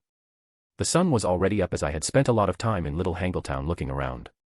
I wanted to mess with the grave of Riddle SNR, but I held myself back as I was quite sure that Baby Mort would check that after arriving there. I didn't want to tip my hand so soon, but before that, I needed to make sure that Bertha Jorkins was alive or not. Walking up to the front door, I knocked. After a few seconds passed, the door was opened by an irritated Amelia who was glaring at me. How did you know it was me? I asked her, slightly curious. Like anyone else would dare to come here at this time. Only you would do that, Amelia said while ushering me in. She got a point, I guess. Fair enough, I said, and quickly went to her kitchen and sat down. So why are you here? Did something happen? Amelia asked me while she was already preparing coffee for herself. Yes, something did happen. Apparently Noseless is growing stronger. My bet is that he got himself a body of some kind, I said while leaning on the table. And how did you find that? Amelia asked, looking really interested in the topic now. Harry saw it in a dream, through the connection he has. So, it led me to the conclusion that Noseless is getting stronger. I spoke and pulled out a phone and threw it to Amelia, who caught it instinctively. So, you are finally giving me this. And how in Merlin's name I am gonna use this contraption? Amelia said while poking the phone with her fingers like she had seen me doing. I spent the next hour explaining how to use the thing, and she was amazed by how the thing worked. She immediately wanted her aura core to be equipped with this, but I told her maybe in the future. Amelia, keep your eyes open. I have heard a few whispers about Barty Crouch JNR being alive. I need you to keep your eyes on the Department of Magical Games, I told Amelia, to which she was quite surprised. But how? Barty Crouch JNR died in Azkaban, Amelia said while putting down her phone. Not necessarily, there are several ways to fake death. Just keep your eyes and ears open, I said, to which she nodded. How is the ingredient hunt going? I asked her while looking towards the owl who entered the kitchen carrying the latest edition of Daily Prophet. Nice. I have already arranged everything. We will have everything on hand 2 days before July 31st. Only one ingredient is off the market, the venom of pearl cobra. It's a breed of a magical king cobra. Completely white and shiny like show and pearl, usually found in the Himalayas, Amelia said while huffing in annoyance. Well, the problem is they are really hard to find and everything we get from those snakes is only used in some very rare rituals, so there is no demand in the market, and the next problem is they are quite fast and venomous, sometimes even compared with basilisk venom. Because of their color, they could easily move in the snow without getting noticed, Amelia said. I can clearly see her point now, but still, with money someone should be willing to do the job, right? So, what are we going to do about it? Hire someone? I asked Amelia, who shook her head. Not gonna happen. No one would agree, especially at this time, as this is their mating season when they're very aggressive. I think you have to do it, Amelia said while giving me a pointy look. She must be joking, right? You are kidding, right? I asked Amelia. Nope, not in the slightest, Amelia said in a serious tone, clearly making her point. I just stared at her for a few seconds. I finally relented and nodded my head, which made Amelia smile. I wouldn't put it past her using this as a chance to get back on me. I would do my own research before I start my own venture. With everything done and said, I returned to Castle Ravenclaw, and after getting changed in normal clothes I decided to do my own research on these creatures. What I found wasn't too far from what Amelia said, but she either forgot or didn't know that these snakes have a mild notice me not charm on their scales, which made them even harder to find. I decided to take another expert's view on this matter. I quickly wrote down a letter to dear Luna. Yes, she is quite eccentric and unique, but she knows her stuff. And her stuff relates to magical creatures. Though I don't expect to get anything new from her, but it never hurts to try. 2 weeks passed in a blink of an eye, and I had already received a reply from Luna, and she said the exact things I found in the books and Amelia told me.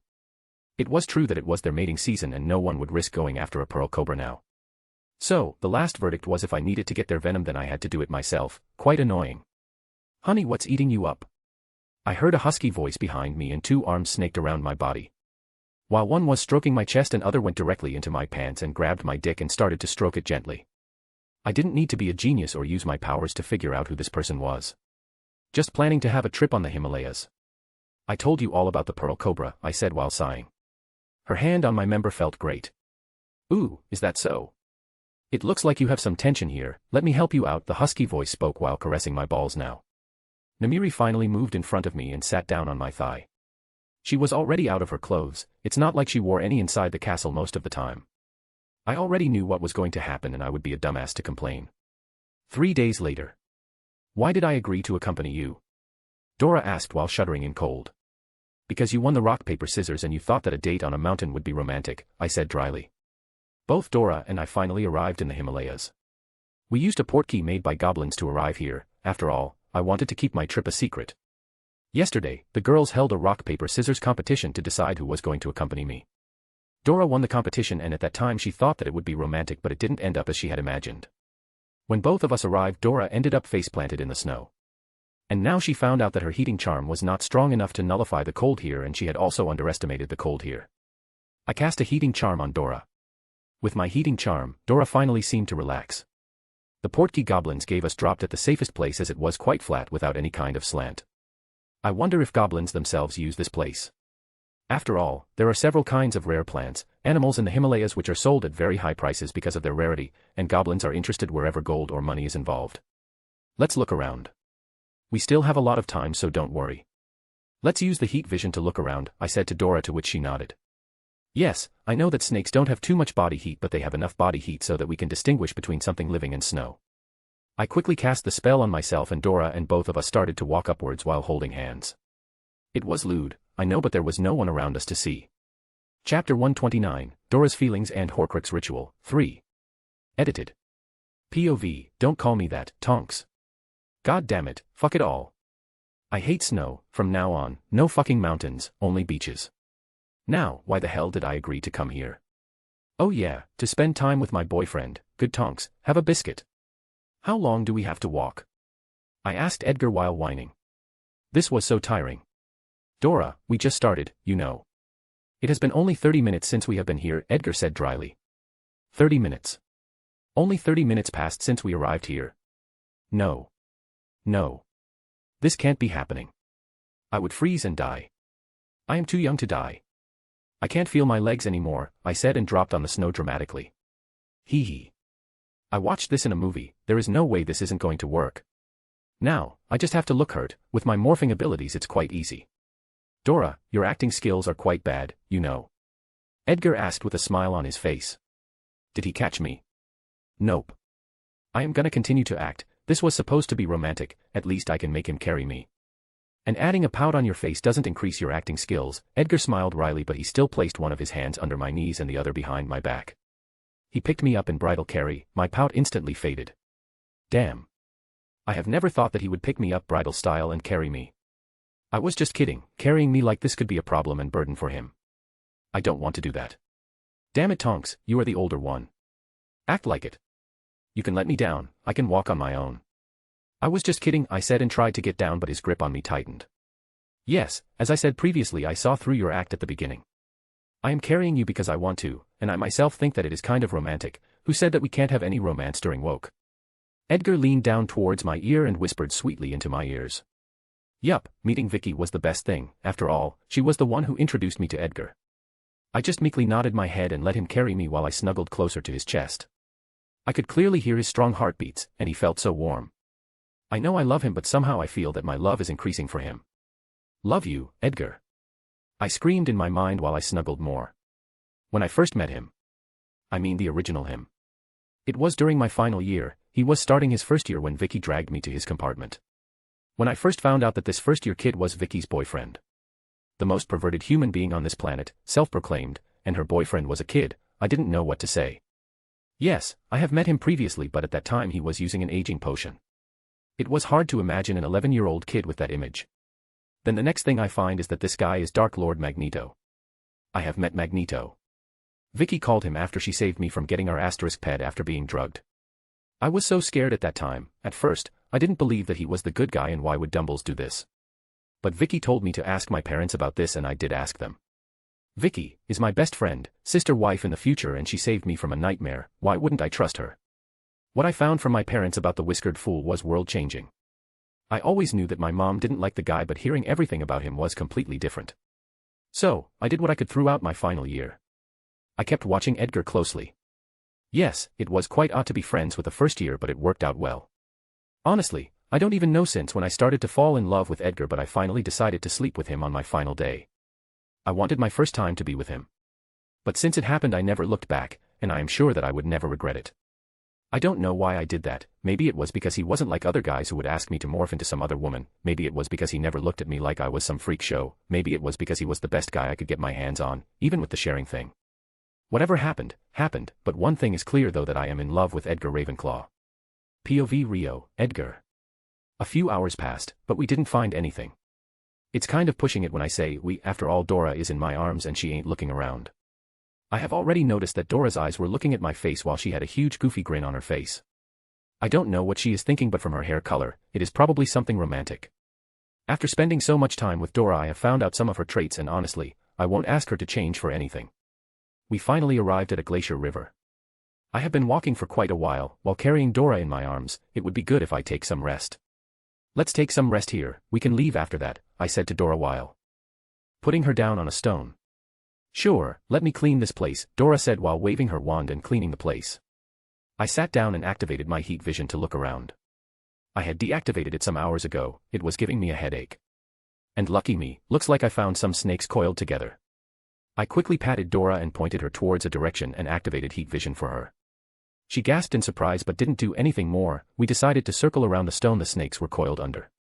I wasn't sure what kind of snake it was, but I would rather stay vigilant when I tried to take any snake's venom. Without even shutting down the heat vision, both me and Dora shot several stunning spells and roping spells.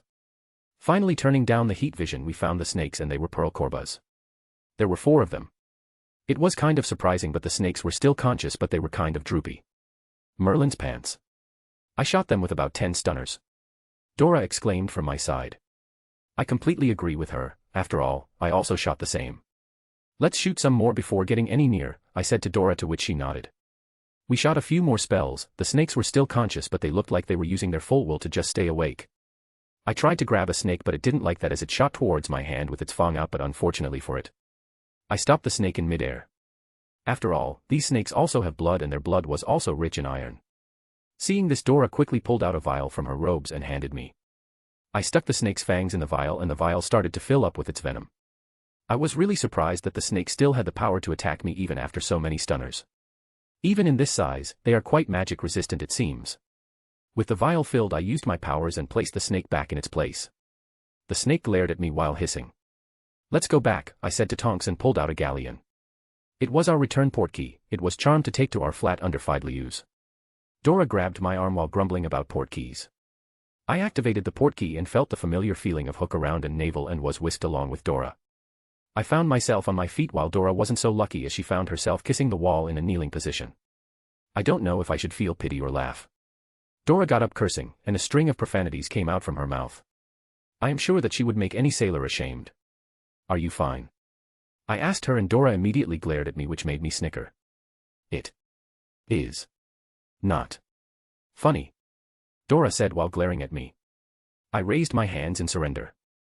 "Fine, fine," I said and snickered again, which made her glare at me again. With the productive trip, we decided to head back to Castle Ravenclaw. 3 days later.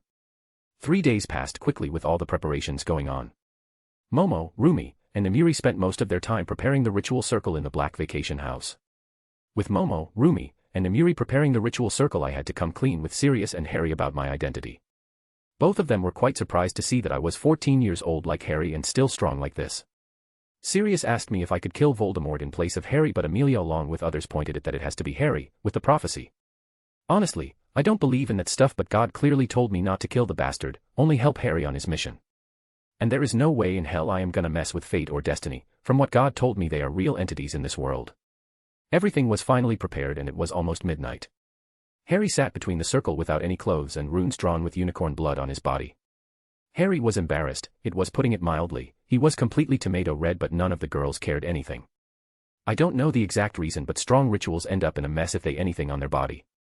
As soon as the clock hands hit midnight, I signaled Amelia, who started the ritual. It needed 3 adults to perform the ritual, so outside the ritual circle Sirius, Namiri, and Amelia were sitting in a triangle around the circle. Dora didn't participate because her magical reserves were much lower than either of them. The whole ritual circle glowed up while the others and I looked at the ongoing ritual with awe from outside. As soon as the runes of Harry's body started to glow, he screamed in pain and his scar split open.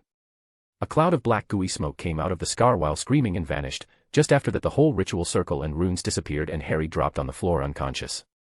Sirius covered Harry's body with a blanket while Momo ran up to him and started to perform some diagnostic charms on Harry. Soon a smile appeared on her face and she looked up to Sirius. The ritual was successful and Harry is finally Horcrux-free, Momo declared, and Sirius cheered and pulled Amelia into a shearing and passionate kiss, which he himself didn't notice until all of us started making catcalls. Chapter 130, Quidditch World Cup, I. Edited. POV Rio, Edgar. I have to say, it's quite similar to Hogwarts, Sirius said while nodding his head looking at our castle. I have seen several pictures of Hogwarts, but I can't compare it until I see Hogwarts through my own eyes, Harry repeated, mimicking his dog father. Sirius preferred being called dog father rather than godfather. After Harry's birthday, when the ritual was successfully performed, I decided to invite the duo to our castle. After all, there was no longer hiding anything, and honestly, this cloak and dagger were getting boring for me. In MHA world I was able to exert my power and strength, but I can't do that here. This world was more inclined towards politics and stuff. After this world, I am gonna ignore politics for another lifetime. Yeah, the castle is quite similar, but I think it's slightly smaller than Hogwarts, Amelia decided to give in her nuts of thoughts. She was also invited along with her niece. Her niece, Susan, didn't know the truth about me being Magneto or all the stuff we have been doing. It was something Amelia insisted upon. She didn't want her niece to worry about unnecessary stuff. Susan was rather busy trying to chat up with Harry. Susan wasn't a fangirl of Ginny's level, but she still was a fangirl. After all, Susan grew up reading stories about the great Harry Potter, the boy who lived. The original Harry hated that name and hated his fame. This Harry was quite similar too, but this Harry was able to deal with it much better. I am not gonna be a spoilsport, but where is that little blonde, the one who was skipping around? All of a sudden Dora asked. Her voice was filled with concern. She must have gone to find Attila, Rumi decided to say offhandedly. Yeah, I agree with my girl. Dora gasped and looked completely horrified and terrified at the same time. She had never met Attila out of fear. Her exact words were, basilisks find little old metamorphmagus like me to be quite nutritional. I would rather stay here and get tripped around. She had just heard that we had a huge basilisk roaming around the castle. Wait, who is Attila? Harry asked quite curiously. All of us were sitting in the garden having a nice picnic. I have invited Harry and his dog father, Amelia, and her niece and of course our dear Luna. I have invited Xenophilius too, but he had another trip planned beforehand. All of us were here sitting under the shade of sunlight, only Luna was missing. She is a basilisk. Dora exclaimed in fear, finally finding some words. Other guests heard her and gasped in fear. What the hell? We need to save the girl. Amelia shouted and pulled out her wand. Sirius and Harry both nodded to her. Oh, relax. Attila won't do anything to her. Attila loves the over-energetic girl. She will be fine. For the first time I decided to speak. How can you say that? It's a basilisk for Merlin's sake, Sirius said, looking really angry. Luna knows that. Luna was petting the thing before Edgar made her his familiar and the basilisk was purring. Don't worry. Attila loves the girl, Momo said and leaned back on the tree. All the guests were completely dumbfounded. Before anyone could say anything, all of us heard a loud hissing. Everyone turned in the direction and found a giant snake, basilisk, slithering towards our direction while Luna was happily riding on its massive head. The jaws of all the guests dropped on the floor while their eyes grew so wide. I was quite surprised that their eyes didn't pop out of their heads. Like I said. Attila loves the girl, I said offhandedly. Amelia and Sirius have both lost their abilities to speak and honestly, I didn't find their reaction anything out of normal. It was the obvious reaction. Attila finally arrived in front of us and stopped and lowered her head. Luna climbed down from her head and started to pat Attila's head. Good girl. I will have another excursion with you, may the force be with you, Luna said while patting Attila's head while Attila nodded her massive head and turned around and slithered back into the forest. The fuck? How the hell does Luna know about the force? I don't think anyone showed her Star Wars. I looked around and found Namuri, Momo, Rumi were all confused. Dora didn't know Luna, this was their first meeting so she was out of the equation. Luna skipped towards us and plopped down in front of me and pulled out a notepad and started to write down something. Nobody said anything, all of us were quite surprised to say anything. Luna, how do you know about the force? I asked Luna, I knew there must be some strange creature involved but I needed to find what it was. Oh. I read about that in a book, or comic. I forgot what it was called, Luna spoke looking quite confused.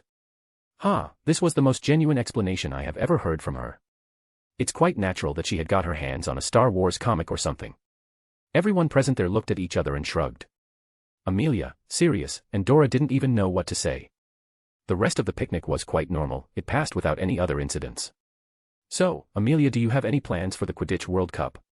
Sirius asked Amelia. Oh yes, the Quidditch World Cup.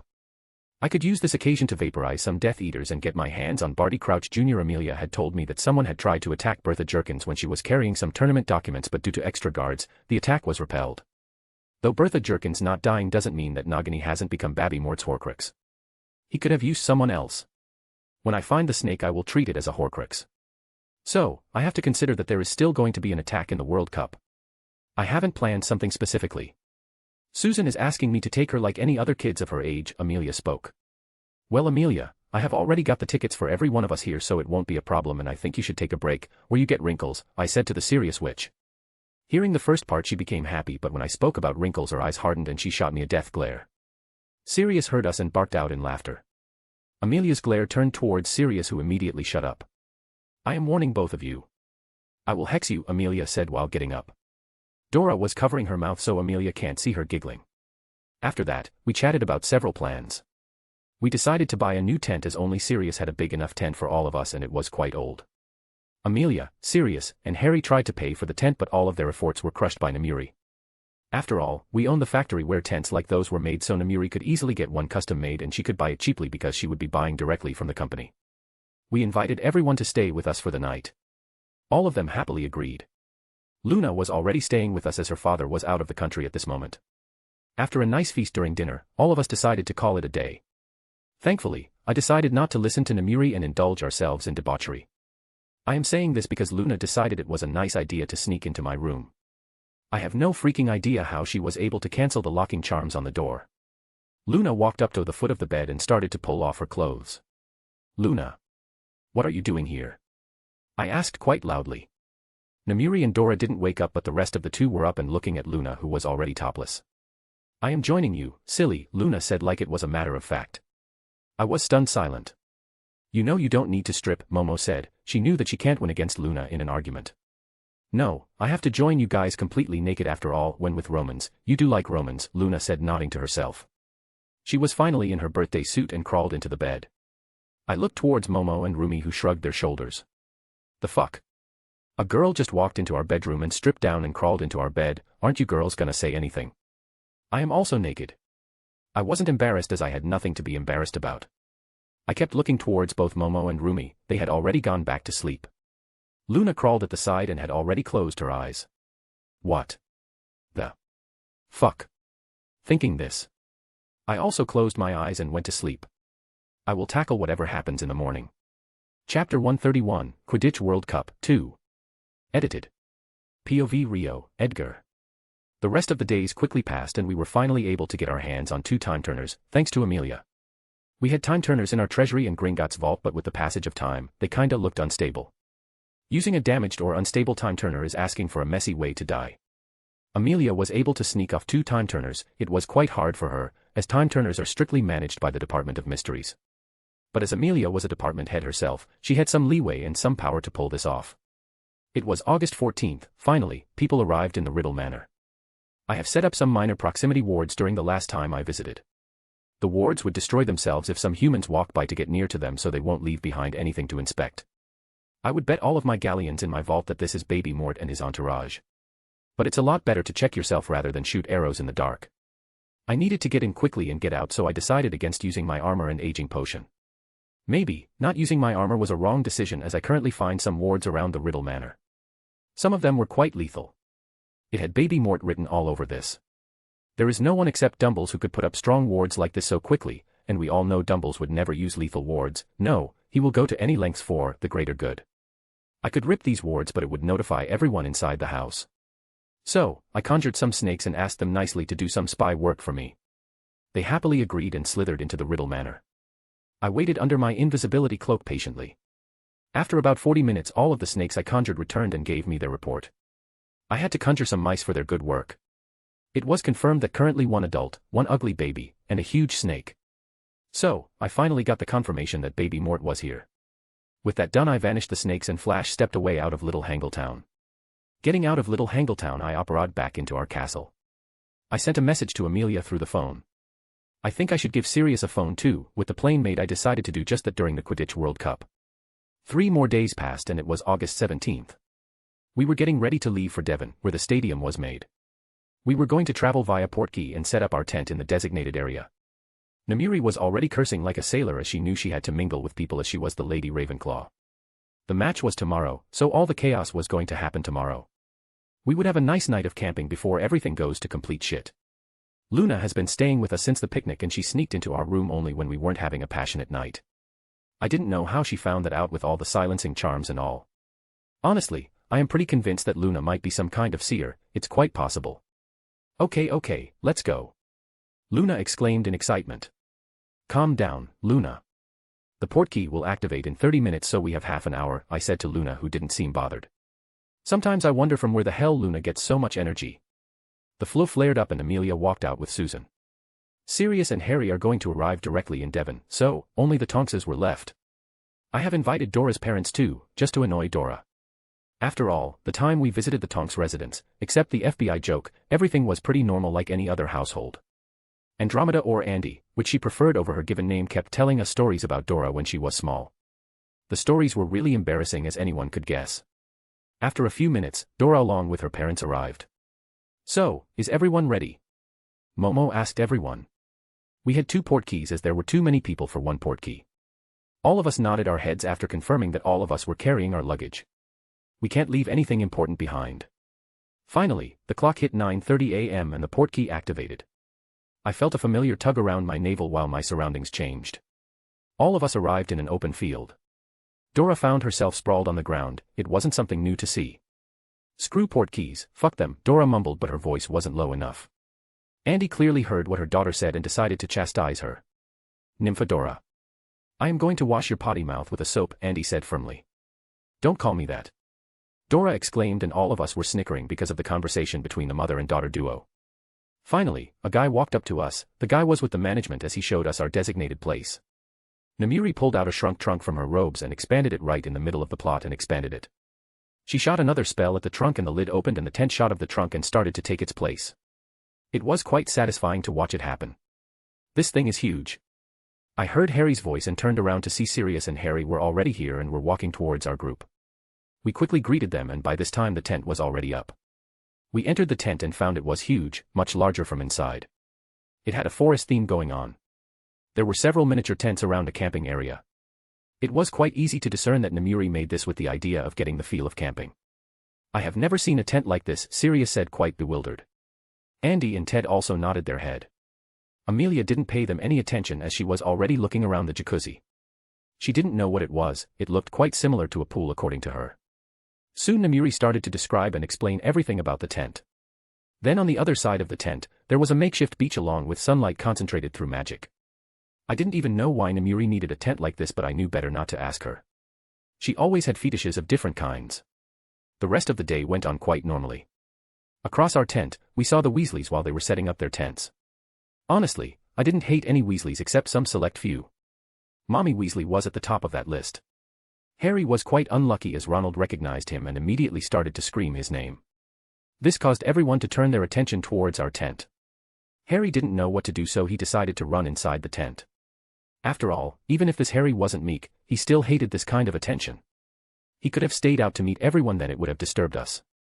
Ronald Weasley tried to enter our tent and proclaimed in front of everyone that Harry was his best friend, but alas, Namuri shot Arthur a glare and he immediately understood the reason for her glare. Arthur quickly dragged off Ronald Weasley, not wanting to cause any problems for us.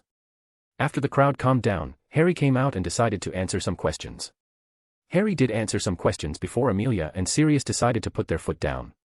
Amelia was head of the DMLE, as since the crowd was causing problems and disturbance she had the right to intervene. Sirius's reason was much simpler, he was Harry's guardian and he decided that it was enough answering for today. From the other side, the Weasleys kept watching. 3 Weasleys, actually, Ginevra Weasley was intently watching Harry with cow eyes. Ronald Weasley was looking enraged, it was clear that he was jealous. Molly Weasley had a rather complicated look on her face. While all of this was happening, I got a good chance to sneak around and finally reached near the Weasleys and decided to read Mommy Weasley's mind. Well, I wasn't disappointed. As there were several plans going inside her mind. The old meddler had apparently reached out to her and made several plans. O.L. Twinkles had told her that he was going to get Harry's name in the tournament so he could bring him back to Britain. And it was her job to brew loyalty potions for young Harry and love potion key to young Ginevra. After all, he had told Molly that he had the duty to lead Harry into the light. Her shields were so pathetic that it wasn't even funny. I swam around her mind collecting any important information I could get my hands on. After a couple of minutes I was completely done and no one noticed me. Wow, after getting what I needed I decided to walk away. Suddenly I collided with someone and found a small blonde girl. I immediately recognized her. After all, I have seen her before. Gabrielle Delacour. She was about to fall but I caught her. Are you okay? Sorry, I wasn't looking, I said to Gabrielle, who just nodded her head and turned back to look towards Harry. Oh, the rest of the Delacours were also here and they were watching me. Actually, they were keeping an eye on Gabrielle and since I bumped into her their attention turned towards me. Seeing me apologize they didn't say anything. I also didn't need to say anything as they didn't know me. I waved at Gabrielle and slowly walked away but I noticed Fleur's eyes were on me even after I have started to walk away. Chapter 132, Quidditch World Cup, 3. Edited. POV Rio, Edgar. While walking away from the crowd I kept wondering why Fleur was watching me like that. I am pretty sure that she didn't recognize me as Magneto. To do that you should be able to see magical aura and I am quite sure Velas lacked the talent. Yes, she could have that ability but if that was the case then her eyes would have contained fear or something similar but that wasn't the case. Her eyes contained interest and curiosity. So, Avila only becomes curious, yep, when they find someone who isn't bothered by their allure and I am pretty sure that I wasn't affected by her allure. So, I guess she became interested in me as she saw I didn't become a drooling fool. Well. I will care about all that stuff later and I am sure I will have this whole year's time to think about all this because she is going to be in Hogwarts through the whole year. I have other important stuff to do, like how can I cause several accidents to cause death here and there. I still haven't heard anything if there is going to be an attack or not. I have changed the timeline by a huge margin so there isn't anything sure if there is going to be an attack or not. But it's better safe than sorry. I found some nice places where an accident could easily happen and decided to inform the girls about this later. I am not naive to think that the girls wouldn't participate in this. Yes, Namuri or Momo might not kill someone but they would easily maim someone in Dora. I ain't sure about her. But I personally think that she will kill if it's needed. Rumi has already killed so I don't think she would mind a lot. But I am much more worried about Luna. Well, Momo can help her get away if something happens. I finally returned to our tent and found that the crowd has already dispersed. I entered our tent and found everyone laughing and talking along with each other. Where have you been? Momo asked me with a smile while gesturing me towards them. A smile appeared on my face and I quickly sat beside Momo where she was patting with her hand. Namiri pointed her wand in my direction and a bottle of butterbeer shot towards my hand. I easily grabbed the bottle. Only now did I notice that the adults had a glass of fire whiskey in their hands and everyone else had a bottle of butterbeer. They were also making barbecue. Well, I won't ever complain about barbecue and drinks. I was looking around, found some interesting people, and Harry, it would be really good for you if you stay away from those Weasleys, especially Mama Weasley and the two youngest, I said to Harry, who grimaced at the mention about Weasley. I honestly don't want to anywhere near that red-headed fool.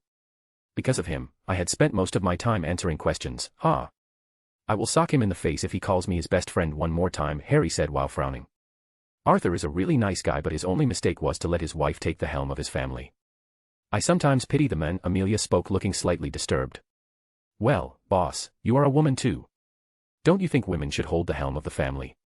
Dora asked. Her eyes were slightly glazed and she had the ever-present mischievous glint present in her eyes. It was clear that she was planning something. Don't get me wrong.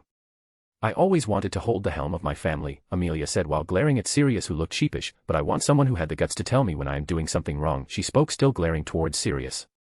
Sirius just cowered in fear. Well, I guess if he is like that, then Amelia should hold the helm of their family. Don't worry, Mud, I will take care of you, Harry said while patting his dog father. Everyone burst out laughing after that. Sirius huffed and pouted. Well, jokes aside, I seriously don't know why Arthur allows Molly to lead his family. Andy spoke and took a sip of her drink. Well, it might have to do something with the love potion she had fed Arthur, Sirius chipped in. Isn't feeding love potion to a lord of pure blood family a crime? Even if Weasleys aren't a prominent pure blood family, but they still should be treated like pure blood families, right? Dora asked, clearly confused. Well, there is a matter of line theft if it's caught or reported, Momo answered, but this made Dora frown even more. But she openly accepts that she gave him love potion. Dora asked, looking even more confused. Like Alice said, it's a crime if caught or reported. Nothing happens if she accepts this right in the middle of Wisingamot now, no one would be able to touch her, she would just walk out, Andy said while nodding her head. What? Why? Susan asked, completely bewildered. I noticed Luna from the corner of my eye and found her happily humming and listening to the conversation. Because they are married now, and the affected person Arthur won't complain, whatever anyone says won't matter, Andy continued while Ted handed her a plate of barbecued beef. Mom, how do you know all this stuff? Dora asked. I was a black before I decided to run away and marry your father, so I was taught about politics and pure blood rules till I was 16, Andy said proudly. I say it's good that they don't hold any power politically, or they would have been worshipping the old fool every time he entered the Wisingamot chambers, Amelia said with disdain clear in her voice. From what I have seen, they are also a staunch pure-blood family. They might support the old fool, but they support the pure-blood supremacy, Namiri suddenly said. Yes, the old fool and his whole voting bloc on the Wisingamot behaves like that they support the Muggleborns, but they don't. They discriminate Muggleborns more subtly though, unlike the Dark families, Andy agreed. At least Magneto killed the pink toad. I hated her with my whole being. She was a disgusting human or toad, whatever you want to call her. She had single-handedly passed several bills that had made Muggleborns second-hand citizens, Amelia spat out in rage. Boss, who are you talking about? Dora asked. She is talking about Dolores Umbridge. Oops, Umbridge, Andy said and chuckled sheepishly when she said Umbridge. She didn't want to curse in front of Dora when she was trying to curb her daughter's foul language. Yeah, before she died, she was trying to pass a bill that would make it impossible for the Muggleborns to work in the ministry, Amelia said looking in her glass. Well, it's good that the toad is gone now, let's forget these disturbing topics and have dinner, Momo said suddenly, and everyone immediately agreed with her in an instant. It was quite late and everyone was getting hungry and the meat was also prepared. After dinner, we put out the fire and went to sleep as arranged beforehand. My tent was the biggest with the biggest bed, as Namiri, Momo, Rumi were also there. Because Andy and Ted were here, Dora decided to sleep separately for tonight so Andy would tease her endlessly. Like it happened recently. Luna sneaked into our tent at night and joined our group. I have asked several times about what was going on but didn't receive any answer. And Luna is like an angel. I tried but I was unable to bring myself to say anything to her. The next day was much more crowded. Albus feckin' Dumbledore finally decided to show up and greeted Harry. Sirius stood beside Harry like a guard watching Dumbles like a hawk. OL Twinkles didn't even look bothered with this. Dumbles didn't try anything now, of course, he isn't stupid to try to pull anything, especially with all these foreigners here. Reporters from other countries were looking at the situation with a microscope, obviously not a literal microscope, it was a metaphor. After acting as a caring grandfather he walked away, but not before giving Sirius a disappointed grandfatherly lecture about how disappointed he was. How disappointed Harry's parents would be in him since he didn't allow their son to study in Hogwarts. Sirius was about to punch the whiskered fool, but thankfully Amelia hit him with a stinging hex and stopped him. The rest of the day was quite normal, like I had guessed. The minister, moron Cornelius Fudge, appeared before Harry like a kid on a sugar rush and treated him like a god before dragging Harry into his VIP box. Harry was begging his dog father to save him, but alas, it looked like it wasn't going to happen as Sirius was rolling on the floor in laughter. Almost every man in the whole stadium became a bumbling fool when the Vila cheerleaders entered. I again noticed Fleur staring intently at me with clear interest in her eyes. Delacours were also in the VIP box, as Jean Delacour had become the new head of DMLE of French Horrors. The match was quickly over. I wasn't interested in the match. I was keeping my eyes around for any sign of the attack or Winky the house elf. Unfortunately, I didn't find anyone, or I would be killing some people and Rumi would have been able to fight someone too. Loss, and I couldn't blame anyone for this as I was the one who changed the timeline while killing dear old Lucy and Lord Knot. With them gone, I don't think anyone would have the courage to do anything. Maybe Parkinson, but I can't say anything for sure. After returning to the tent, I decided to stay up so that I could react quickly to the attack, but again unfortunately nothing happened. No attack happened. I stayed up the whole night. In the morning, we finally decided to gather everything and leave. After getting everything, all of us decided to return to Castle Ravenclaw. We also invited Sirius and Harry as they didn't have anything special to do. Chapter 133, Luna joins the merry band and GOFI. Edited. POV Rio, Edgar. So, Luna, care to tell me why you like to sneak into our bed? I was finally unable to hold back and asked her. I could clearly hear the other girls snickering. They were trying not to make a sound by covering their mouths, but they weren't quiet enough. Of course, I want to have intercourse with you, silly, Luna said in her usual dreamy voice. I almost choked when she said intercourse. Not that I have any problem, but before I do anything with her I want her to be quite clear about what she feels. I like older women, there is no argument, but I can't possibly bring myself not to like Luna. Luna is just magical like that. If you can treat Luna badly then you are scum. But that is also the reason I didn't make flirt or make any moves on Luna. I am a selfish guy who already has 4 lovers. Luna is such an angel that if I propose she would happily become my 5th girlfriend and lover, but I didn't want to force that on Luna. Sorry, did you just say intercourse? I asked her incredulously. I obviously heard her clearly, but I needed to make sure before reacting. I heard another round of snickering.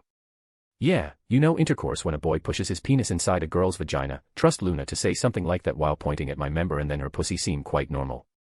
I decided to put my finger on her lip. But this was it for the girls as they burst out in loud laughter. Good girl.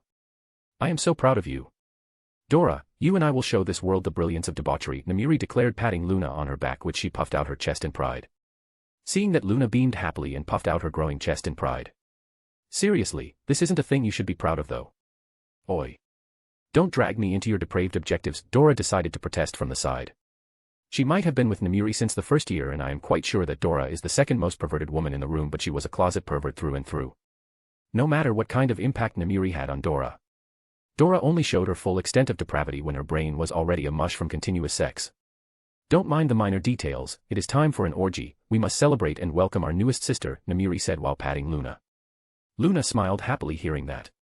I guess, you are right, Momo said and pulled herself out of the bed. Wait. Am I not the main party here? Doesn't my opinion has any value? I won't complain if Luna joins my harem, but still, my opinion should be important, right? Wait, let me cast the contraceptive charms, Rumi said while pulling out her wand from beneath her pillow. Oh, fuck. Not you too, Rumi. Wait. There will be no celebration orgy or whatever, at least not tonight. Before anything, I would like to talk with Luna privately, and another thing, we have to catch Hogwarts Express tomorrow, I said, dropping cold water on all their hopes. I was already hard, they could see it. It was really hard for me to do this, but I didn't want to miss the train. Namiri pouted, looking like she was about to cry, but I knew it was her ploy. Even though others girls were disappointed, they didn't complain. Dora had her shift early morning. Namiri didn't have anything to do, so she could sleep easily. But the rest of us had a train to catch. Can't we just have a quickie? Namiri said while pouting. You know how quickies end. Just last night you asked for a quickie and it turned out to be a fivesome where I had to fuck you silly or you won't stay down. I glared at Namiri. She at least had the decency to look sheepish. Luna, can we talk about it first before jumping right into it and doing the deed? I asked Luna, who still had a smile on her face. Though I could clearly see some disappointment in her eyes after she heard me, but the disappointment in her eyes vanished. After that, I kissed everyone good night. I kissed everyone on the lips except Luna. I kissed her forehead and wished her good night. The next morning was quite stressful as Luna's father Xenophilius was coming to the castle. He returned last night and wanted to drop his daughter at the train station, himself. So, the morning passed quickly as the breakfast was prepared by the elves and I had to say Luna had nothing on Xenophilius when it came to eccentrics. I didn't even know that it was something to be compared to before today. After the greetings and pleasantries were over he thanked us for taking care of her daughter. Of course, we waved it off saying it was nothing as Luna was our friend. With the breakfast done, Namiri prepared a portkey for us. As a family head, she was allowed to make portkey. I have to say, portkeys were strictly managed by the ministry. It wasn't as strict as the time turners. But it was still strict. I have heard from Dora that if you are caught using illegal portkeys then you have to pay a hefty fine, and if you can't pay the fine, then you could even face a few years in Azkaban. We generally brought portkeys from the goblins previously. I have done some research about this matter and found out goblins made portkeys for any customers that would like to visit their property, but they can still provide you any kind of portkeys, of course with the right price. All of us grabbed the portkey and were whisked away to platform 9 3/4. Like always, the platform was tightly packed with parents and students of several years in different colored robes along with nervous first eyes and their nervous parents. The girls quickly climbed on the train. I quickly bid farewell to Namiri and Dora. Though Namiri made me promise that I would spend a day with her in Hogsmeade after all, she was left unsatisfied last night. Dora didn't say it out loud but she also completely agreed with Namiri. Well, I happily agreed as I knew that Namiri and Dora aren't able to spend time with me like Momo and Rumi. Luna too. I climbed onto the train and found the compartment where the girls had bunked. As soon as I entered the compartment, Momo decided to throw some wards over the door. What was that for? I asked Momo, looking slightly confused as she had never done this before. She always wanted to meet her friends. I was antisocial so I didn't have a lot of friends. Neither did Rumi, and we all know how Luna was treated by all our housemates. But Momo was different. She had friends, who she liked to chat with during the train ride. Well, I thought that we should have this train ride without others bothering us, Momo said and buried her head in her book. Don't you want to meet your friends? I asked with a bewildered look on my face. Yep, but I can always talk with them during the feast or in the common room, Momo answered without pulling her head out of the book. I was stumped and decided to let this matter drop and turn towards Luna, who was happily smiling at me. Luna, you do know that I will have more girls, right?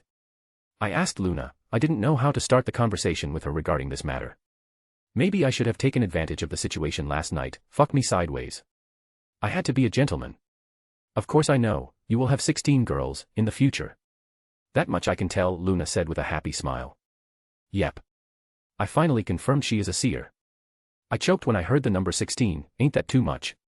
I looked at the side and Rumi and Momo were also choking when they also heard the number 16.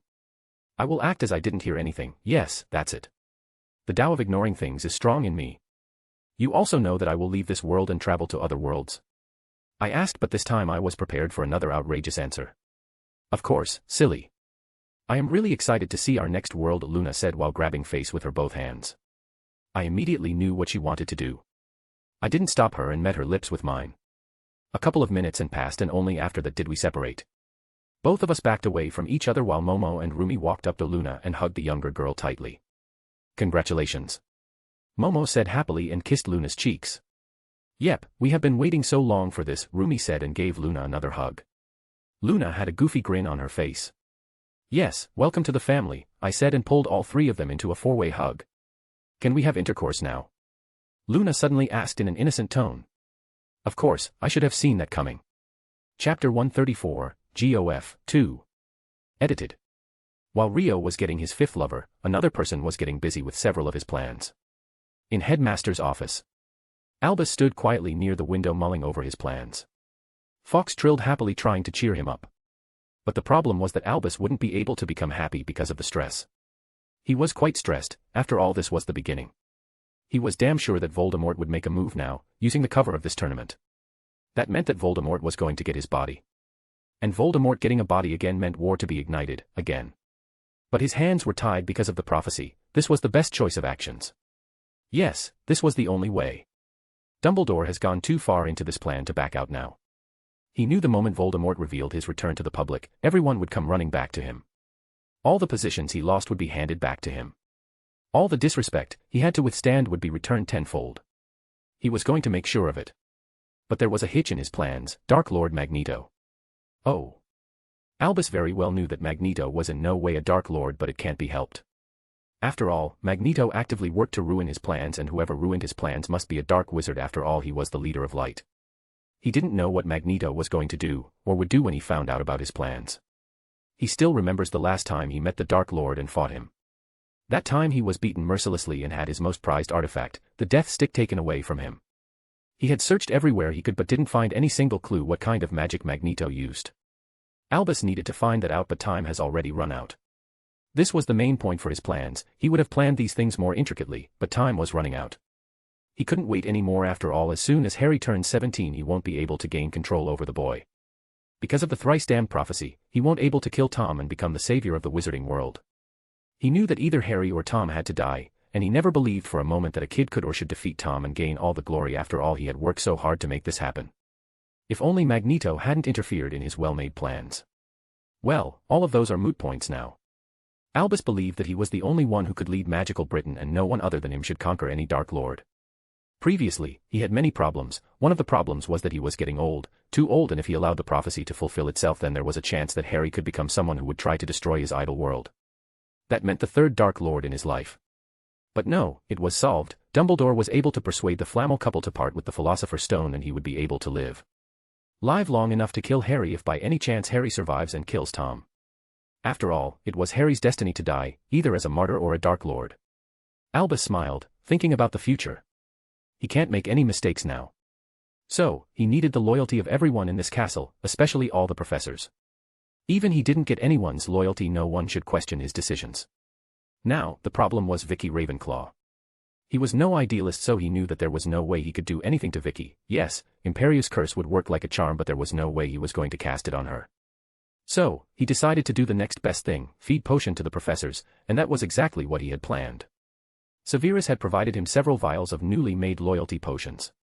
Like any other potion, this could also be nullified by the cleansing potion or the nullifying potion, but this new potion made it quite impossible for the others, meaning third parties, to notice the changes.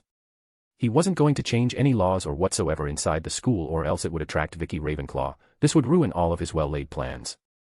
For now, he was going to let everything run like it did till now. No need for abrupt changes. He would just use this and let his questionable decisions towards the tournament go on unquestioned. Like the security of using only the age line, he turned his head towards the portraits of the previous headmasters. He remembered the old times when he had control over all of them and used them to spy around the school. But no. He lost it all, and there was a very small chance that he would gain that back. He could if someone else is able to claim any lordships related to the founders. Then they could compete for the Hogwarts against Vicky Ravenclaw. He knew that at this moment he only had the headmaster's position for show, it had no power. Albus wasn't stupid. He knew that Vicky would throw him out of the school right after Harry's name comes out of that goblet. There was a solid chance that it would happen, but he had no problems with it. After all, he was getting the loyalty of all the professors today. According to hierarchy, Minerva McGonagall was going to be the next headmistress. He could control the school through her. Whatever happens, it would only happen for a year. Because after that, Voldemort was going to return, everyone would be begging him to return. While thinking all this, Albus returned to his desk and cast a few spells at the portraits and pulled out a box filled with vials of loyalty potions. Happily musing to his own plans, he left the room, alas, too busy to notice a portrait had been following his moments until he used the spells on the portraits. POV Rio, Edgar. Ugh. My body is so stiff. God damn it.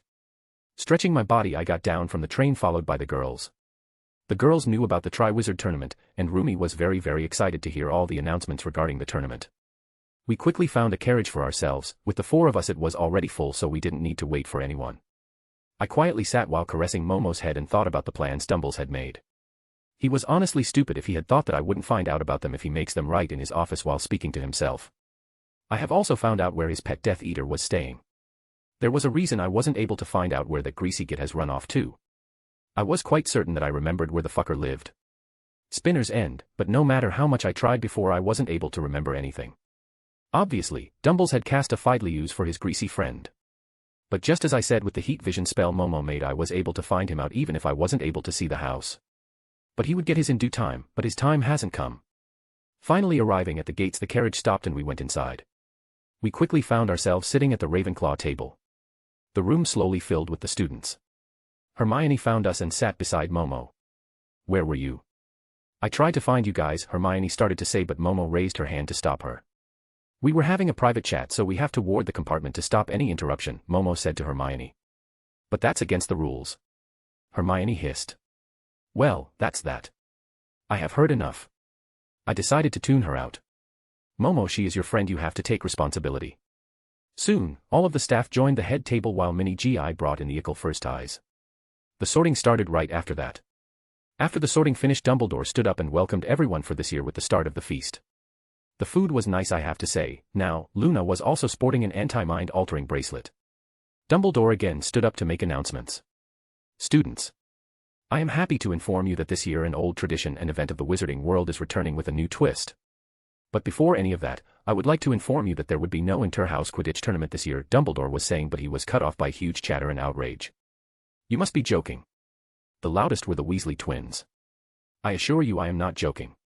The Triwizard tournament is returning. He finished and the Great Hall burst into cheer. Dumbles made a banging noise from his wand, making everyone quiet down. There are going to be two categories of the tournament. The senior part is in which only anyone above 17 would be able to participate. And the junior one, any students from age of 14 to 16 would be able to participate. Both the goblets would be protected by the age line. For any more information, please contact your head of the house. Dumbledore finished and looked around the hall. Good night. With that, he finally sat down. The Great Hall burst into another round of cheer and applause. Chapter 135, GOF, 3, and Hogsmeade Weekend, R18. Edited. POV Rio, Edgar. It was finally the Hogsmeade Weekend. I had got two things to do on my schedule. First, I had a scheduled meeting. It wasn't my own scheduled meeting. Amelia was meeting our dear Rita, and Amelia wanted me there. I would just be there under an invisibility cloak so that I can give okay to Rita's story. And the next, hee. Nemuri had bought a building in Hogsmeade. Dora and Nemuri are going to be there, meaning a threesome. Well, I have missed both of them, so no complaints there. Momo and Rumi both knew about this, but they didn't mind since they also knew that Dora and Nemuri had to stay away from me for 10 months. So, they don't mind if I spend my Hogsmeade weekend with Dora and Nemuri. My relationship with Luna was going forward at a steady pace. Luna was eagerly waiting for our first time. Though she knew it would only happen in October before the other school arrives. I was quite busy with my plans, setting up everything.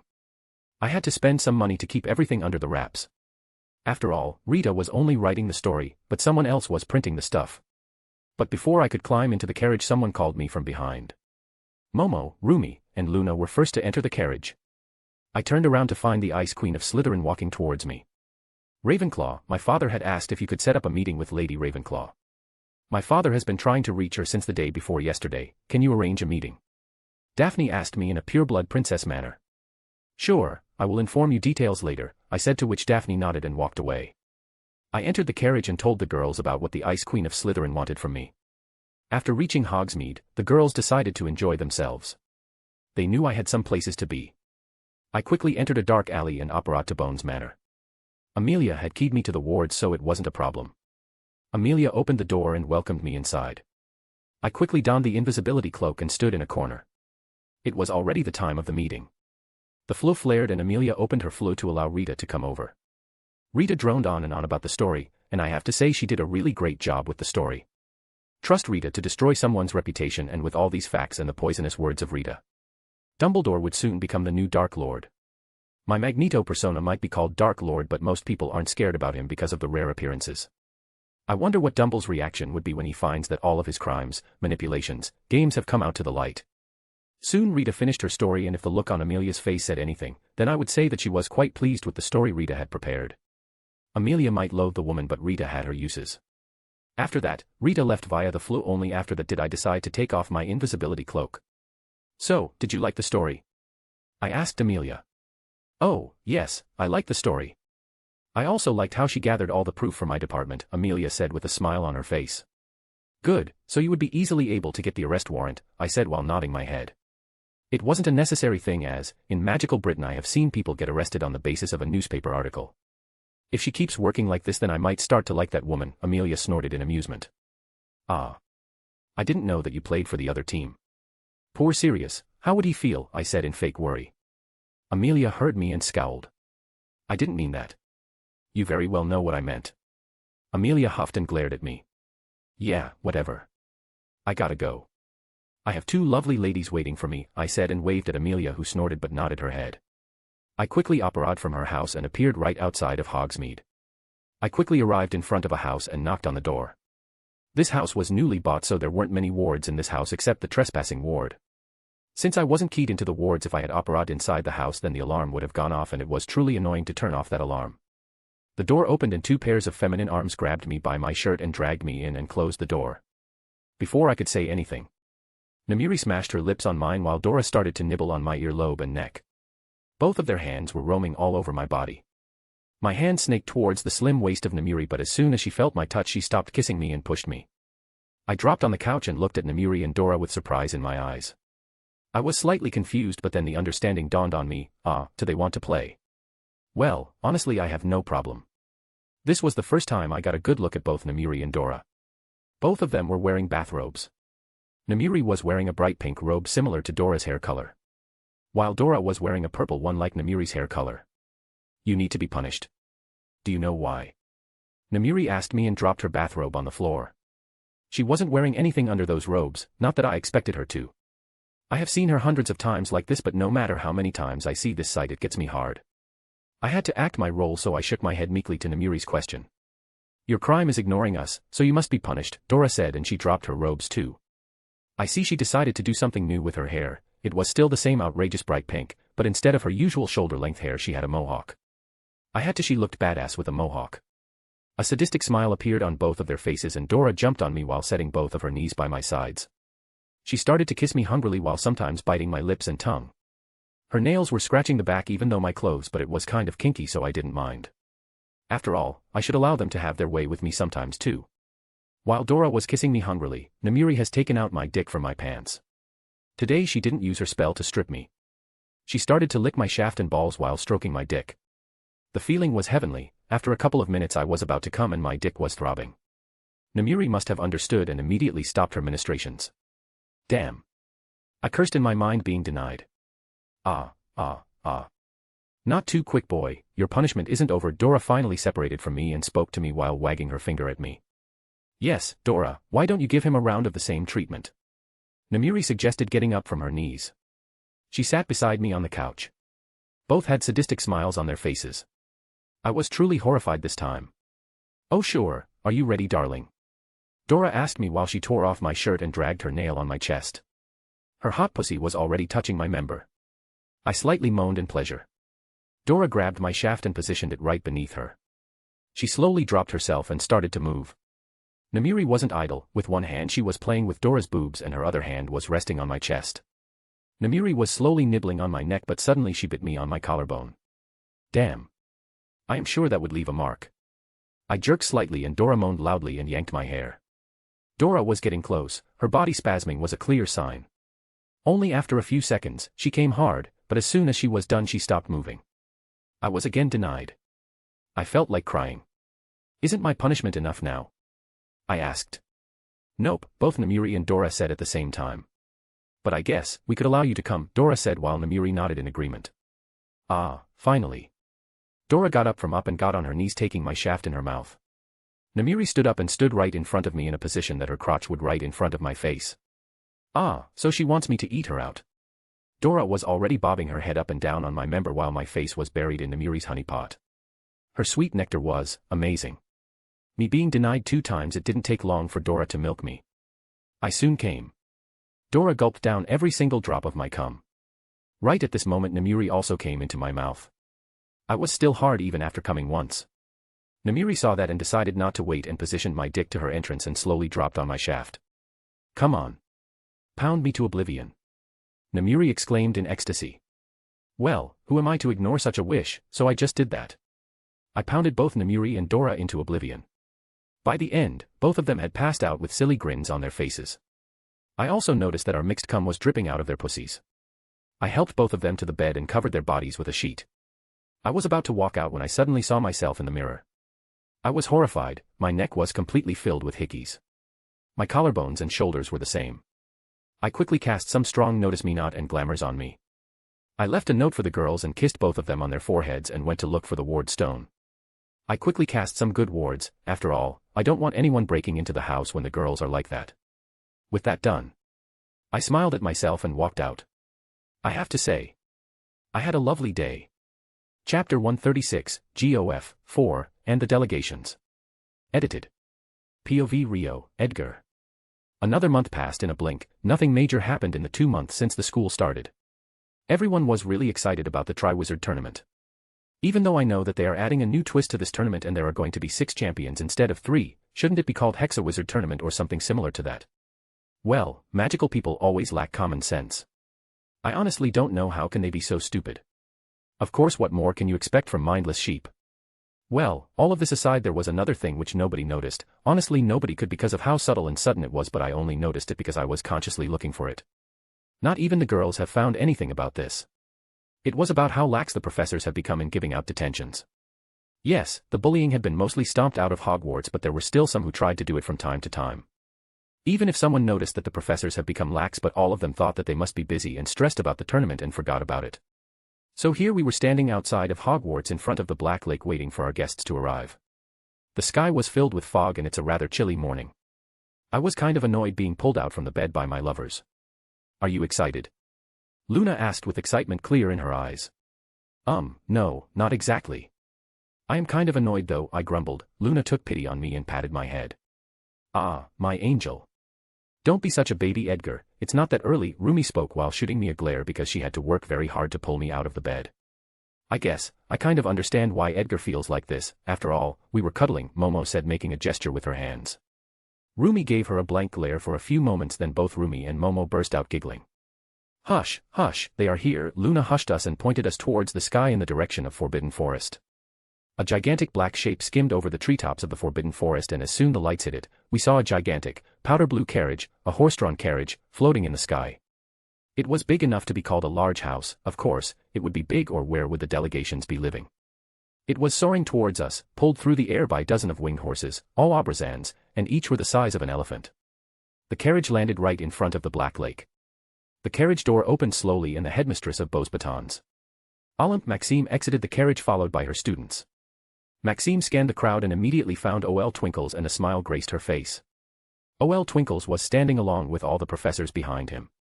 I quickly scanned the crowd of Beau's Batons' students and I was really glad that Harry wasn't here. I should feel bad for doing this, but honestly, I don't. I was never a good guy. Maxime walked towards OL Twinkles followed by her students and greeted Dumbles. Good morning, Headmaster Dumbledore. It's nice to meet you again, Maxime said with a smile and extended her hand. OL Twinkles accepted her hand and kissed the back of her hand. Madam Maxime, what can I say? It's been good, and welcome to Hogwarts.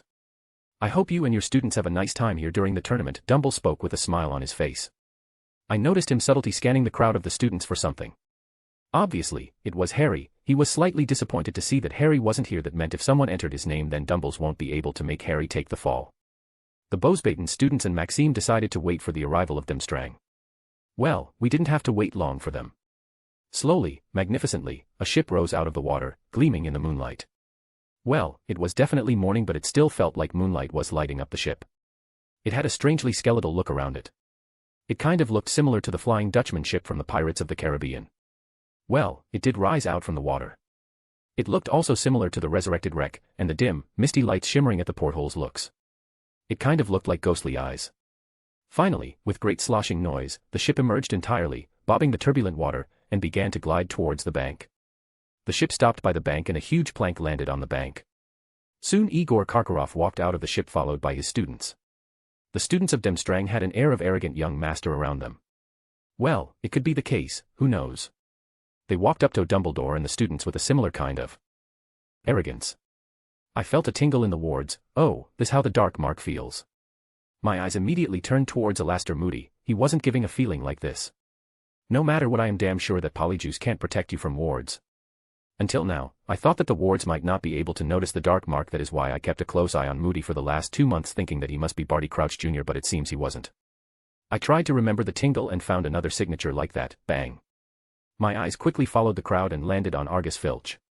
Damn, he did well. I never ever considered Barty to impersonate him. After all, he was a squib. It was the same reason I never checked him with the wards. Guess, my target changed. I have to keep an eye on him, but shouldn't his cat Mrs. Norris should have noticed this? Now that I think about it. Mrs. Norris the cat has been missing since last month. Nobody bothered with the damn cat, but everyone was happy that it wasn't here. Filch made a huge uproar because of that, but nobody paid him any mind as everyone hated the cat. Dumbledore. It's nice to meet you, again. I hope the best school wins, that was the greeting Karkaroff gave to Dumbledore. Everyone's sweat dropped along with Dumbledore hearing the greeting. Moody was openly glaring at the ex-Death Eater. He was trying to stare him to death. Karkaroff noticed the glare and for a moment cowered before schooling back his features. After that, all of us were dismissed. The head boy was given the responsibility to show around Hogwarts to the Durmstrang students while the head girl was given the same responsibility for the Bosbaton students. The rest of the day passed quite normally, but I kept an eye on Filch or Crouch Jr. with the help of wards. It was easy since he has a magical signature now. Soon it was the time for the evening feast and the time the goblets were going to be brought in. Dumbledore entered the Great Hall along followed by Barty Crouch Snr, Ludo Bagman, Maxime, Karkaroff, and several ministry workers who were carrying 2 massive crates. Firstly, I would like to welcome the students of Bosbatons, Dumbledore said using Sonorous. The doors of the Great Hall burst open and the students of Bosbatons entered the hall doing a dance, performance. Jiff here. With that done, the Bosbatons decided to take seats at the Ravenclaw table. I noticed a stare on me to notice Fleur Delacour looking at me curiously. Well, she wasn't hiding the fact as she still kept looking at me even after I noticed her. Next, I want to invite the Durmstrang students, Dumbledore continued and welcomed the Durmstrang students. The doors of the Great Hall burst open again and arrogant young masters entered the hall doing their performance with the staff or stick. Jiff here. The Durmstrang students sat down on the Slytherin table. Draco Malfoy was looking at Victor Crumb like a lovesick puppy. I think I should write a letter to Narcissa, telling her about her son's tastes. Finally, I wish to impress upon any of you wishing to compete that this tournament is not to be entered lightly. Once a champion has been selected by either of these goblets, O.L. Twinkle said, and the ministry workers laid down the boxes and Dumbles shot a spell and the 2 boxes disappeared, leaving a golden goblet on fire and a silver goblet on fire. The golden goblet would be used to select the senior students. If anyone is selected by this cup, then the student must participate till the end or they would end up losing their magic, O.L. Twinkle said while pointing towards the golden goblet. The silver goblet will be used to select the junior students, but if anyone is selected then he or she must participate till the end of the tournament or they risk going into a magical coma for a year. Now, before you drop your name in either of these goblets, I want you to be prepared wholeheartedly. Now, with this, the Triwizard Tournament had officially begun. The name will be selected during the Halloween feast. Now, please enjoy the food, Dumbledore said, and the food appeared on the table. Chapter 137, GOF, V, and the Champions. Edited. POV Rio, Edgar. As soon as O.L. Twinkles finished his speech, the food appeared on the table. I tried to ignore the stare Fleur Delacour was giving me. It's kind of creepy. I raised a head to tell her off, but I noticed that every boy on the Ravenclaw table had their eyes glazed and every girl was looking at Fleur like she killed their puppy. Well, mostly every girl. I turned around to see Momo, Rumi, and Luna had shrugged off the effect of her allure. Obviously, I have read about Vila and I know pretty well about their allure and I know what kind of effects it has. To throw off a Vila allure, you need to be exceptionally good in occlumency or you need an extraordinary level of willpower, like Harry had in the original story. I noticed another thing, Fleur doesn't seem to like her schoolmates and vice versa. As all of the girls were giving the girl death glares. Bosbaton's delegation was mostly girls, they only had 4 boys. Well, whatever, her stare was creeping me out so I decided to tell her off. I was about to say it but she finally looked away from me and turned towards her food. I chatted with Momo and Rumi throughout the dinner. Luna was kind of out of it until it was time when she got pudding from Momo. So, the rest of dinner passed quite normally. When the feast was over, the students decided to leave for their dorms. The girls and I left the Great Hall together, but someone decided to follow us. I knew very well who it was, so I stopped and turned around to see Fleur Delacour walking towards us. Monsieur Ravenclaw, can I have a moment please? Fleur asked with respect in her voice. I didn't expect this tone from her, as in the movies, she was a haughty and arrogant girl. Sure, but I don't have any idea what you could want from me, I decided to play innocent. No need to draw attention since I am so close to getting everything worked out. I have to remember that the professors and most students are still loyal to O.L. Twinkle, so I don't want him paying attention to me. It won't be a problem at this stage, but I want to stay behind the scenes until O.L. Twinkles is ousted from the Hogwarts grounds. Fleur Delacour, it's nice to meet you. I am Luna Lovegood, Luna said in an excited voice and extended her hands towards Fleur. Fleur was completely gobsmacked, she was completely shocked that this girl knew her even before she introduced herself, and she was quite sure that they haven't met before. Fleur took Luna's hands only because of instincts and accepted the gesture. Fleur finally was broken out of her stupor and looked at the dreamy-looking girl. It's nice to meet you too, Miss Lovegood, but I don't think that we have met before, Fleur spoke with quite a surprise in her voice. Oh, we haven't, that doesn't mean I shouldn't know you. Let's be friends. Luna accepted the fact that she didn't know Fleur and offered her to become friends, which made Fleur even more confused. Momo, Rumi, and I just stood and decided to watch the duo's conversation. I was sure that if it went on for a few moments then Fleur would have pulled out her hair. Luna. Please stop confusing Miss Delacour. Momo decided to butt in here. Luna didn't seem bothered and happily nodded her head. I was kind of caught off guard with that. As you already know, my name is Fleur Delacour. I rather wanted to ask you a personal question if you don't mind. Fleur asked me with desperation in her eyes. I have no fucking clue what she wanted, but I decided to nod my head. Do you know what a villa is? Fleur asked, to which all of us nodded. Then, this is going to be much easier. I wanted to ask how all of you were able to throw off my allure. Fleur asked in a genuine curious tone. Even though I didn't look like it, but I was already using legilimency to see how truthful she was. I was quite surprised to see that she truthfully and honestly wanted to know. She wasn't asking this out of pride, as I wasn't drooling on her or she wasn't making fun. I guess occlumency is rather an obscure form of magic. Yes, Delacour is a pureblood family, but there might be chances that Fleur doesn't know about that. It's because of occlumency. Do you know what occlumency is? I asked the girl. Yes, I have read in books that occlumency can protect someone from villa allure, but I don't know what occlumency is. I wasn't able to find anything related to occlumency in Beauxbatons library, neither I did in Delacour library, Fleur said with a frown on her face. I have asked my papa. He said he knew occlumency, as he was a department head. He told me that he would teach me after I passed out from Beauxbatons, but he still didn't tell me what it is. Fleur spoke in a disappointed tone. I have noticed from the corner of my eyes that Momo had shot some privacy wards around us when Fleur started to speak. I don't know how pureblood families work. Daphne has pretty nice shields for someone of her age. Her mind is only protected by her ring, or those shields won't matter to me. But they are still strong enough. After all, she is able to remain stoic and expressionless with them. Draco Malfoy also has mental shields, but they were like wet paper to me even when I was in my second year. So, I can't understand why Fleur doesn't know anything about occlumency. It's an obscure form of magic. Occlumency allows protecting your mind and thoughts. It also allows you to categorize your memories. I didn't bother to explain anything more to her. I have given her more than enough information. Can you tell me where can I get a book? Fleur asked me with hope in her voice. Most pureblood families have some in their libraries. You could find some in the market, but I won't hold too much hope over that, I said to Fleur. She looked kind of disappointed but still nodded her head. Thank you for giving me your time, she said and walked away. The four of us didn't give it any more thought. Well. I don't know about Luna though, as I usually don't know what goes inside her mind. Since we have got up really early today, I wasn't in the mood of doing anything tonight. Momo was also the same, as she crawled into the bed after taking a shower. Luna also decided to join us, since somehow already knew that we won't be doing adult stuff. The next morning, we got ready and I wrote the prank letter to Narcissa telling her about her son's preferences. I am quite sure it would be a nice show to watch. After the owl flew away, we directly went towards the room where the goblets were being kept. Rumi wrote down her name along with the school name and dropped it in the silver cup. The rest of the day passed quite normally. Today Fleur didn't seem to stare at me like she did yesterday, but she still stared from time to time. It was finally the time of dinner and the names were going to be selected. Everyone was waiting with bated breath for the process to begin. Students. Looks like the goblets have chosen their champions. We would be beginning with our junior champions, Dumbledore said and moved in front of the silver goblet. Dumbles waved his hand and the lights in the great hall dimmed completely. I rolled my eyes seeing his theatrics. A piece of parchment flew out of the goblet which Dumbledore grabbed and read the name. From Beauxbatons we have Andre Morgan. Dumbledore announced and the Beauxbaton section roared in cheer. It was one of the boys who got the chance, the rest of us clapped. The boy stepped out arrogantly and went to stand beside Maxime. Soon the lights again dimmed and all the noise became silent.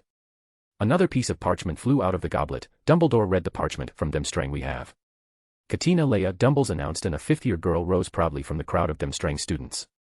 I guess she was quite famous, as they immediately burst out into loud cheers and jeers. She went and stood beside Karkaroff. The lights dimmed again, all of the students became completely silent and another parchment flew out. Dumbledore read the paper and his eyes turned towards our table. From Hogwarts we have Roxanne Ravenclaw. Dumbledore announced and the whole table burst out in cheers. All of us applauded while Rumi walked up to McGonagall and stood beside her. Now that the junior champions are selected, let's move on to the senior champions, Dumbledore said and walked up to the golden goblet. The lights dimmed again and everyone waited for the same thing to happen. A parchment flew out of the goblet which Dumbledore grabbed. From Beauxbatons we have Fleur Delacour. The said girl got up from the table, but this time there were no cheers from the Beauxbatons students, but all of Hogwarts boys still applauded. This showed that my guess was correct. She wasn't treated well by her classmates. She walked up to Maxime and stood at her other side. While Maxime had a smile on her face, but Andre was glaring daggers at Fleur. He was a boy, right? So, shouldn't he be drooling? The lights dimmed again and the hall became completely quiet. Another parchment flew out of the goblet and was grabbed by Ol Twinkles. From Demstrang we have Victor Crumb. The crowd of Demstrang students erupted in an even louder cheer. He proudly walked up to Karkaroff and stood beside him while Katina congratulated him. The lights dimmed again and the room was again silent. Another parchment flew out of the goblet and found its way into Ol Twinkle's hands. From Hogwarts we have Cedric Diggory. The Hufflepuff table burst out in cheer and noise. Cedric got up from the table and went to stand beside McGonagall. Now that the participants are selected, I would ask you to support your respective participants. After all, we are having this tournament to promote in Tertiu. Dumbledore was saying, but he was CIT off when the golden goblet lit up one more time and another parchment flew out of the goblet. Dumbledore grabbed the paper, his face was filled with worry. I have to say, he is rather good at acting. Harry Potter, Dumbledore said, and the silence ensued in the Great Hall. Chapter 138, GOF, 6, and the True Dark Lord. Edited. POV Rumi, Roxanne. Thank God, my name came out, or I would have gone on my own to pick up a few fights. The world is really boring like hell. Of course, I visit fight clubs or rings from time to time, but they can only give me some fun, as normal humans can no longer give me any challenge even when I am not using my quirk or armament hockey. Yes, sure, magic is awesome and I find it really nice, but this world is rather dull. Here everyone is busy with politics. Rio uses most of his time plotting and planning. Why can't we just blast everyone away with brute force? Now, don't get me wrong, I love Rio, and I also like to spend time with my sister wives, but I really don't like how they play politics. I always liked exciting things, like fighting, and I have come to love our sexual sessions. Oh. I kind of wonder if we can have those more. I was brought out of my musings when someone called my name. I turned and found it was the star of Hufflepuff, and he was standing on McGonagall's other side, so that means he was selected from the senior section. Congratulations, Miss Ravenclaw. My name is Cedric Diggory. I am from Hufflepuff. The dude introduced himself and extended his hand towards me. I was about to shake his hand, but the Great Hall became silent again. I saw that everyone was looking towards the old fool. Harry Potter, the old fool said, and the silence ensued in the Great Hall. Wow. I am pretty sure that now he would spout some bullshit about how Harry Potter still had to participate even though someone else put his name in the goblet.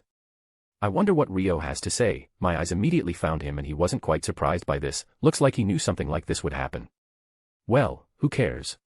As long as I get a good time in this tournament. I won't care who is in it on their own or who is being forced by someone else. After a few moments of complete silence, the Great Hall erupted in shouts and clamorings. So fucking loud. I kind of wish I can kick their collective asses. We were quickly led to an antechamber by the side of the Great Hall. Dumbledore, what is the meaning of this? The tall woman screamed as soon as she entered the room. I heard from Momo that she has a giant heritage. That's what I also want to know, Dumbledore. How is Beauxbatons allowed to do this? The guy who Rio called a coward also asked Dumbledore. The old fool didn't seem quite bothered. What are you accusing my school of, Headmaster Karkaroff? The tall woman's attention was turned from the old fool towards the cowardly guy. The woman hissed dangerously towards the Karkaroff. I finally found his name. Nothing extraordinary. I am just pointing out how someone decided to have another bite of the apple. If Beauxbatons are allowed to have 3 participants, then Demstrang should also be allowed to get another participant, Karkaroff said, glaring at the tall woman. How dare you? The tall woman screamed and was about to jump on Karkaroff. Enough, the old fool shouted to stop them from throwing blows. Damn the bastard, he ruined the show. I was waiting for the first blow, then I would also be able to jump in. I was highly disappointed. But I still don't understand how another name came out of the goblet, the old fool said with a pensive look on his face. If I didn't know any better, then I would have seriously thought that he didn't have any hand in this. Before anyone could say anything, Alastair Paranoid Moody decided to enter the room. I gave him the middle name with his personality of constant vigilance and all that. I have checked the goblet, someone has confounded that artifact and made it think that there is another school and put the boy's name under that school. It must have been someone powerful to be able to confound such an ancient artifact, Moody said, his magical eye was looking around the whole room. The chewed-out aura knew what he was doing. So, what does that mean? Are we going to allow this boy to participate or not? Katina asked in an arrogant voice. There is no question regarding that. Since his name came out of the goblet, then he has to participate in the tournament or lose his magic, Barty Crouch Sr. said while nodding his head. His mustache looked kind of funny. Then I demand that one more participant from my school is allowed to enter. Karkaroff screamed in rage. You don't demand anything, Death Eater. Say another word and I will make you wish that you rotted in Azkaban. Moody exclaimed and pulled out his wand. Yes, yes, please let the battle start. Let the curses fly. Enough, Alastair. We have more important topics to discuss. Madam Maxime, I recommend that you inform Harry Potter regarding this matter. Dumbledore started to speak. He needs to be present here within 48 hours or he will lose his magic, Barty Crouch Sr. said while nodding his head. That guy seems to nod to himself, he must think that he is too important. Maxime looked grim but nodded her head. Then, we can hold this meeting again when all the participants are here, the old fool said and was about to dismiss the meeting. Oh, no, you are not doing that. Wait, Headmaster Dumbledore. I want to ask something, I said. This made everyone stop in their tracks. Of course, Miss Ravenclaw, the old fool gestured to continue. I wanted to know who are going to be the judges. I asked innocently. Dumbledore looked slightly surprised but still decided to answer.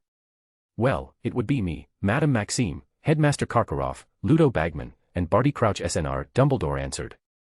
Then I ask all of you to take a magical oath that you are going to judge everything without bias and you won't interfere in the tournament, I said and looked around the room. If Dumbles was angry he didn't show it, unlike the coward Karkaroff. How dare you ask us to do something like... Karkaroff began screaming but I cut him off. It's clearly said in the rules of Triwizard Tournament that if any participants ask for the oath the judges must take the oath, and since this is Triwizard Tournament. I didn't need to finish what I was saying and left it hanging. Everyone in the room was quite surprised that I knew about the laws. Miss Ravenclaw. I don't think there is going to be any need for that, the old fool said with a gentle smile on his face. Like I am going to let him. Yes, there is, I said with full seriousness in my voice. It exactly wasn't my idea. Rio said that this was going to make Dumbles unhappy, so I happily agreed. Everyone except Karkaroff reluctantly took out their wands and took the oath. Then everyone's eyes turned towards Karkaroff. I refuse to take such an oath. Karkaroff stated while gritting his teeth. Then you won't be allowed to sit on the judges' panel and Demstrang won't have a judge, Barty Crouch Sr. stated. Some moments passed in silence until Karkaroff pulled out his wand and took the oath. With that, we finally left the room. I decided to introduce myself to Cedric as we were distracted by Harry's name coming out of the goblet. I finally arrived in front of the Ravenclaw dorms, the doors opened and as soon as I entered I found a celebration in my honor. Everyone was waiting for me. I stayed there for an hour until I headed towards Rio's room. We also spent the night celebrating. Next day, Headmaster's office. Albus was quite pensive, he would have never imagined that someone would ask him for the oath. Yes, he could have chosen to not become a judge but that would show badly on his reputation. And if he had refused to take the oath and interfered with the tournament then he had no idea how the goblet would react. This has happened several times since the tournament started. He didn't want to challenge something like the Goblet of Fire. He spent the last night making new plans. He can no longer influence the tournament directly or indirectly, which ruined a lot of his plans. He didn't even notice the time. Suddenly an owl flew in with an addition of Daily Prophet. The owl dropped the paper on his table and flew out. Dumbledore picked up the paper and quite oddly, the paper was heavier than other times. Dumbledore opened the paper and almost had a stroke when he read the headline of the first page. Albus Dumbledore, the true Dark Lord. Albus decided to read the article. After all, something like this cannot be ignored. His face became paler and paler with each moment and his heartbeat rose up. All of his crimes have been listed with details in the paper. The whole edition was just filled with all the crimes he had committed. It started with how he made Grindelwald a Dark Lord, then went on describing his crimes in the last war against everyone who died. He had no idea how was anyone able to dig up all his crimes, but he knew one thing, he needed to run. He was sure that if Amelia was able to get her hands on him then he would never be able to leave Azkaban. Fox! Dumbles shouted and his phoenix flamed above him and flashed away with him. He even took the edition of the Daily Prophet along with him. Chapter 139, GOF, 7, and Rumi's Research. Edited. POV Rumi, Roxanne. I know that Rio had something to do with this, but I don't know how was he able to dig up all this dirt on the meddling old fool. Rio had told all of us before about some of the crimes he had committed. Even with those crimes, he seemed to be scum on earth, and with all these crimes. I don't even know what to say, honestly. If I see that bastard again then I will strangle him with his own beard. I looked up from the paper and scanned the Great Hall. It was complete pandemonium, thank God. Momo cast a noise cancellation ward around us or I would have swept away with the noise. After getting my animagus form, my hearing and instincts have become much more sensitive. How were you even able to get all this information? I was unable to hold back my curiosity and waved the paper in front of Rio. No can say. It's a trade secret after all, Rio said while wagging his finger and a playful smile on his face. Well, two can play this game. I will get you for this later. HMPF. I snorted and looked around. The professors were doing their absolute best to calm down the students. A few minutes passed but they still weren't able to get back any control on the students. All of them cursing and berating the old fool. Rio and Namuri have been right, the people of this place were mindless sheep. Just an hour ago many of these students wouldn't have minded if they would have to worship the ground where Dumbles walked. The doors of Great Hall burst open. I only noticed that because of my instincts. After all, because of the noise cancellation ward, I wasn't able to hear anything outside the circle. Amelia Bones entered the Great Hall followed by several of her aurors. I saw Dora in the group who was sporting an electric blue mohawk today.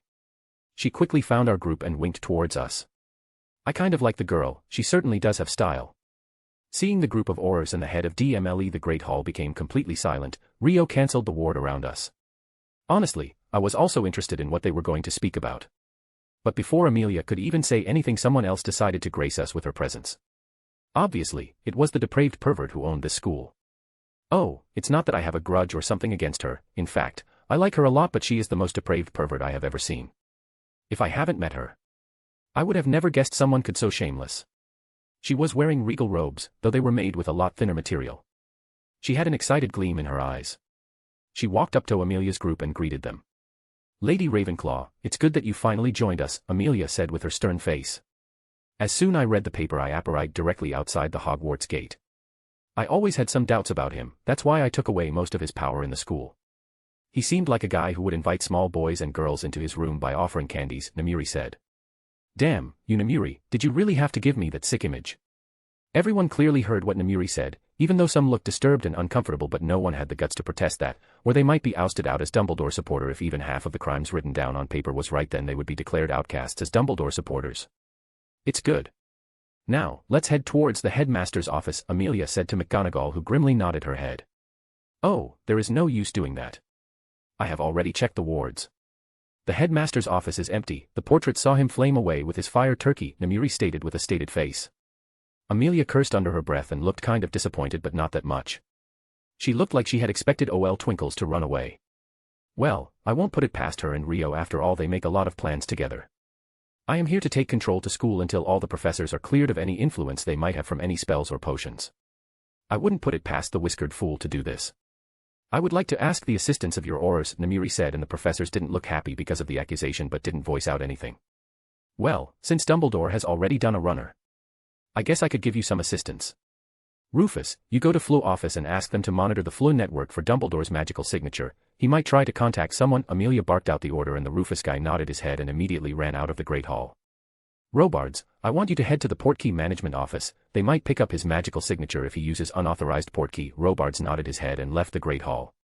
Kingsley, I want to head to the Ministry and set up Dumbledore's new status. Amelia spoke and Kingsley nodded his head and left the hall. The rest of you help Lady Ravenclaw, or Tonks, you are in charge. I am heading back to my office to get everything prepared.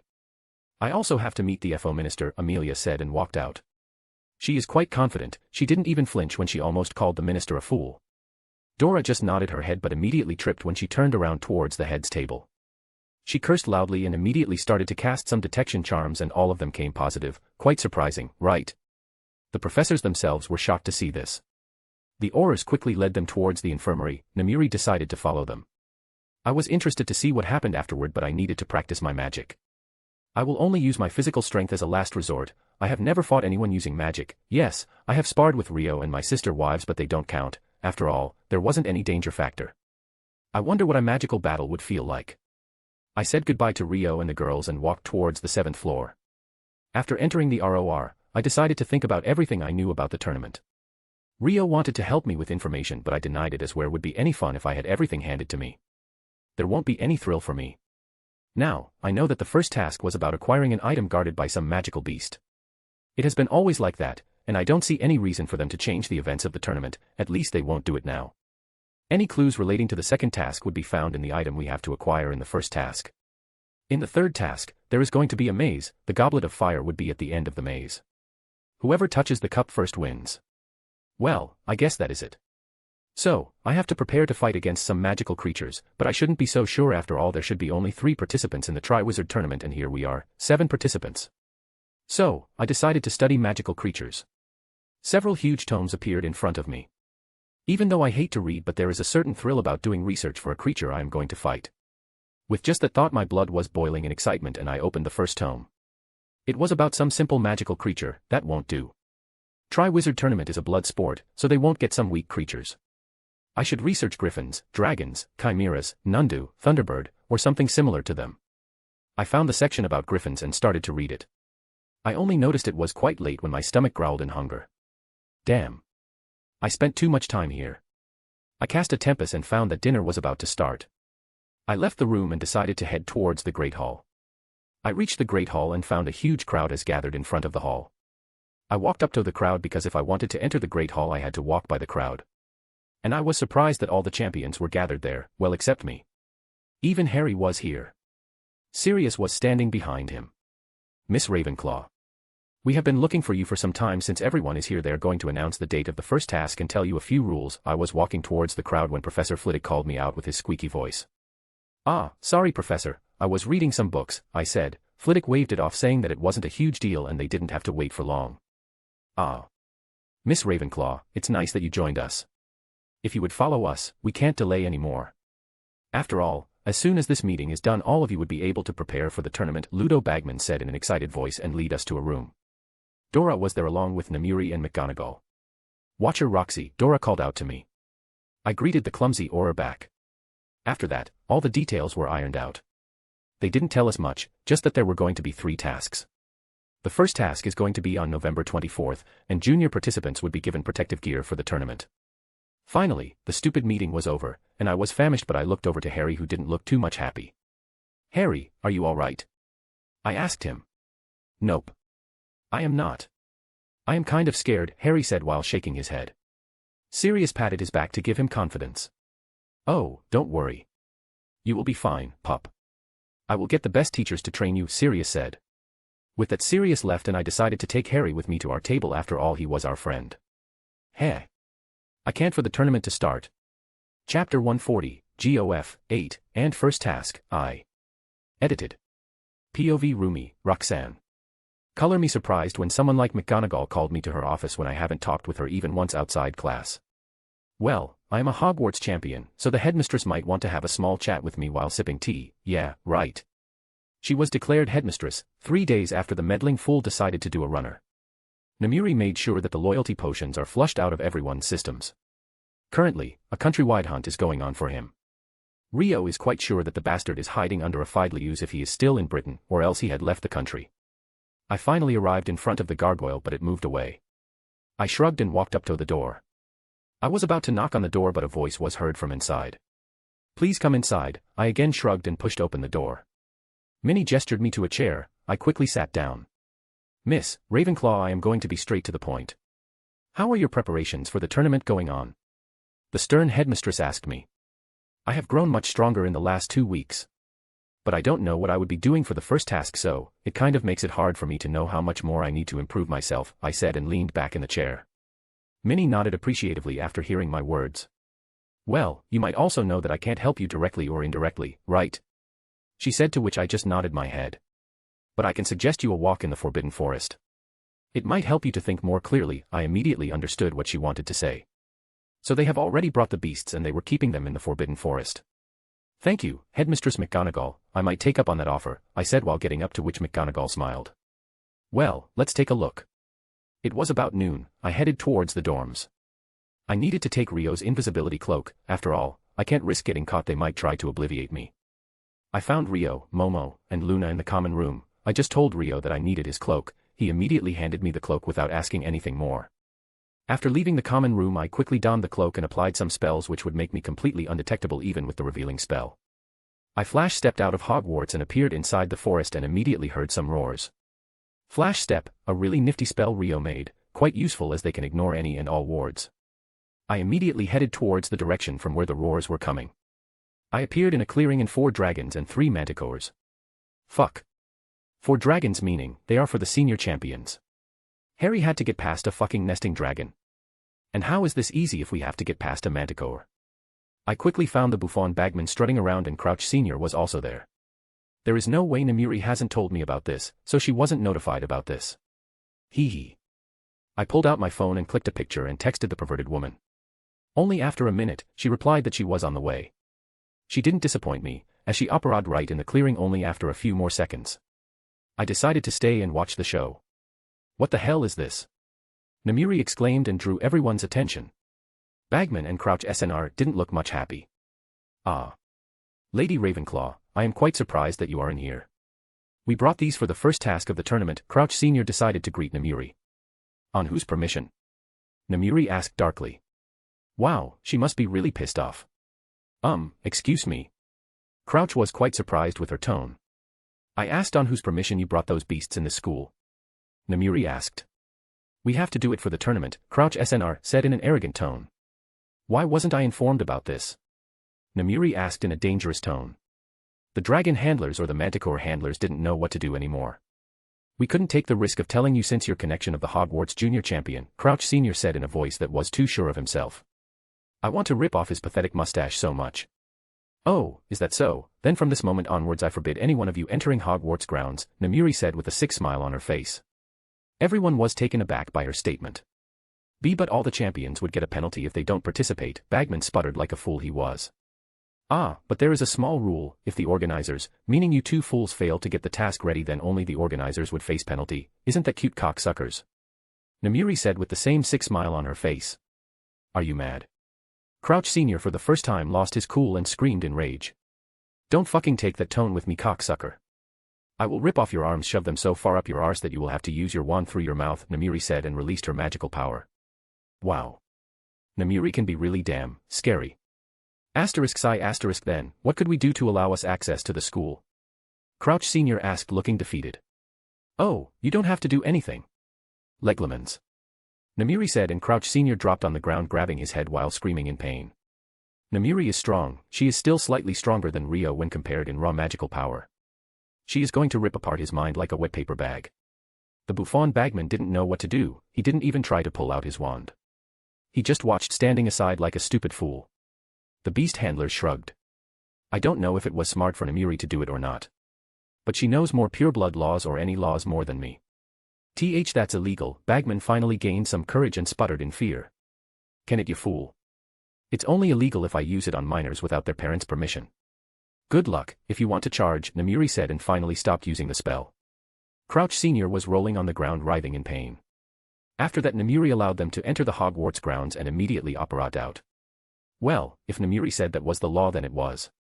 I won't argue with her, and I definitely know that she knows a lot better than me. At least those two fools won't be able to create problems for me through the tournament.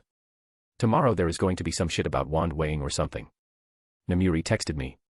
She must have ripped all the knowledge she could from him. I quickly made my way back to the castle and went to look for Harry Potter. Harry and Sirius were allotted to a guest room near the Gryffindor Tower.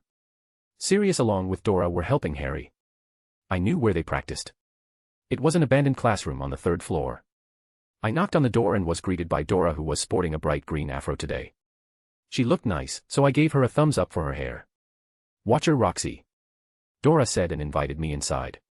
I found Harry leaning over a wall breathing heavily.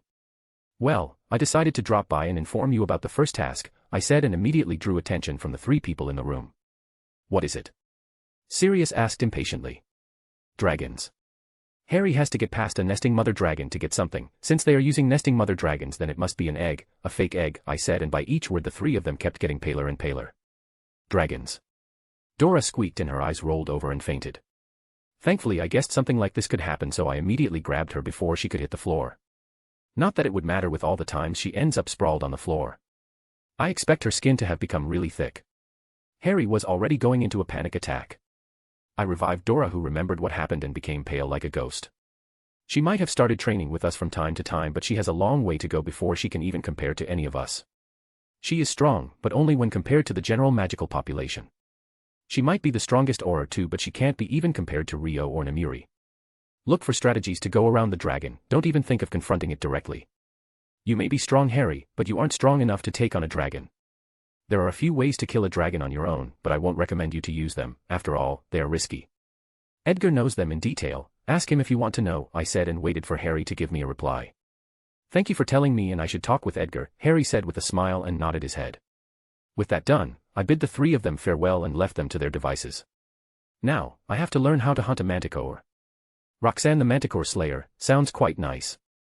Chapter 141, GOF, 9, and First Task, 2. Edited. With OL Twinkles. Albus was not happy, in fact, he was downright furious. He had just tried to contact Minerva, thinking that she would notify him of the progress. After all, not for a single moment did he think that someone would already notice the loyalty potions he had fed them. After all, he completely trusted Severus. But someone has indeed noticed that they had been given potions. Well, back to the matter in hand, he messaged Minerva, but instead of getting a reply only after a couple of minutes, several Aurus apparad near his location.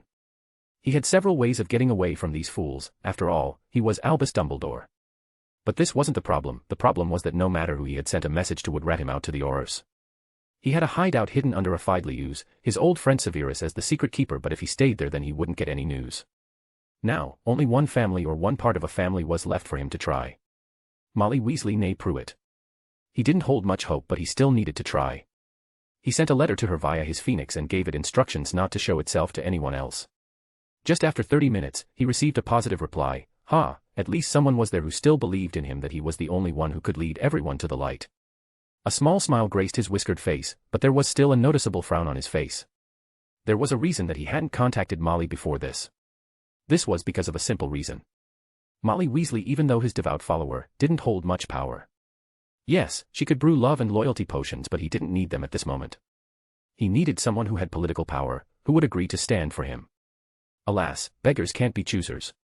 Albus needed to do something quickly, but with the countrywide hunt going on for him it would be quite hard for him.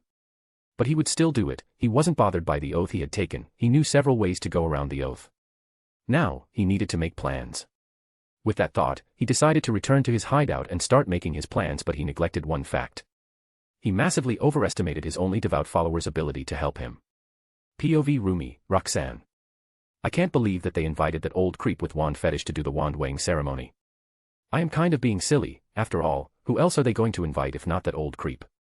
No matter how creepy that guy is, he knows about his stuff. With the wand weighing ceremony finally over, I decided to return to the ROR. Apparently, hunting down a manticore wasn't easy at all. It took a group of wizards, but I don't think that it's impossible. I have found that no matter what kind of dark magic you use, the goblet won't punish you. The silver goblet also followed the rules of the Triwizard Tournament and the champions were connected to them. Let's go back to the topic of dark magic. The goblet won't punish me. I can only get punished if the government of this country decides to charge me for using banned magic. I have no idea that there was a loophole like this. Namiri told me. Even though I didn't want to get any help. I won't deny at least this kind of help. The thing is, dark magic is only banned if used against humans. Even the unforgivables are not banned if used against a beast or creature. Only necromancy was banned to be performed in any country. No matter who you are, if you are caught then it carries a straight death sentence. It would be nice if I was able to use AK or control Fiend Fire. Honestly, I don't have enough confidence to use Fiend Fire as an arena full of spectators and students. Namiri and Rio can perform the spell as both of them are very very strong magically, and they can will those cursed flames to behave like they want. There is only one way to stop Fiend Fire if it gets out of control. Before us, nobody knew about this, not even our ancestors. Rio had apparently found this out. Until now, Fiend Fire was thought to be a spell that burns through anything. What they didn't know was that it can even eat through magic. So only another Fiend Fire can stop a Fiend Fire, and I am not stupid enough to try casting Fiend Fire. So, I have to use different magic. I wasn't knowledgeable like Rio in dark magic, so I had to ask him to help me with it. He proposed blood magic, as even if manticores are magical beasts they still have blood flowing through their bodies. I have told Harry about this, but both he and Sirius had said that they don't want anything to do with dark magic. Not my problem. I finally arrived in front of ROR and found that Rio was already waiting for me there. I was wondering that you lost your way, Rio teased with a grin on his face. I had several things going on my mind. Now let's go, I said and started to walk in front of the tapestry asking for a room to train. The rest of the days passed. It was November 24th already. Like Namiri had said, Barry Crouch or Ludo Bagman or anyone else won't be able to do anything to her. After all, the law was on her side. I was kind of excited about the task. I have practiced and learned a lot this week. I knew Rio was strong, but I don't even know what to call him when he uses dark magic. It is like dark magic is specially made for him to use. Last night I had a chat with Professor Flitwick. He told me if I want I could forfeit the first task if it becomes too much for me to handle. After all, there was no shame to surrender instead of fighting a manticore. I calmly assured him that it was completely fine. I finally arrived in the champions' tent. All the senior champions were already there. I was the first junior champion to enter the tent. I was kind of stewing in excitement. I looked around at the participants. Fleur was pacing around the room nervously. Cedric was muttering something, leaning on the side while muttering something. Crumb was arrogant, so he just stood at the side with his eyes closed. Well, I guess everyone has their own ways to deal with their nerves. The tent flap opened and Harry walked in nervously and gulped. I decided to leave him alone for now. It was kind of getting hard for my battle tendencies to show up. Soon Andre and Katina also entered the tent. The bouffant bagman entered the tent just after them. Good, good. Everyone is already here. Now, I would ask the JNR champions to come ahead. After all, juniors are going to be the first. Bagman spoke like a kid on a sugar rush. I had to hold myself back from punching him on the nose. Even with the feeling of violence, I decided to step ahead. Andre and Katina also did the same. Andre looked too arrogant for my liking. I didn't know what he had learned to feel like that. Even though Katina tried to hide it, I could see that her hands were slightly shaking in fear. Ah. Now, to complete the first task you have to collect a magical crystal. This magical crystal would contain the clue for your second task. Your crystal is going to be protected by a manticore. Bagman said with an ecstatic expression. I am going to beat him up, no matter what. But I need to complete the task first. Now, take these. These are port keys. If we handlers think that you can't dodge or get injured, they can activate it. You will be directly transported to the infirmary, the bouffant said, and pulled out 3 galleons for us. No way in hell, I am going to carry something like that on my person, I said with a straight face. No way in hell I am going to carry something like that. The handlers could activate the port key if they see that I am about to kill their beast. Everyone in the room looked at me oddly, but I won't budge no matter what. Andre and Katina both took the galleons. But, Miss Ravenclaw. It might save your life, Bagman tried to insist. I grabbed his collar and pulled him down forcefully to his knees. The bouffant dropped to his knees and whimpered. I don't want to repeat myself again, it would be better for you to get that in your head, I said and pushed him. He dropped on his back and immediately shot and dusted himself as nothing happened. Just let this task finish, you fool. I am gonna beat you up. After that, Bagman called the senior champions and explained the first task to them. They had to get a golden egg from a nesting mother dragon. Yeah, good luck with that. They used small model dragons to select who is going to go against which dragon. Harry drew the short stick as he got the Hungarian horntail. Ah, we are going to start with the junior champions. It would be Beauxbatons, then Demstrang, and finally Hogwarts. Good luck everyone, Bagman said happily and left the tent. Chapter 142, GOF, X, and First Task, 3. Edited. A/N, in my fanfic, the first task would be slightly different. As, neither in the books nor the movies, any of the participants were allowed to see other participants, but I am going to do that here. POV Rio, Edgar. What do I have here? I said to myself, and when I found Molly Weasley was sneaking around the champion's tent along with her stupid son. Honestly, I don't want to deal with her. Luna has already made a prediction, something related to overbearing mothers. At first, I didn't bother with this, as it was quite impossible for me to go and look around for overbearing mothers. Even with all my resources and prowess, I couldn't go look around for overbearing mothers. After all, almost all the pureblood mothers are overbearing. But now that I have seen her sneaking around like this, I am quite sure that she is the one. Even if she wasn't, I wouldn't regret cursing her. No matter how much I rack my brain, I don't find any reason for her to be here. I wandlessly cast a stunning spell on her and she dropped on her son like a sack of potatoes. With that done, I nodded to myself and walked away. Ronald the stupid saw me walking away, but I didn't care as he won't be able to prove shit as I did it wandlessly. POV Rumi, Roxanne. Andre Morgan was going to be the first one, so he left the tent towards the arena. The rest of us were led towards the viewing area. It's good that I would at least be able to see the speed at which it reacts. It would give me a better idea about the fight. Aren't you nervous? I heard Harry's voice from my side. Not exactly. I am excited. I have never fought a magical beast before this, I said while looking intently at the beast. For now, the beast was laying calmly and looking around at the crowd. I noticed that the rest of the participants also heard my statement and everyone had a different reaction to it. Katina scoffed, Harry didn't know what to say, Cedric was looking at me like I grew a second head. Fleur looked at me with slight worry. I don't know what she was even worried about. And Crumb looked like he always did, full of arrogance and pride. Andre finally arrived in the arena and Bagman announced the start of the match. Andre with his arrogant and smug grin started to walk towards the manticore. The manticore growled and started to stand up. Andre pulled out his wand and hit the beast with a stunning spell. Just as the stunning spell hit, he puffed out his chest looking too proud for himself. I almost choked after seeing his sheer stupidity. The others also did the same. I looked towards the judge's table. Maxime looked like she was going to die of shame. I then turned my eye towards Fleur. She shuffled on her feet in embarrassment. Fleur almost wished that the ground itself would eat her up to protect her from the shame she was feeling. The whole arena was completely silent. No one knew if they should laugh or not. The moment of silence passed as roars of laughter burst out from the arena. Andre looked confused as to why everyone was laughing. He was so proud of himself that he didn't even notice that the manticore was still standing. The manticore itself was confused, then roared in anger.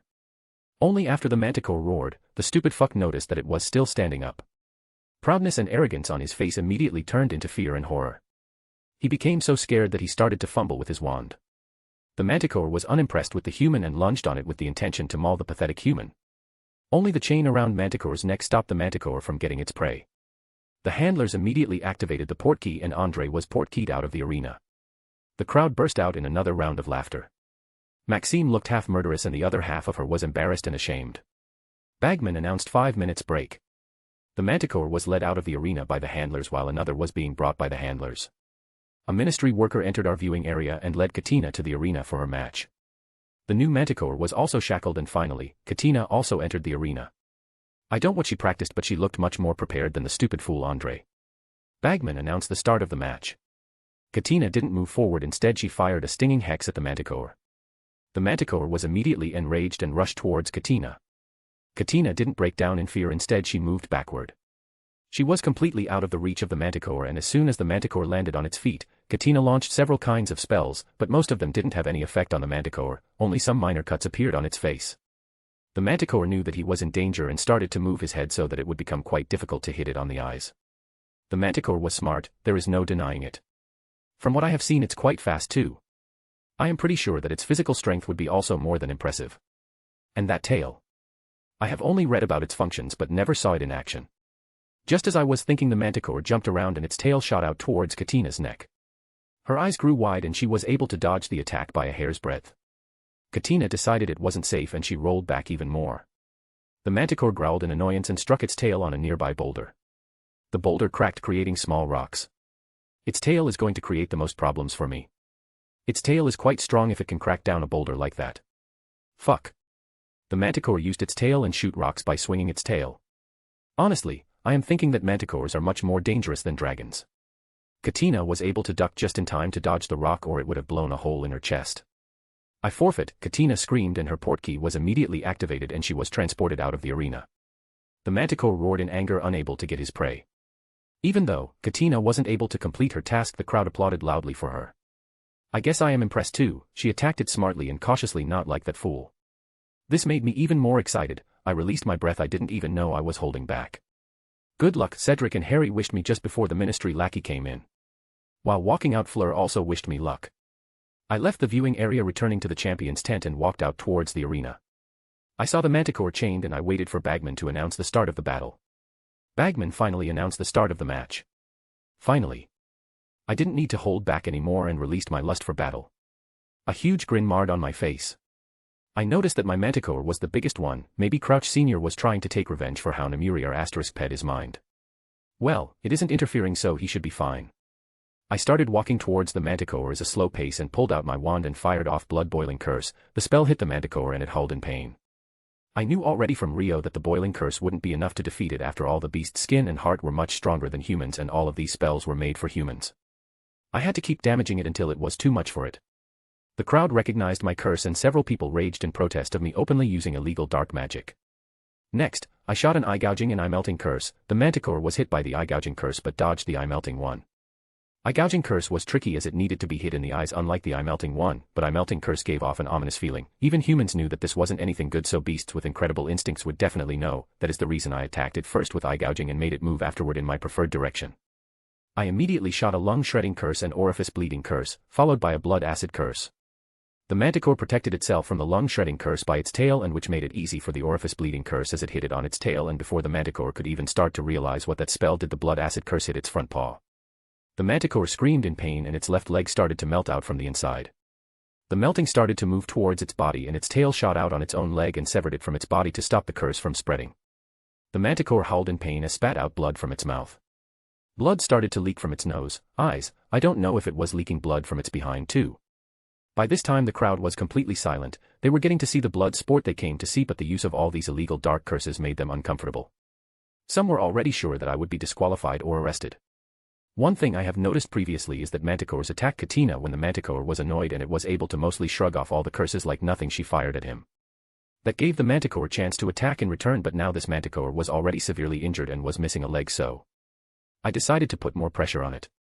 I shot off another blood-boiling curse followed by an organ-liquefying curse, then a blood-acid curse, and finally an entrail-exploding curse. Even after losing one of its legs, the manticore was still nimble, was able to dodge the first two spells, jumping away from the blood-boiling curse and swatting away the organ-liquefying curse. But it wasn't able to dodge the blood-acid curse, and it hit its tail. The howl of pain made everyone cringe in the arena. Next, the entrail-exploding curse hit the manticore and its stomach bloated for a few seconds before the manticore dropped on the ground. I immediately shot the counter curse for the blood-acid curse. I wanted the carcass as much as intact I could get. A huge amount of blood and gore came out of the now dead manticore. I looked up towards the judge's table. As the slayer of the beast, I claim its remains through the right of conquest, I announced, and I walked towards the crystal that was being kept behind the manticore. You will be disqualified for the use of dark magic. Crouch Sr. was the one to break the silence of the arena. He screamed out in rage and his face looked almost purple. Several people vehemently agreed with him. No, I will be not. There is no rule in Triwizard Tournament, so there isn't anything you can do about it, I said. I don't know who it was, but someone from the crowd stood up. But you blatantly used illegal dark magic. You must be arrested, he said, and another round of agreement chorused throughout the arena. No, I will be not, as all the dark magic I used is only banned if I use them against humans. Please read your laws before spouting off your mouth against someone from most noble and most ancient house, I said, and the men broke out in cold sweat. Several murmurs broke out in the arena. Miss Ravenclaw is right. The law only states that it is illegal to use them against humans, Amelia confirmed from the crowd. Everyone saw the head of DMLE agree with me, and they didn't have any place of protest. I wanted to deal with Crouch Sr., but Rio had told me that he had plans for the bastard, so I had to let it go. With that over, some of the crowd started to applaud and cheer. The rest soon followed. Some of them were asking for my arrest just a few moments ago. I shook my head seeing all these sheep. Even though the manticore wasn't able to attack me and it didn't last as long as I wanted it to, it was still an awesome fight, at least from my perspective. With the thought of twirling the crystal, I returned to the champion's tent. Chapter 143, GOF, 11, and Dealing with Crouch Family. Edited. POV Rio, Edgar. I am so proud of that girl. Not only did she kill that manticore, is sure a dominating method. I also like the way she dealt with Crouch SNR and the fools from light families. Why don't they go and jump into the English Chanel? At least it's going to save us from getting annoyed. I wanted to help Rumi, but she decided otherwise. So, when she asked that she wanted to learn dark magic from me that could take down a manticore, I was really caught off guard. Later I found out that Namiri had helped her with that decision. Now, let's watch the senior part of the tournament. I honestly don't understand why Sirius and Harry hate dark magic. Well, I expected much better from Sirius. After all, intent matters, not the magic itself. A blood-boiling curse can be used to boil the enemy's blood and also boil tea. Cedric Diggory was the first champion who was going to face a mighty dragon. Even though Cedric's dragon wasn't the most dangerous one, it was still dangerous. The match ended up being similar to what I have read in the original. Fleur Delacour was the next champion. Since the first time we have talked, I have found her staring at me from time to time. It is quite clear that I have attracted the beautiful Vila, but I will wait, and it's not like that she is going to agree to join the harem without a second thought. Fleur was facing the least dangerous dragon of the four. Still, it didn't mean that it was harmless, but the tactic Fleur used was really good. She used a combination of her full force allure along with a sleeping spell to make the dragon fall asleep. Fleur slowly and cautiously approached the sleeping dragon. She finally picked up the golden egg and started to walk back towards the tent. She was slightly unlucky as the dragon snorted in sleep and a ball of fire came out of its nose and singed Fleur's left side. Fleur yelped in surprise and pain. Even with the injury, she was able to return to the tent without any problem. Being a Vila protected her. Vila are creatures attuned to fire and air. If it was a human, I am sure he would have been rolling on the floor because of the burn. Next was Victor Crumb. He looked quite confident. He began to attack the dragon, aiming for the eyes. In the chaos, the dragon crushed its own eggs. Victor was able to get his golden egg, and quickly made his way to the tent. It was exactly the same as what I have read in the books. Ah, finally Harry Potter. I was quite curious if he was going to use his broom this time too. I don't know what they practiced. After all, Sirius and Harry refused to learn any dark magic. Harry was facing the Hungarian Horntail, As soon as the match began, Harry summoned the dragon model he has got and enlarged it. The original Horntail was obviously enraged seeing that another dragon has approached her next. The original Horntail immediately leaped on the enlarged model Horntail. Harry knew that the model was going to hold for much longer in front of the original, so he used a spell. A huge lasso came out the tip of his wand. Harry threw the lasso towards the next and it automatically stuck around the golden egg. The lasso must have some property like magnetism or something similar, as I could feel the golden egg was made up of metal. With a yank, the golden flew towards Harry. By now, the enlarged model was looking like it was going to fall apart. Harry grabbed the golden egg and didn't look back and dashed towards the tent. That was an excellent strategy. All the participants were called back into the arena after the dragon was removed. Fleur was also present. The judges started to give out the scores. Both Rumi and Harry were tied with 48 points. I don't know on what basis they gave those scores. Rumi should be unmatched with her score. Fleur was following with 45 points, then Cedric with 42 points, followed by Crumb with 38 points as his dragon crushed its eggs. Then it was Katina, with only 32 points. She was commended for trying, but as she wasn't able to get her magic crystal and complete the task, she was given low scores. And lastly, it was Andre the Fool. He was given only 20, all of the judges gave him only 4. Because of the oath, Maxime was unable to give anything more after his embarrassing performance. Andre looked like someone killed his puppy and was glaring daggers at Fleur. I didn't need to use leglomancy to find out what the fool was thinking. He was jealous of the score Fleur received. After that, all of them were called for a group photograph. While this was happening, I subtly placed a tracking charm on Crouch Sr. He is getting too high for what he is worth. Well, I will make sure that he is caught with his hands in some kind of cookie jar, even though I had to engineer the situation.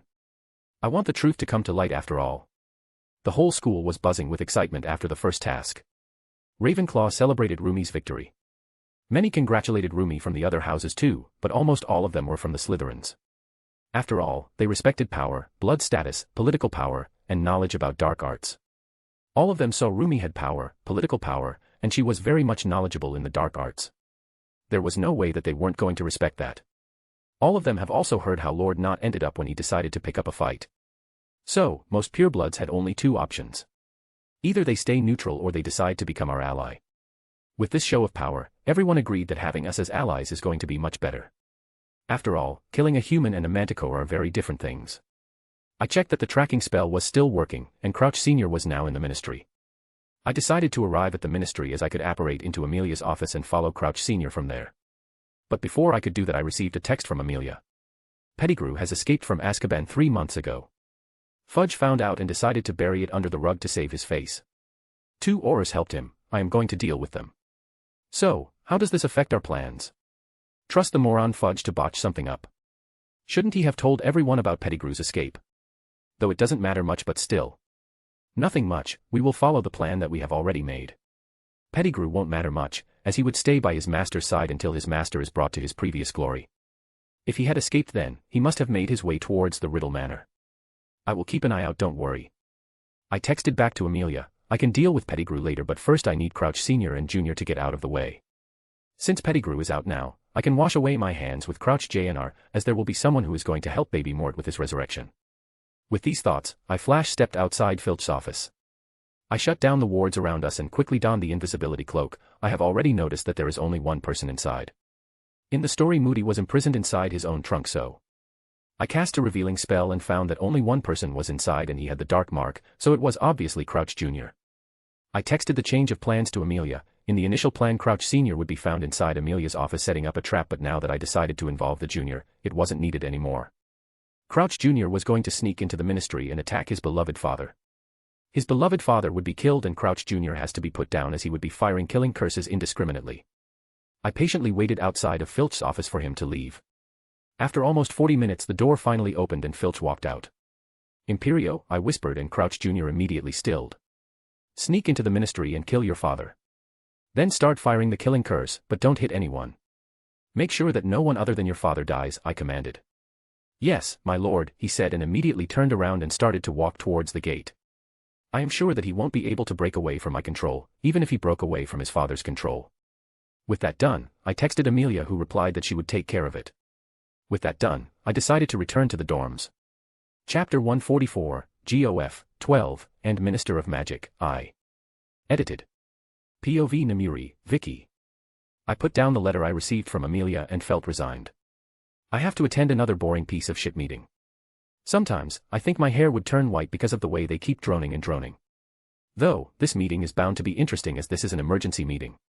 I quickly pulled out my phone and texted Amelia. After a few minutes I received the reply, so the meeting is going to be for a vote of no confidence. I checked the time. I have still 3 hours. I don't know who they are going to nominate. Amelia is the best candidate, but Rio needs her as the head of the DMLE, so she is out of the question. I just wish that the person isn't like Fudge the Fool. I sighed and got up from my study chair. I picked up the porn I was reading and put it back on my porn shelf. I stretched my body and made my way towards the shower. I didn't need to take off any clothes, as I wasn't wearing any clothes. Clothes are for pussies. I like to be free in my natural state, I wonder when I will be able to get together with Rio and he will spear me with his tool, dreams, and dreams.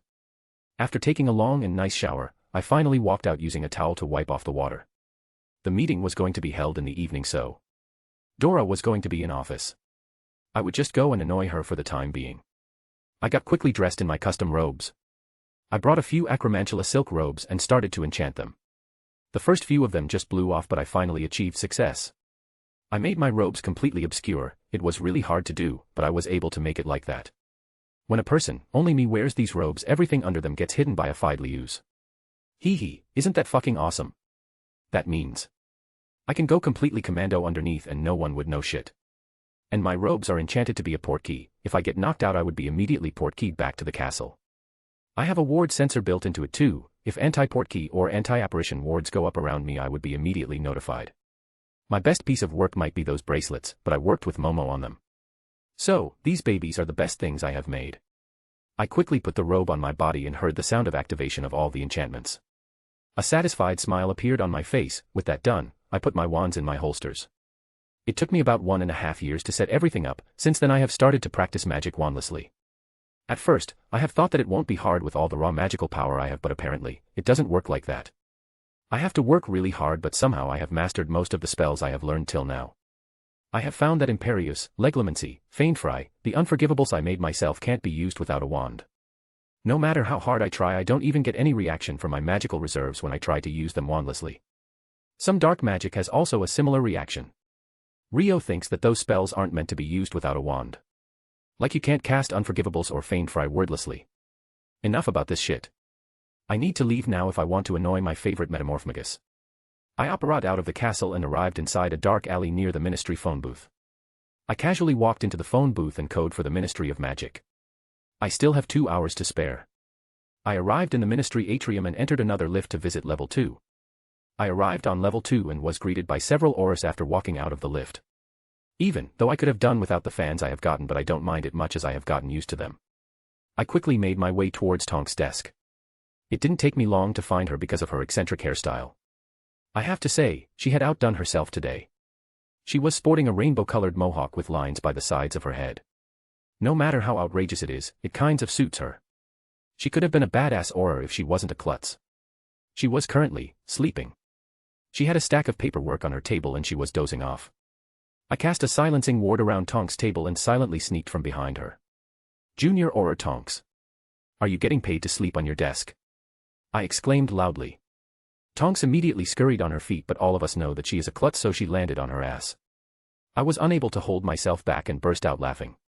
Tonks finally understood what was happening and turned towards me and started to glare. Vicky. That wasn't funny, you know. Tonks said, picking herself off the ground while dusting off her ass. Yes, it was funny, at least for me, I said, still giggling. Shut up, you pervert, Tonks barked out while pouting. She picked up her chair and sat down grumpily. Oh, it's pot calling the cauldron black, I teased Tonks, to which she shot me another glare. I was an innocent firstie, who didn't know that there are some women who can be depraved perverts too. If I knew, I would be still an innocent metamorphmagus. Tonks started to drone on her pity story. This might be the 60th time she is droning this speech. I was fucking 11 when I found out that 69 isn't just a number. She continued droning. I was quickly getting bored. I know even though she is saying all this, she loves me and she won't leave me for anything. Aura Tonks, it's rather interesting to know that you are such a huge pervert, a voice drawled from the other side. Tonks again shot up from her chair and found Amelia was looking at her with an amused look on her face. Tonks started to sputter incoherently. How have you been, Amelia? I asked her. Amelia stopped messing with Tonks and looked towards me. Well, your boyfriend gave me another headache as you see. His brilliant plan was to send Crouch Jr. directly here to kill his own father, Amelia said while sighing. I have already cast a ward when I was approaching Tonks, so no one is going to hear us. Then, some plans must have changed, I said. I knew about the plan he was making to get rid of Crouch Sr. After all, he was making some problems for us. Yes, just yesterday I found that Peter Pettigrew has escaped from Azkaban. Of course Fudge the Fool knew, but you obviously know what his first thought might have been, Amelia said while looking conflicted. She must be conflicted about whether to laugh or be angry. Yes, that must be it. He decided to put a lid on it and hide it from the public. Fake it till you make it, right? I asked. I have a very good idea of how Fudge works. Yes, that happened, but unfortunately with your boyfriend's plan, more than half of the ministry saw Crouch Jr. was alive while he killed his father right in the middle of Atrium. I was already investigating the Aurors who helped Fudge to hide about Pettigrew's escape.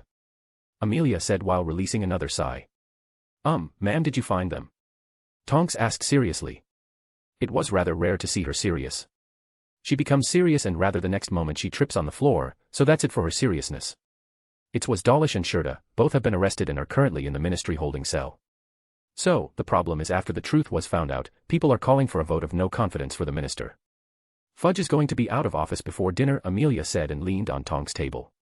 So, the next problem comes as to who is going to be the next minister. Any light family can't be trusted because they could be still supporting the whiskered wanker. Dark families must be kept out or they are going to try to ruin all of what we have done. You would have been best but Edgar wants you as the head of DMLE, I said while nodding my head. Tonks was looking at me completely slack-jawed with her wide eyes. What? Who are you? Vicky can't think so much about politics. Her head is filled with porn. Tonks said while pulling out her wand. I am not a pervert. I am a super pervert. I said as an instant reaction. Damn. I need to work to change this. Well, it isn't a big deal. It's not like that I am a closet pervert like Tonks. Okay. I guess that proves your identity, Tonks said putting her wand back in her holster. First thing, that isn't something to be proud about. Second thing, please don't say things like that in public, Amelia deadpanned. Well, these are insignificant matters against my philosophical ways so I will ignore them. So, who are you going to nominate? After all, only the ancient Longbottom is left, I said to Amelia who didn't know what to say with how I called Augusta Longbottom.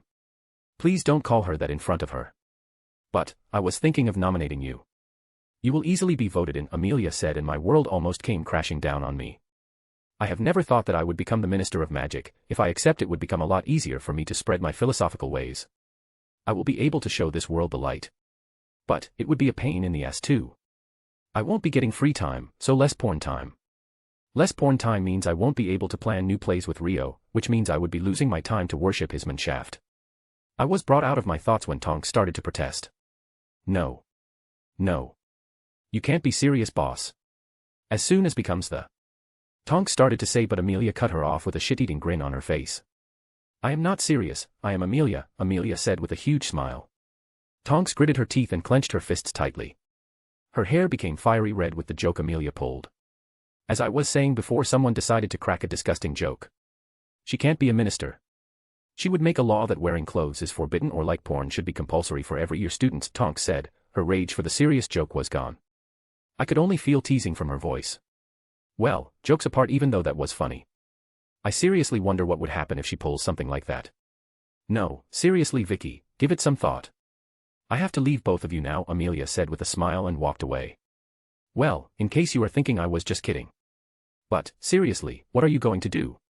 I personally think that you are going to be an awesome minister, if you don't pull something like I said previously, Tonks said with a gentle smile on her face. I don't know honestly, let me think some more about this. I also need to talk with Rio, I said. I seriously need to think more and discuss this with Rio before deciding anything. Chapter 145, GOF, 13, and Minister of Magic, 2. Edited. POV Namiri, Vicky. After Amelia walked away from me and Tonks, I decided to talk with Rio about this. I have to say, Minister Vicky or Ravenclaw have some appeal and I always wanted to hold some authority over the government, and if I become the minister, I will hold a huge amount of power. Vicky, you are kind of scaring me, I was finally brought out of my pleasant thoughts by Tonks. What do you even mean by that? I asked with a sweet smile and voice. Your smile, it's scary, Tonks stuttered. Hee hee, she knows me so well. I don't know what you are talking about, I said and pulled out my phone to call Rio. Becoming the minister won't just help me, it would help Rio too. After a few seconds of ringing, Rio finally picked up the call. "What's up, Namiri?" I heard Rio's voice from the other side. "Honey, are you busy? I need to borrow some of your time. I need to discuss something with you, it's quite urgent too," I said. "Yep, I am free now," Rio said. "There is going to be an emergency meeting in the Wisengamot for the vote of no confidence for Fudge. Has Amelia told you about that?" I asked. I wanted to know how much he knew, so it would make it much easier. "Yeah, she gave me an earful for the change of plans." "I don't know anything more than that," Rio said. "Well, I just met with Amelia and she told me that candidates for the next minister will also be selected during this meeting. She wants me to stand in the election," I said at once. Always rip the bandage at once. "I would like if you became the minister, it would be good for our future endeavors. But I won't ask you to become minister, the decision completely lies on you. So, I want to know, what do you want?" Rio asked me in a cryptic voice. Well, what did I expect? Rio never made any decision for us unless it would harm us. He had always encouraged us to make decisions for ourselves since we have been together. Let's see, I really want to become the minister, but it would definitely cut off my sexy time with Rio and my porn, but sex on the minister's table is really enticing. Just thinking about him pounding me from behind while his hand playing with my tits made me wet. "Okay, then I will stand in the election if you don't mind," I said with determination clear in my voice. "Good luck then, I will ask Harry to support you and the black voting bloc would also support you," Rio said in an excited voice. "It's just nomination today, you know." I asked him. "I know, but we need to prepare for the elections. As sooner we start, the sooner we would get results," Rio said. "Well, I can't disagree with that." "Fine. Fine. Do whatever you like, honey. See you this weekend," I said and decided to cut the call. "So he supports your decision?" Tonks asked me. Dumb girl, didn't she hear me speak on the phone with him? Duh. Didn't you just hear me? I asked her while shrugging my shoulders. No. It's not that. I heard you clearly, it's just that I still find it hard to believe that you are going to be the minister, Tonks said while her hair started to change colors. She must be feeling various emotions. "It's not decided yet," I said in a dismissing manner. "Yeah, right," Tonks snorted. "You are really famous if you want to know. The majority of the votes come from the half-bloods and purebloods until now. But you gave the Muggleborns jobs, giving them the right to vote. Who do you think they are going to vote for?" Tonks scoffed and said. "Now that I think of it, Tonks is right. You are not liked by some of the pureblood families because you are a damn pervert, but it won't matter if other pureblood families like Bones, Black, Green grasses support you." Tonks continued her rant even after she had sold me the idea that I was surely going to be the next minister. Fine. Fine. I get you, but how do you know all this stuff? "I never pegged you for someone who knew her politics," I said. I have never seen Tonks hold up such an intelligible chat. "Hello. Daughter of Black here," Tonks said dryly. "I guess that kind of makes sense. Of course, even though Andy was thrown out of her family, that didn't mean that she would forget everything Blacks have taught her. She must have passed on that education to her clumsy daughter. And Tonks must have to relearn them after she became an Auror. I guess," I said and decided to leave towards the Wisengamot chambers. "Wait for me," Tonks said and started to fumble with her paperwork that was stacked on her table. She wasn't able to do anything with them except scatter them around. Fuck it. Shit. Tonks cursed loudly when she scattered her paperwork all around. I sighed and pulled out my wand and waved it 2 times and all the paperwork she had scattered were stacked nicely. "What spell was that? Did you make it yourself?" Tonks gasped seeing me perform the spell. "This spell is a must-required spell for someone like Tonks. It's a household spell, you can learn it from any common books," I said dryly. Tonks mumbled something grumpily under her breath. It sounded quite similar to, "I should have learned them when my mum tried to teach me." "Come on, Miss Grumpy, let's go," I said, to which Tonks just glared at me. I chuckled. Tonks walked by my side. It didn't take us long to arrive in front of the Wisengamot chambers. Tonks was a junior Auror, so she won't be able to enter the chambers unless she was guarding a criminal or some guests. Only senior Aurors can be present inside as security or something, but they have no right to speak until specifically asked. We decided to celebrate tonight by drinking until we became stupid, so I bid farewell to Tonks for now and entered the chambers. The chambers were almost full. I didn't bother with the others and walked up to the Ravenclaw chair and sat down. Soon, the whole chamber was filled and Amelia finally walked in. Fudge also followed her. He looked really downcast, he looked resigned.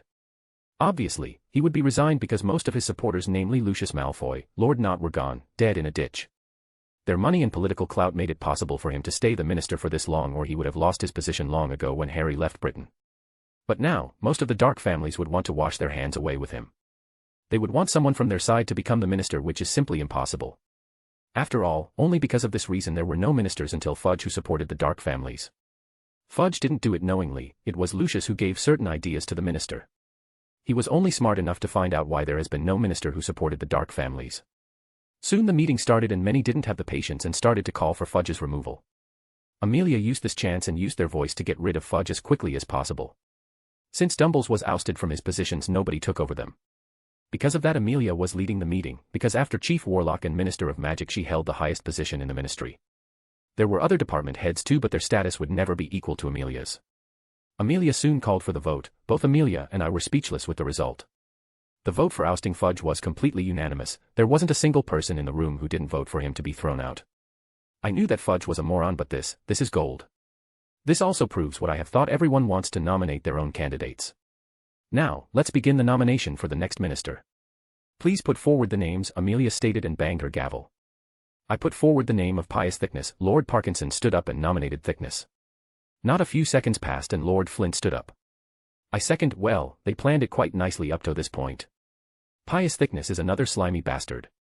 I have clearly heard about him from Rio and Amelia. Rio had only allowed him to live because he doesn't have any power. He will only gain power if he becomes minister. The point is if. Candidate Pious Thickness, please step forward, Amelia said, and a man with long hair and goatee stepped forward. I nominate Madam Amelia Bones, someone said from the light side. Before anyone could second it, Amelia decided to speak up. I am sorry, but I am happy being the head of DMLE. My passion has always been there, so I would have to decline it, Amelia said, and nothing else was said. I nominate Amos Diggory, someone from the grey side stood up and said. I should try to learn their names, but most of the time they are quite unimportant. I second it, another dude from the light side stood and said. Candidate Amos Diggory, please step forward, Amelia said, and Amos Diggory walked forward and stood beside Pious Thickness. I nominate Vicky Ravenclaw, Lord Greengrass stood up and said. Lord Parkinson and Flint stood up in rage. Preposterous. She is too young and has a questionable attitude. Lord Flint shouted. Lord Flint, anyone who is old enough to sit in these chambers can become a minister. It is a written law. Are you challenging the laws written by founders of Wisengamot? Amelia asked calmly, but everyone in the chambers knew how important the question was.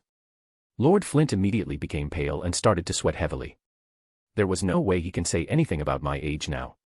Please forgive me. I spoke before thinking. Lord Flint finally gathered himself and said. Then, please think clearly before speaking, Amelia said in a dangerous tone and banged the gavel. Lord Flint, you said that I have a questionable attitude. Are you slandering the House of Ravenclaw? Then I would have no other choice than to challenge you with a duel to the death. After all, it's a matter of my family's honor. I finally spoke up and diverted his insult towards me, towards my family name. Hee hee. I have learned these political games from Rio. I clearly saw Lord Flint gulp loudly before turning away. There is no way someone would accept this, because if they agree then I could openly declare not just a duel but a blood feud between families. Lord Parkinson also sat down without saying anything more. Even though they were stupid, they were well versed in pure blood laws and they knew where I was pushing this. No matter how strong you are, nobody wants to get their family in a position where blood feud could be declared. If there is no more interruption, then I would like to continue this, Amelia said and looked around. Nobody said anything. I could clearly see some lords were not happy with this development, but with my last statement, they weren't able to say anything. If they do, I could initiate a duel to death or blood feud, either of them if I wish. Then, if anyone wants to second Lady Ravenclaw? Amelia asked. I could clearly see the amusement in her eyes. She liked how I dealt with Lord Flint and everyone else in the room. I second her. Sirius Black stood up and declared. Amelia has already planned this, because I could already see Lady Malfoy and several other lords were also ready, but Sirius was the fastest to react. Candidate Vicky Ravenclaw, please step forward. I got up from my seat and walked forward. After that, no one else was nominated. The election was going to start next month.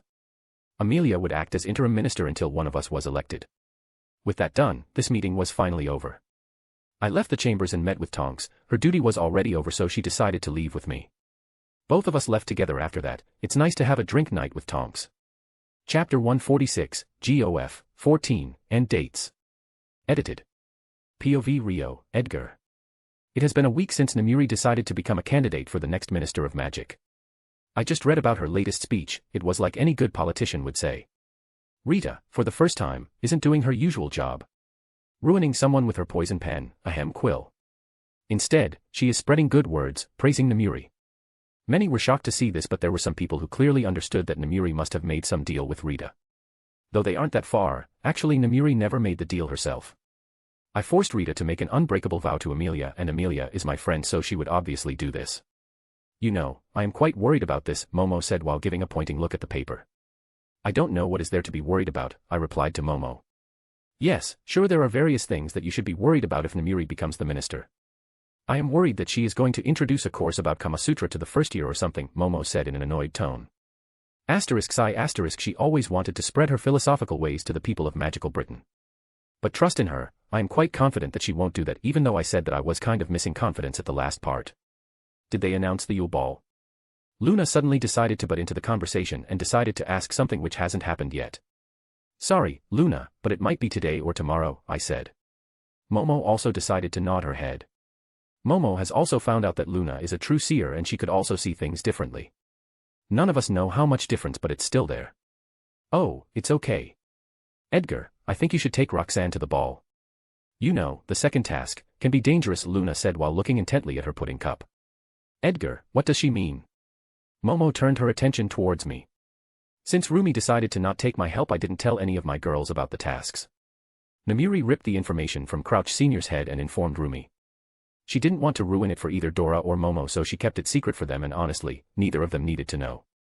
Well, in the second task there is going to be a hostage for every champion. The dates of the champions are going to be selected as the hostages, I said, now that Luna had brought out the cat. I finally decided to deal with the elephant in the room. I know what I just said didn't mean a fucking thing, but most of the time Luna spoke it didn't mean a fucking thing. And why didn't you bother to tell me? Momo asked curiously. She knows that I have several plans and it might have to do something with them, so she calmly asked me. Oh, he didn't tell anyone.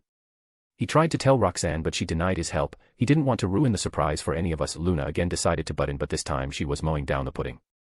Luna, don't you feel bad or bored since you know everything going around? I asked Luna. I was really curious. Yes, I know most of the original plots of the world I will travel or I have been in, but they can change, like it did in MHA. Instead of Bakugo and Fumikage, the Vanguard Action Squad wanted to kidnap me. Now, in the Harry Potter world, there was no Philosopher's Stone, neither did the attack in the World Cup happen.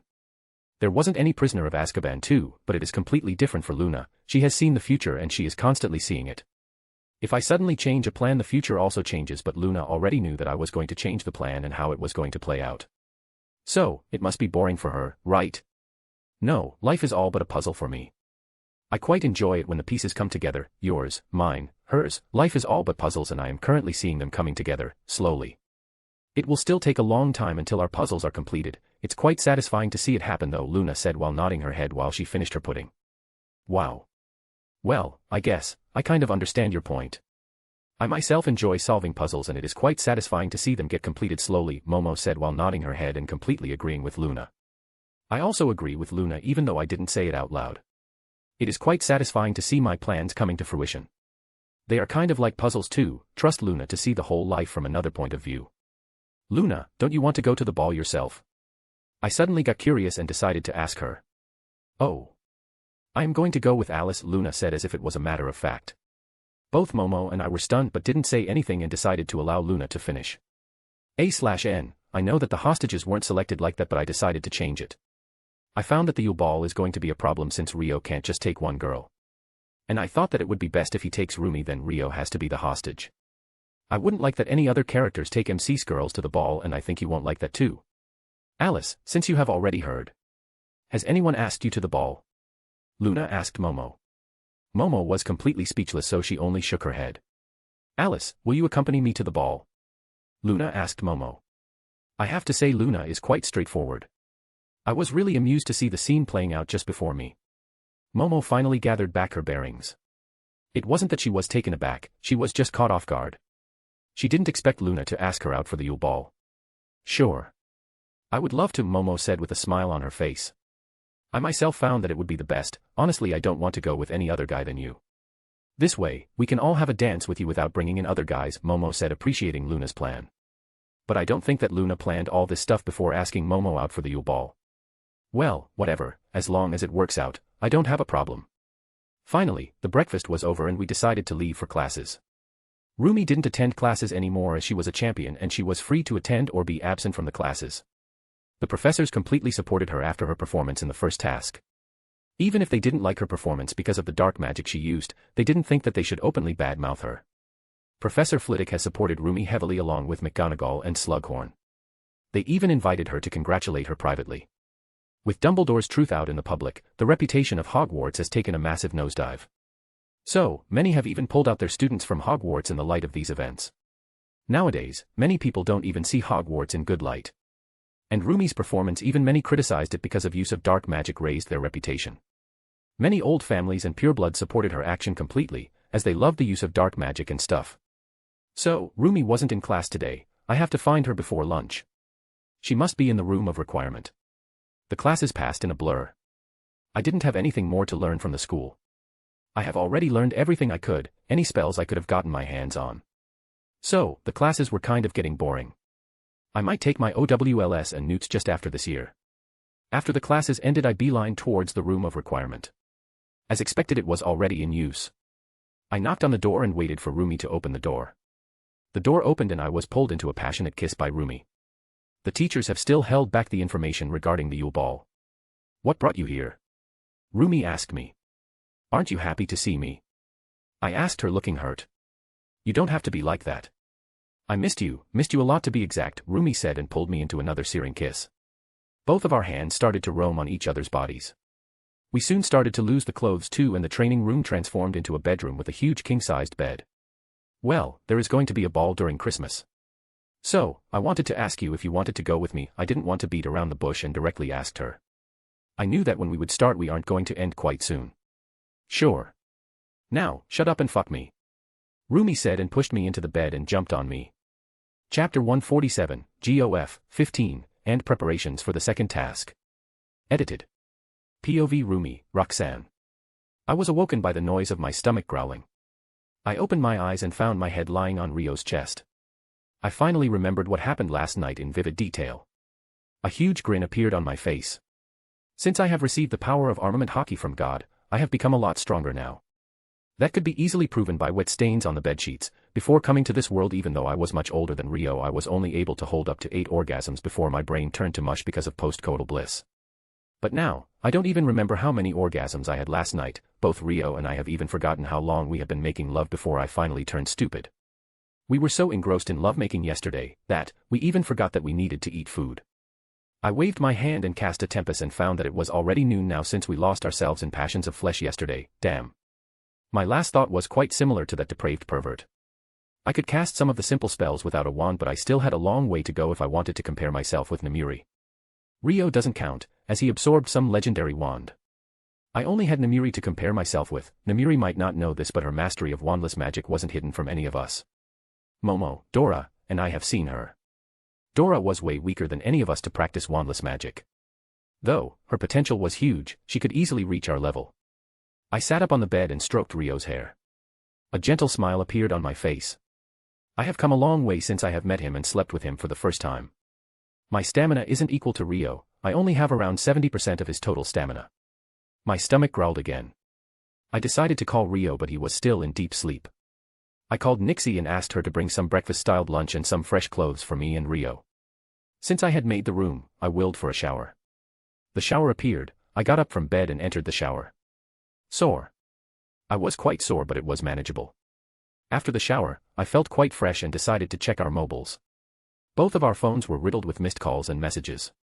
Firstly, I texted Momo and then I decided to call Namiri. After a short ring, Namiri picked up the call.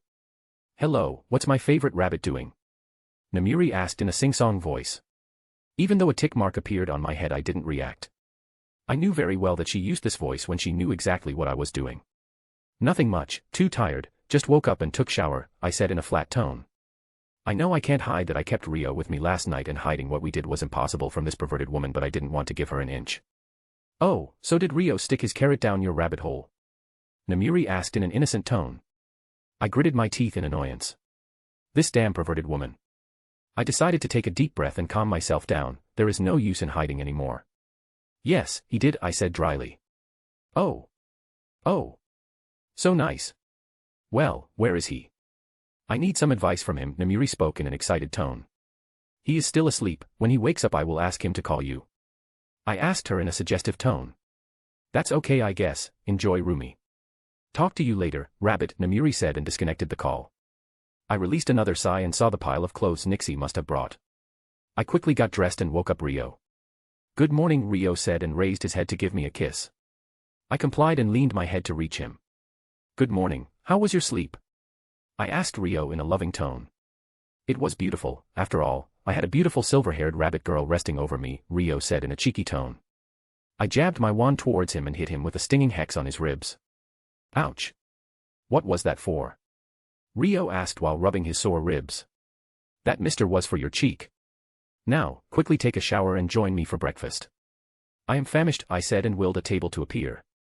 Rio agreed and entered the open shower. Not even a minute passed and Nixie appeared back and brought a huge assortment of food with her. After breakfast Rio left for his afternoon classes. He had already missed the morning classes and needed to make an excuse for them.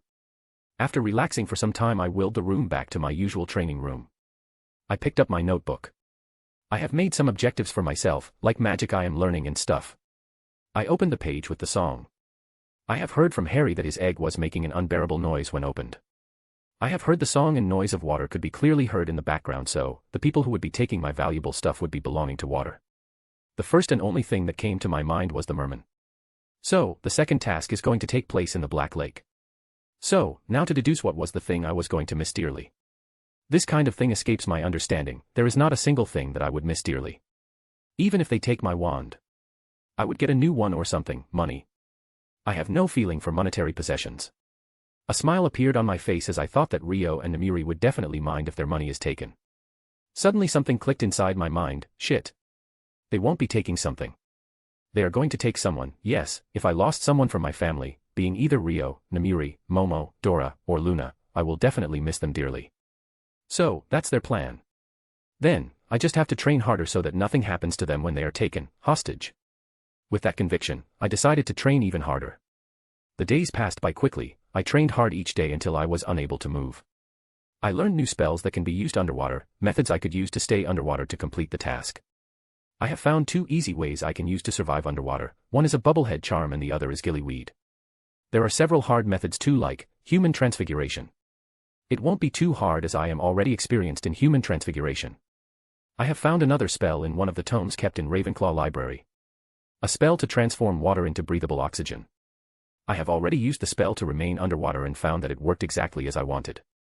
Since it transformed the water into the oxygen we breathe, there was no risk of getting poisoned. But there was a problem with this too much magic consumption when this spell is used spontaneously. I could maintain the spell without a single issue for about 2 hours, but at that time I won't be able to use any other spells. That was the main problem I was facing. I was confident to hold my breath for a couple of minutes if needed, but more than that would be a problem. Tomorrow is the Yule Ball, so after Yule Ball, I got another thing to practice. Dual casting with dual wands. I have found that dual casting is very, very hard. There is a roundabout way to do it if you master a clemency to a perverse level where you can have parallel thoughts. Rio uses this method. I have found this from him when I asked for some advice regarding this matter. I knew that if anyone can use dual casting, it could only be Rio, and I wasn't disappointed. Rio gave me a training method too. He asked me to draw a circle and a square at the same time in the air with wands at the same time. I have tried it a few times but failed miserably, every time. I sighed and sat down in the warm bath I have prepared for myself in the room of requirement. I have decided to cut short my training today. I was quite excited for tomorrow. After all, this year I didn't have a lot of time to spend with Rio, so I will take whatever I get. And there is no woman who won't be excited about a ball with their loved ones. So, I don't want to show up with him being half tired because of training. I also have a nice plan after the end of the ball. After the relaxing bath I got out of the tub and walked up to the bed, and looked at the dress I had gotten myself for the date. I didn't like to wear dresses, but for occasions like these, an exception can be easily made.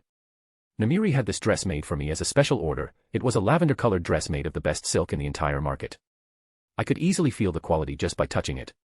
With a smile I put the dress on a table I willed and got into the bed. I decided to call it a day early.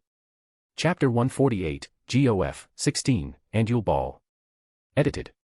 POV Rio, Edgar. With a huge grin on my face, I stood in front of the mirror while Momo was helping me with my robes. Even though I was really annoyed that I had to wear a robe, but I was still smiling because I was going to spend an awesome time with my girlfriends.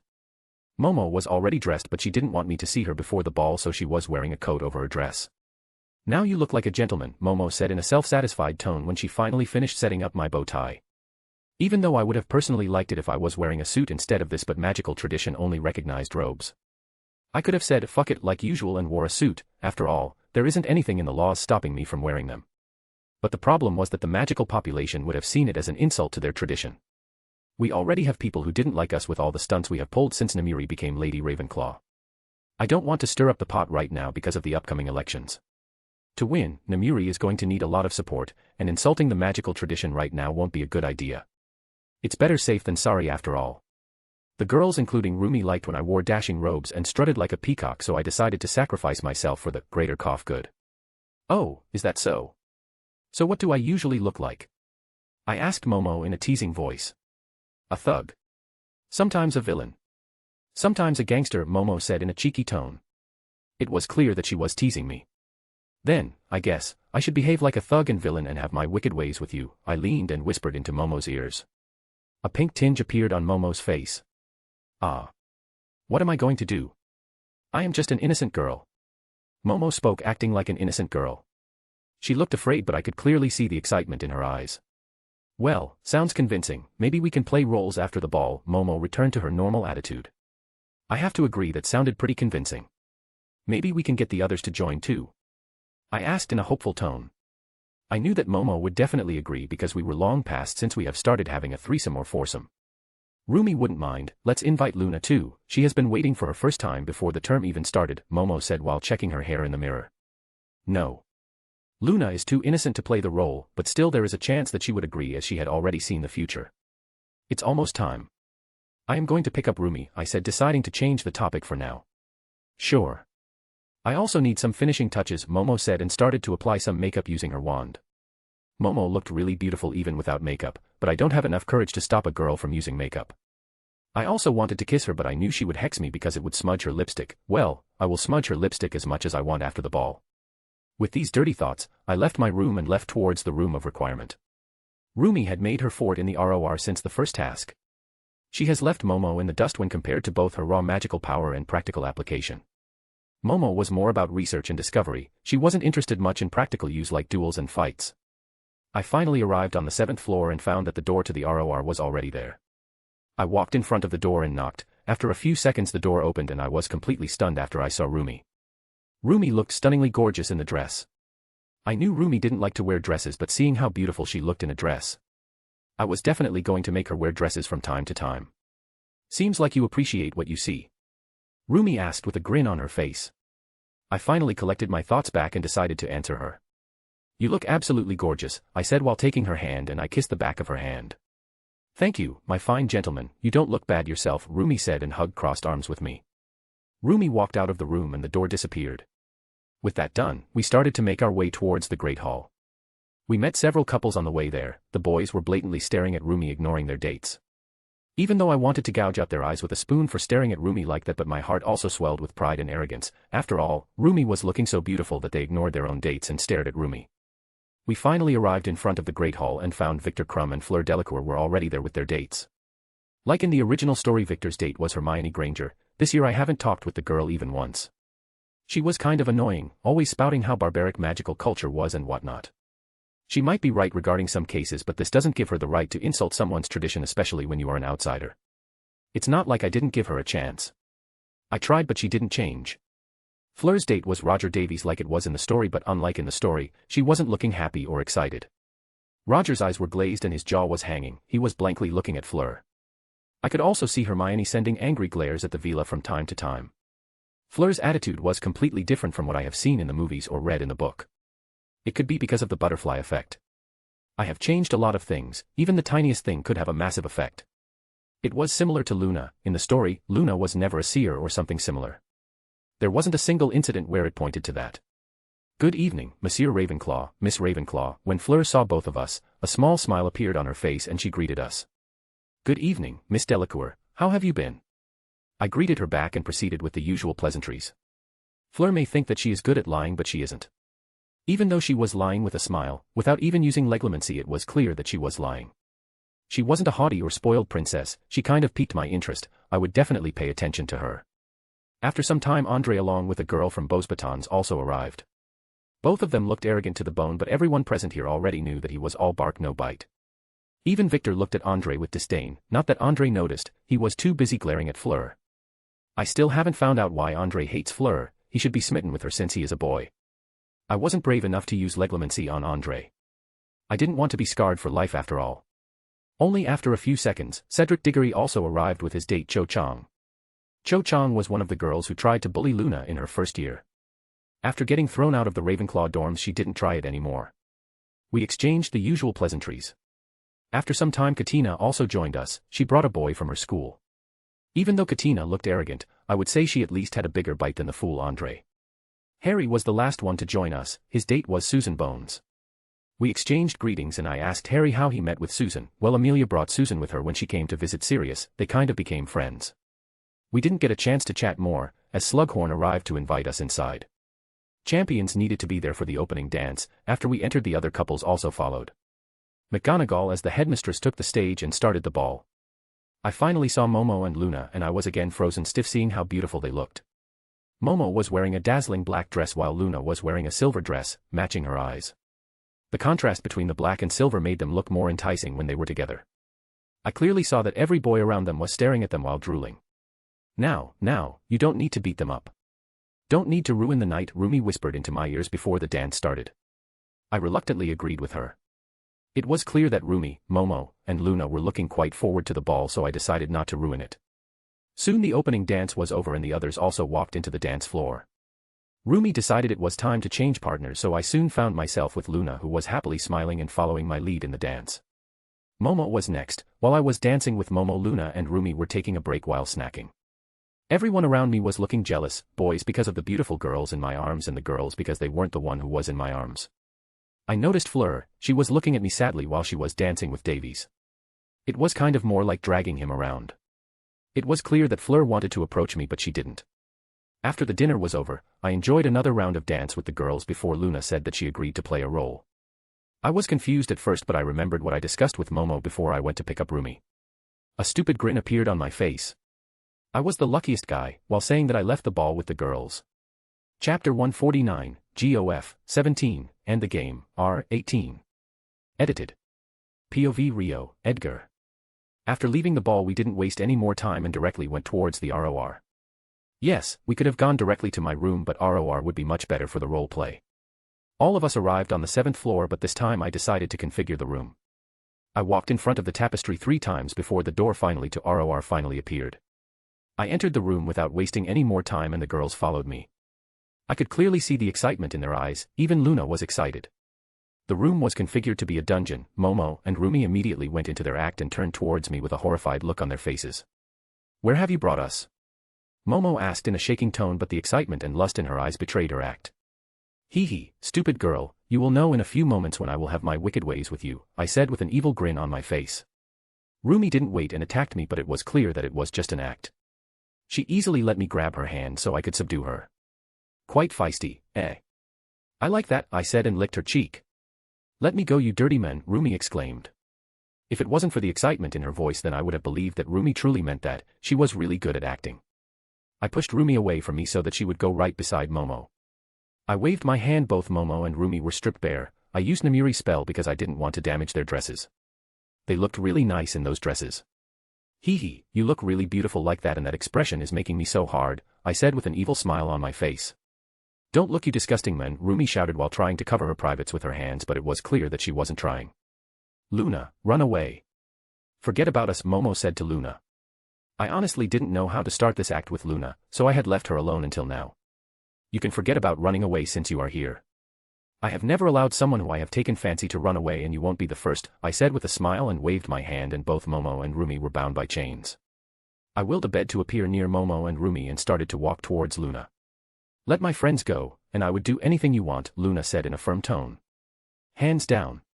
Luna is the best actor." It was clear to me that she was acting but her voice and facial expressions were up to the point. "Oh. Anything you say." I asked her while I stopped walking towards her. "Don't listen to this badman, Luna. Leave us to our fate," Rumi said while looking to be struggling. "Yes, Luna. Run away," Momo said with a fearful look on her face. "Yes, anything but let them go," Luna said, not backing down. "Hee. I will let them, but first I want someone to pleasure me." "Why don't you start stripping and show me that you meant what you said," I said and resumed making my way towards Luna.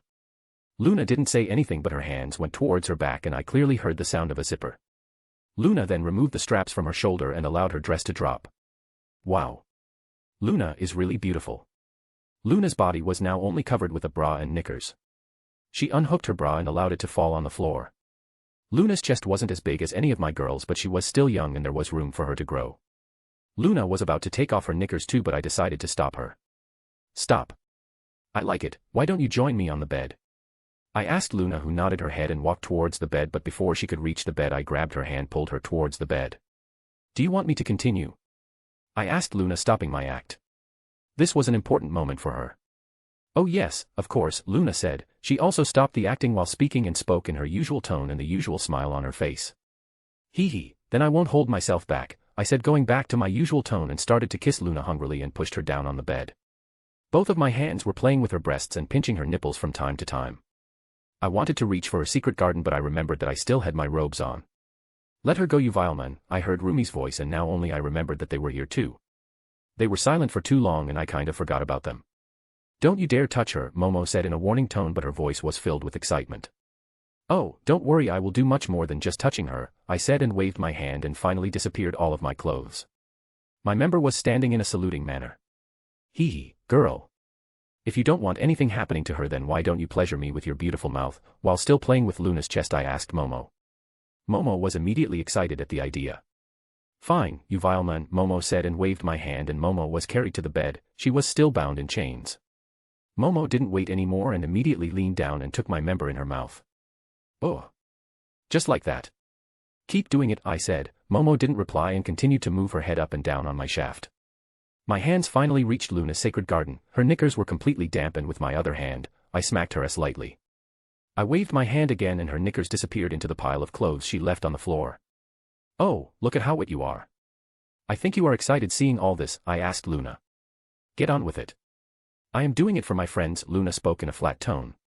Luna, if it wasn't for the goofy grin on your face and lust in your eyes I might have believed you. With a grunt, I finally came into Momo's mouth. She expertly drank it all without wasting a single drop. I pulled myself out of her mouth.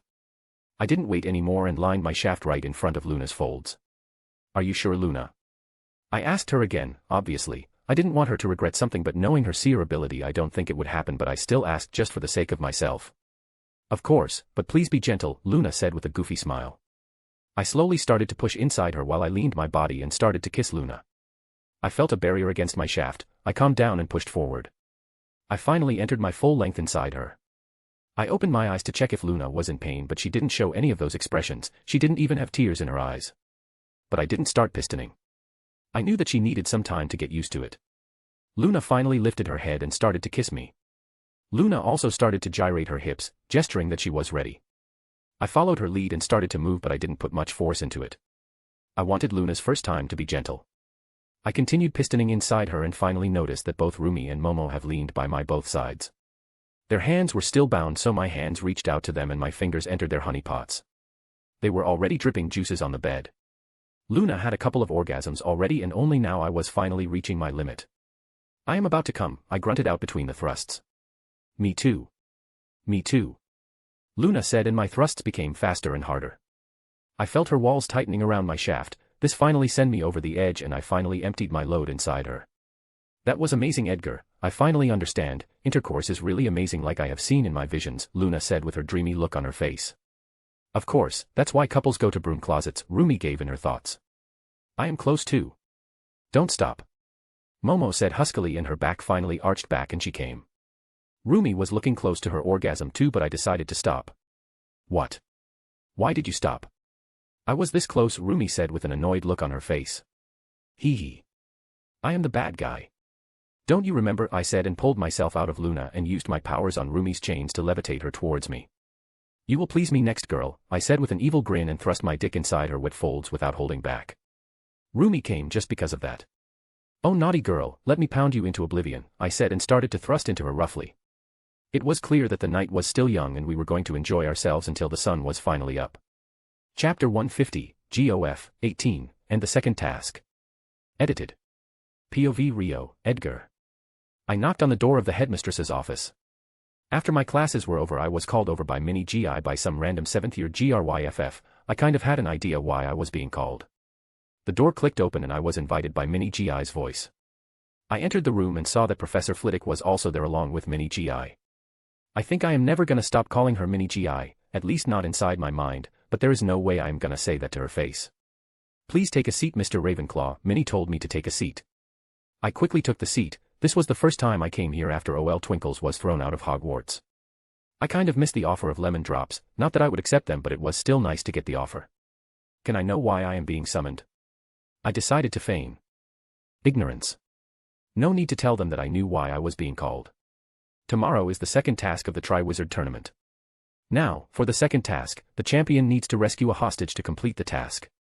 You are being selected as the hostage for Miss Roxanne Ravenclaw. Minnie decided not to beat around the bush and directly asked the question. There is no pressure. If you deny, then we would need to select someone else. But we would have to ask you not to tell Miss Ravenclaw anything about this. Professor Flitwick decided to speak so that he could ease my worries, not that I was worried. Is there any risk of? I began to speak like any other normal fourth-year student would. Mr. Ravenclaw, there is no need to worry. All the hostages would be protected by wards. We have contacted Gringotts and they have prepared wards around the place where we would be keeping the hostages so that they can easily be rescued in case the champions fail or some mishap happens. Minnie cut me off, telling me they are getting some wards. I don't remember anything like this happening in the original story or movies. At least, they didn't say or write anything about it. It also looked like they were stepping around really cautiously. I also knew the reason for this. The elections were over, but because of the second task the results were postponed, but everyone knew that Namiri or Vicky Ravenclaw was going to be the next Minister of Magic. I agree then. I have no problem, but I want to ask, how are the participants going to be kept? I asked. I wanted to know if they are still going to use the stasis spell like they used in the original story. It's going to be an advanced stasis spell. The hostages won't even feel any discomfort, Minnie assured me with a rare smile on her face. Okay then, let's get this over with, I said. After all, if I don't agree then Momo or Luna might be taken. POV Rumi, Roxanne. It was February 24th, the day of the second task. I already knew as of yesterday that Rio was taken hostage. They might have done that after the classes were over, but they hadn't thought that Momo and Luna slept with Rio. When they didn't find Rio in the room, they immediately called me to ask if he was with me. When they found that he wasn't with me, all of us drew the same conclusion. Rio was taken as the hostage. We didn't think that he went out to kill someone, as whenever he left for anything like that he would always inform us beforehand. To be honest, even though I was confident in my ability to rescue him, I was still slightly nervous. It was kind of nagging on my mind. Namiri had also called yesterday night and assured me that nothing would happen. Amelia was there as the interim minister and she had seen the precautions that has been taken in case anything happens.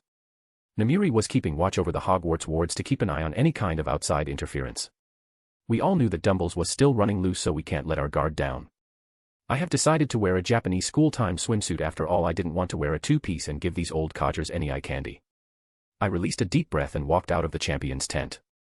I went to the shore and saw all the other champions were already present there. Fleur looked really distressed and worried for some reason. From what Amelia had told Namiri, our dates were taken as hostages for the second task, and during the ball, Fleur didn't seem to care about Davy, so she won't do that now. Roxanne. Who have they taken? It was Harry who brought me out of my thoughts. All of us were dressed in bathrobes because of the cold. I don't understand what kind of morons have planned that it would be nice for the champions to take a dip in a cold lake during February for an hour. It must have been that moron Ludo and late Crouch Sr. Edgar, he has been missing since yesterday. Who is your hostage? I asked. They have taken Susan. They took our dates as hostage except for Fleur. They have taken her sister, Harry said in an angered tone. His anger wasn't towards Fleur but towards the people who arranged this tournament. I have to say, it's quite unfair. Is this because of her creature background or something? I don't know. Being in the water will already be a disadvantage for her, being a creature of fire and air. I don't know how old her sister is, but she should be younger than Fleur, I think. Before we could speak any more, Bagman decided to start his announcement. Amelia Bones has replaced Barty Crouch SNR. Well, she is the interim minister after all. Then the moron Bagman went on blabbering about the task. It was good that there was a time limit for the task, because I would only be able to hold that spell for a couple of hours or something. I won't say that I have become a master in dual casting in these 2 months, but I can get them working, but using that in combat is out of the question. Bagman went on blabbering for another 5 minutes. He finally announced that on the count of 3 the countdown would start and we should start our preparation. I didn't mind and took off my robe. I had my regular wand strapped on my forearm. I had my secondary wand stuffed between my boobs. What? That place is really convenient to hide things. It was a God-given gift to us women. I know flat girls won't agree with me, but who told them to lack in that department? Momo and Namiri would happily agree with me. The others also followed suit and took off their robes. Fleur was wearing a similar swimsuit like mine, but her color was different. Katina was wearing a two-piece sports bikini, usually the kind girls wore in Olympic competitions. Only Crumb was using human transfiguration. I was quite impressed with how fast he was with the transformation. Most who don't have an animagus form find it quite hard to do this. Obviously with age and practice they could become fast. Harry and Katina chugged down a vial of gillyweed.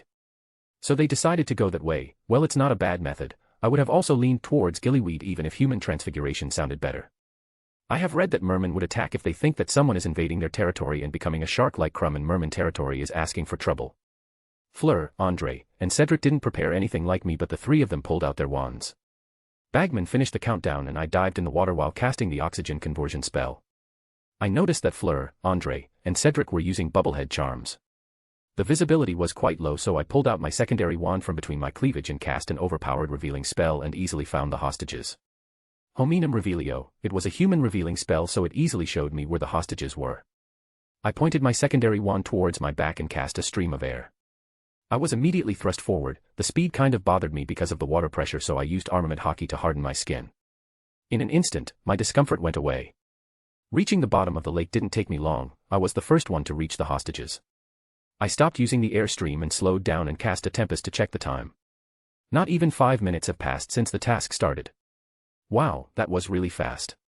I have never practiced the airstream to propel myself. It felt like I was getting crushed at that time. Now, I understand why that was. I quickly scanned all the hostages and found Rio, but before I went to him my eyes fell on a little girl. She couldn't be older than 9 from her looks. She must be Fleur's sister. I have confirmed magical people are brain dead. How can they use such a young girl as a hostage? I was immediately conflicted and I didn't know what to do. I was a hero, always has been. I knew nothing would happen to her but leaving her here as a hero. For a whole minute, I just stood in front of the small girl contemplating what should I do. I finally decided that I was going to free Rio and find Fleur. If she is able to save her sister, then I won't need to interfere, but if she fails I will come down and save her. With that decision, I swam towards Rio and cut off the ropes that bound him. I grabbed him and put him like a sack of potato over my shoulder. Hee hee. Rio would have never allowed me to do this if he was awake. With that amusing thought, I started to swim upwards. This time I didn't use the airstream because Rio was with me and it would be impossible for me to harden his body to protect him from the pressure. None of the other participants were even halfway to their hostages, so I didn't need to worry. I kept in my mind that I needed to check on Fleur before going out of the lake. My worries weren't unfounded as I found Fleur being attacked by a group of mermen. She is a Vila, so they might have thought that she was attacking their territory. I decided not to help Fleur. She has no other choice other than to give up because she was being surrounded by mermen by each passing second and it was quite clear that they were ready to kill her. I saw Fleur retreating while bleeding from several places. I tightened my grip around Rio and quickly descended down towards the hostages. Crumb was also busy with mermen because they attacked him too. Only Harry and Katina were ahead of me. I wasn't too worried about them because I had a brilliant idea to ascend after I have rescued Fleur's sister. When I reached the hostages I found Katina and Harry had already rescued their hostages. I have noticed when they passed by me, but because of the low visibility, they didn't see me. I quickly cut off the ropes bounding the little Vila. I quickly conjured an airbag and I laid down Fleur's sister and Rio on top of it, then I used ropes to bind them gently so they won't fall off during the ascend. I climbed on the bag and bound myself too, and using the secondary wand I used the airstream spell to fill up the airbag. The three of us started to ascend quickly. It was uncomfortable due to the pressure, but it wasn't so bad. I finally reached the surface of the lake on the airbag. Reaching the surface, both Rio and Fleur's sister gasped for air. They must have set the stasis spell to break when they are out of water.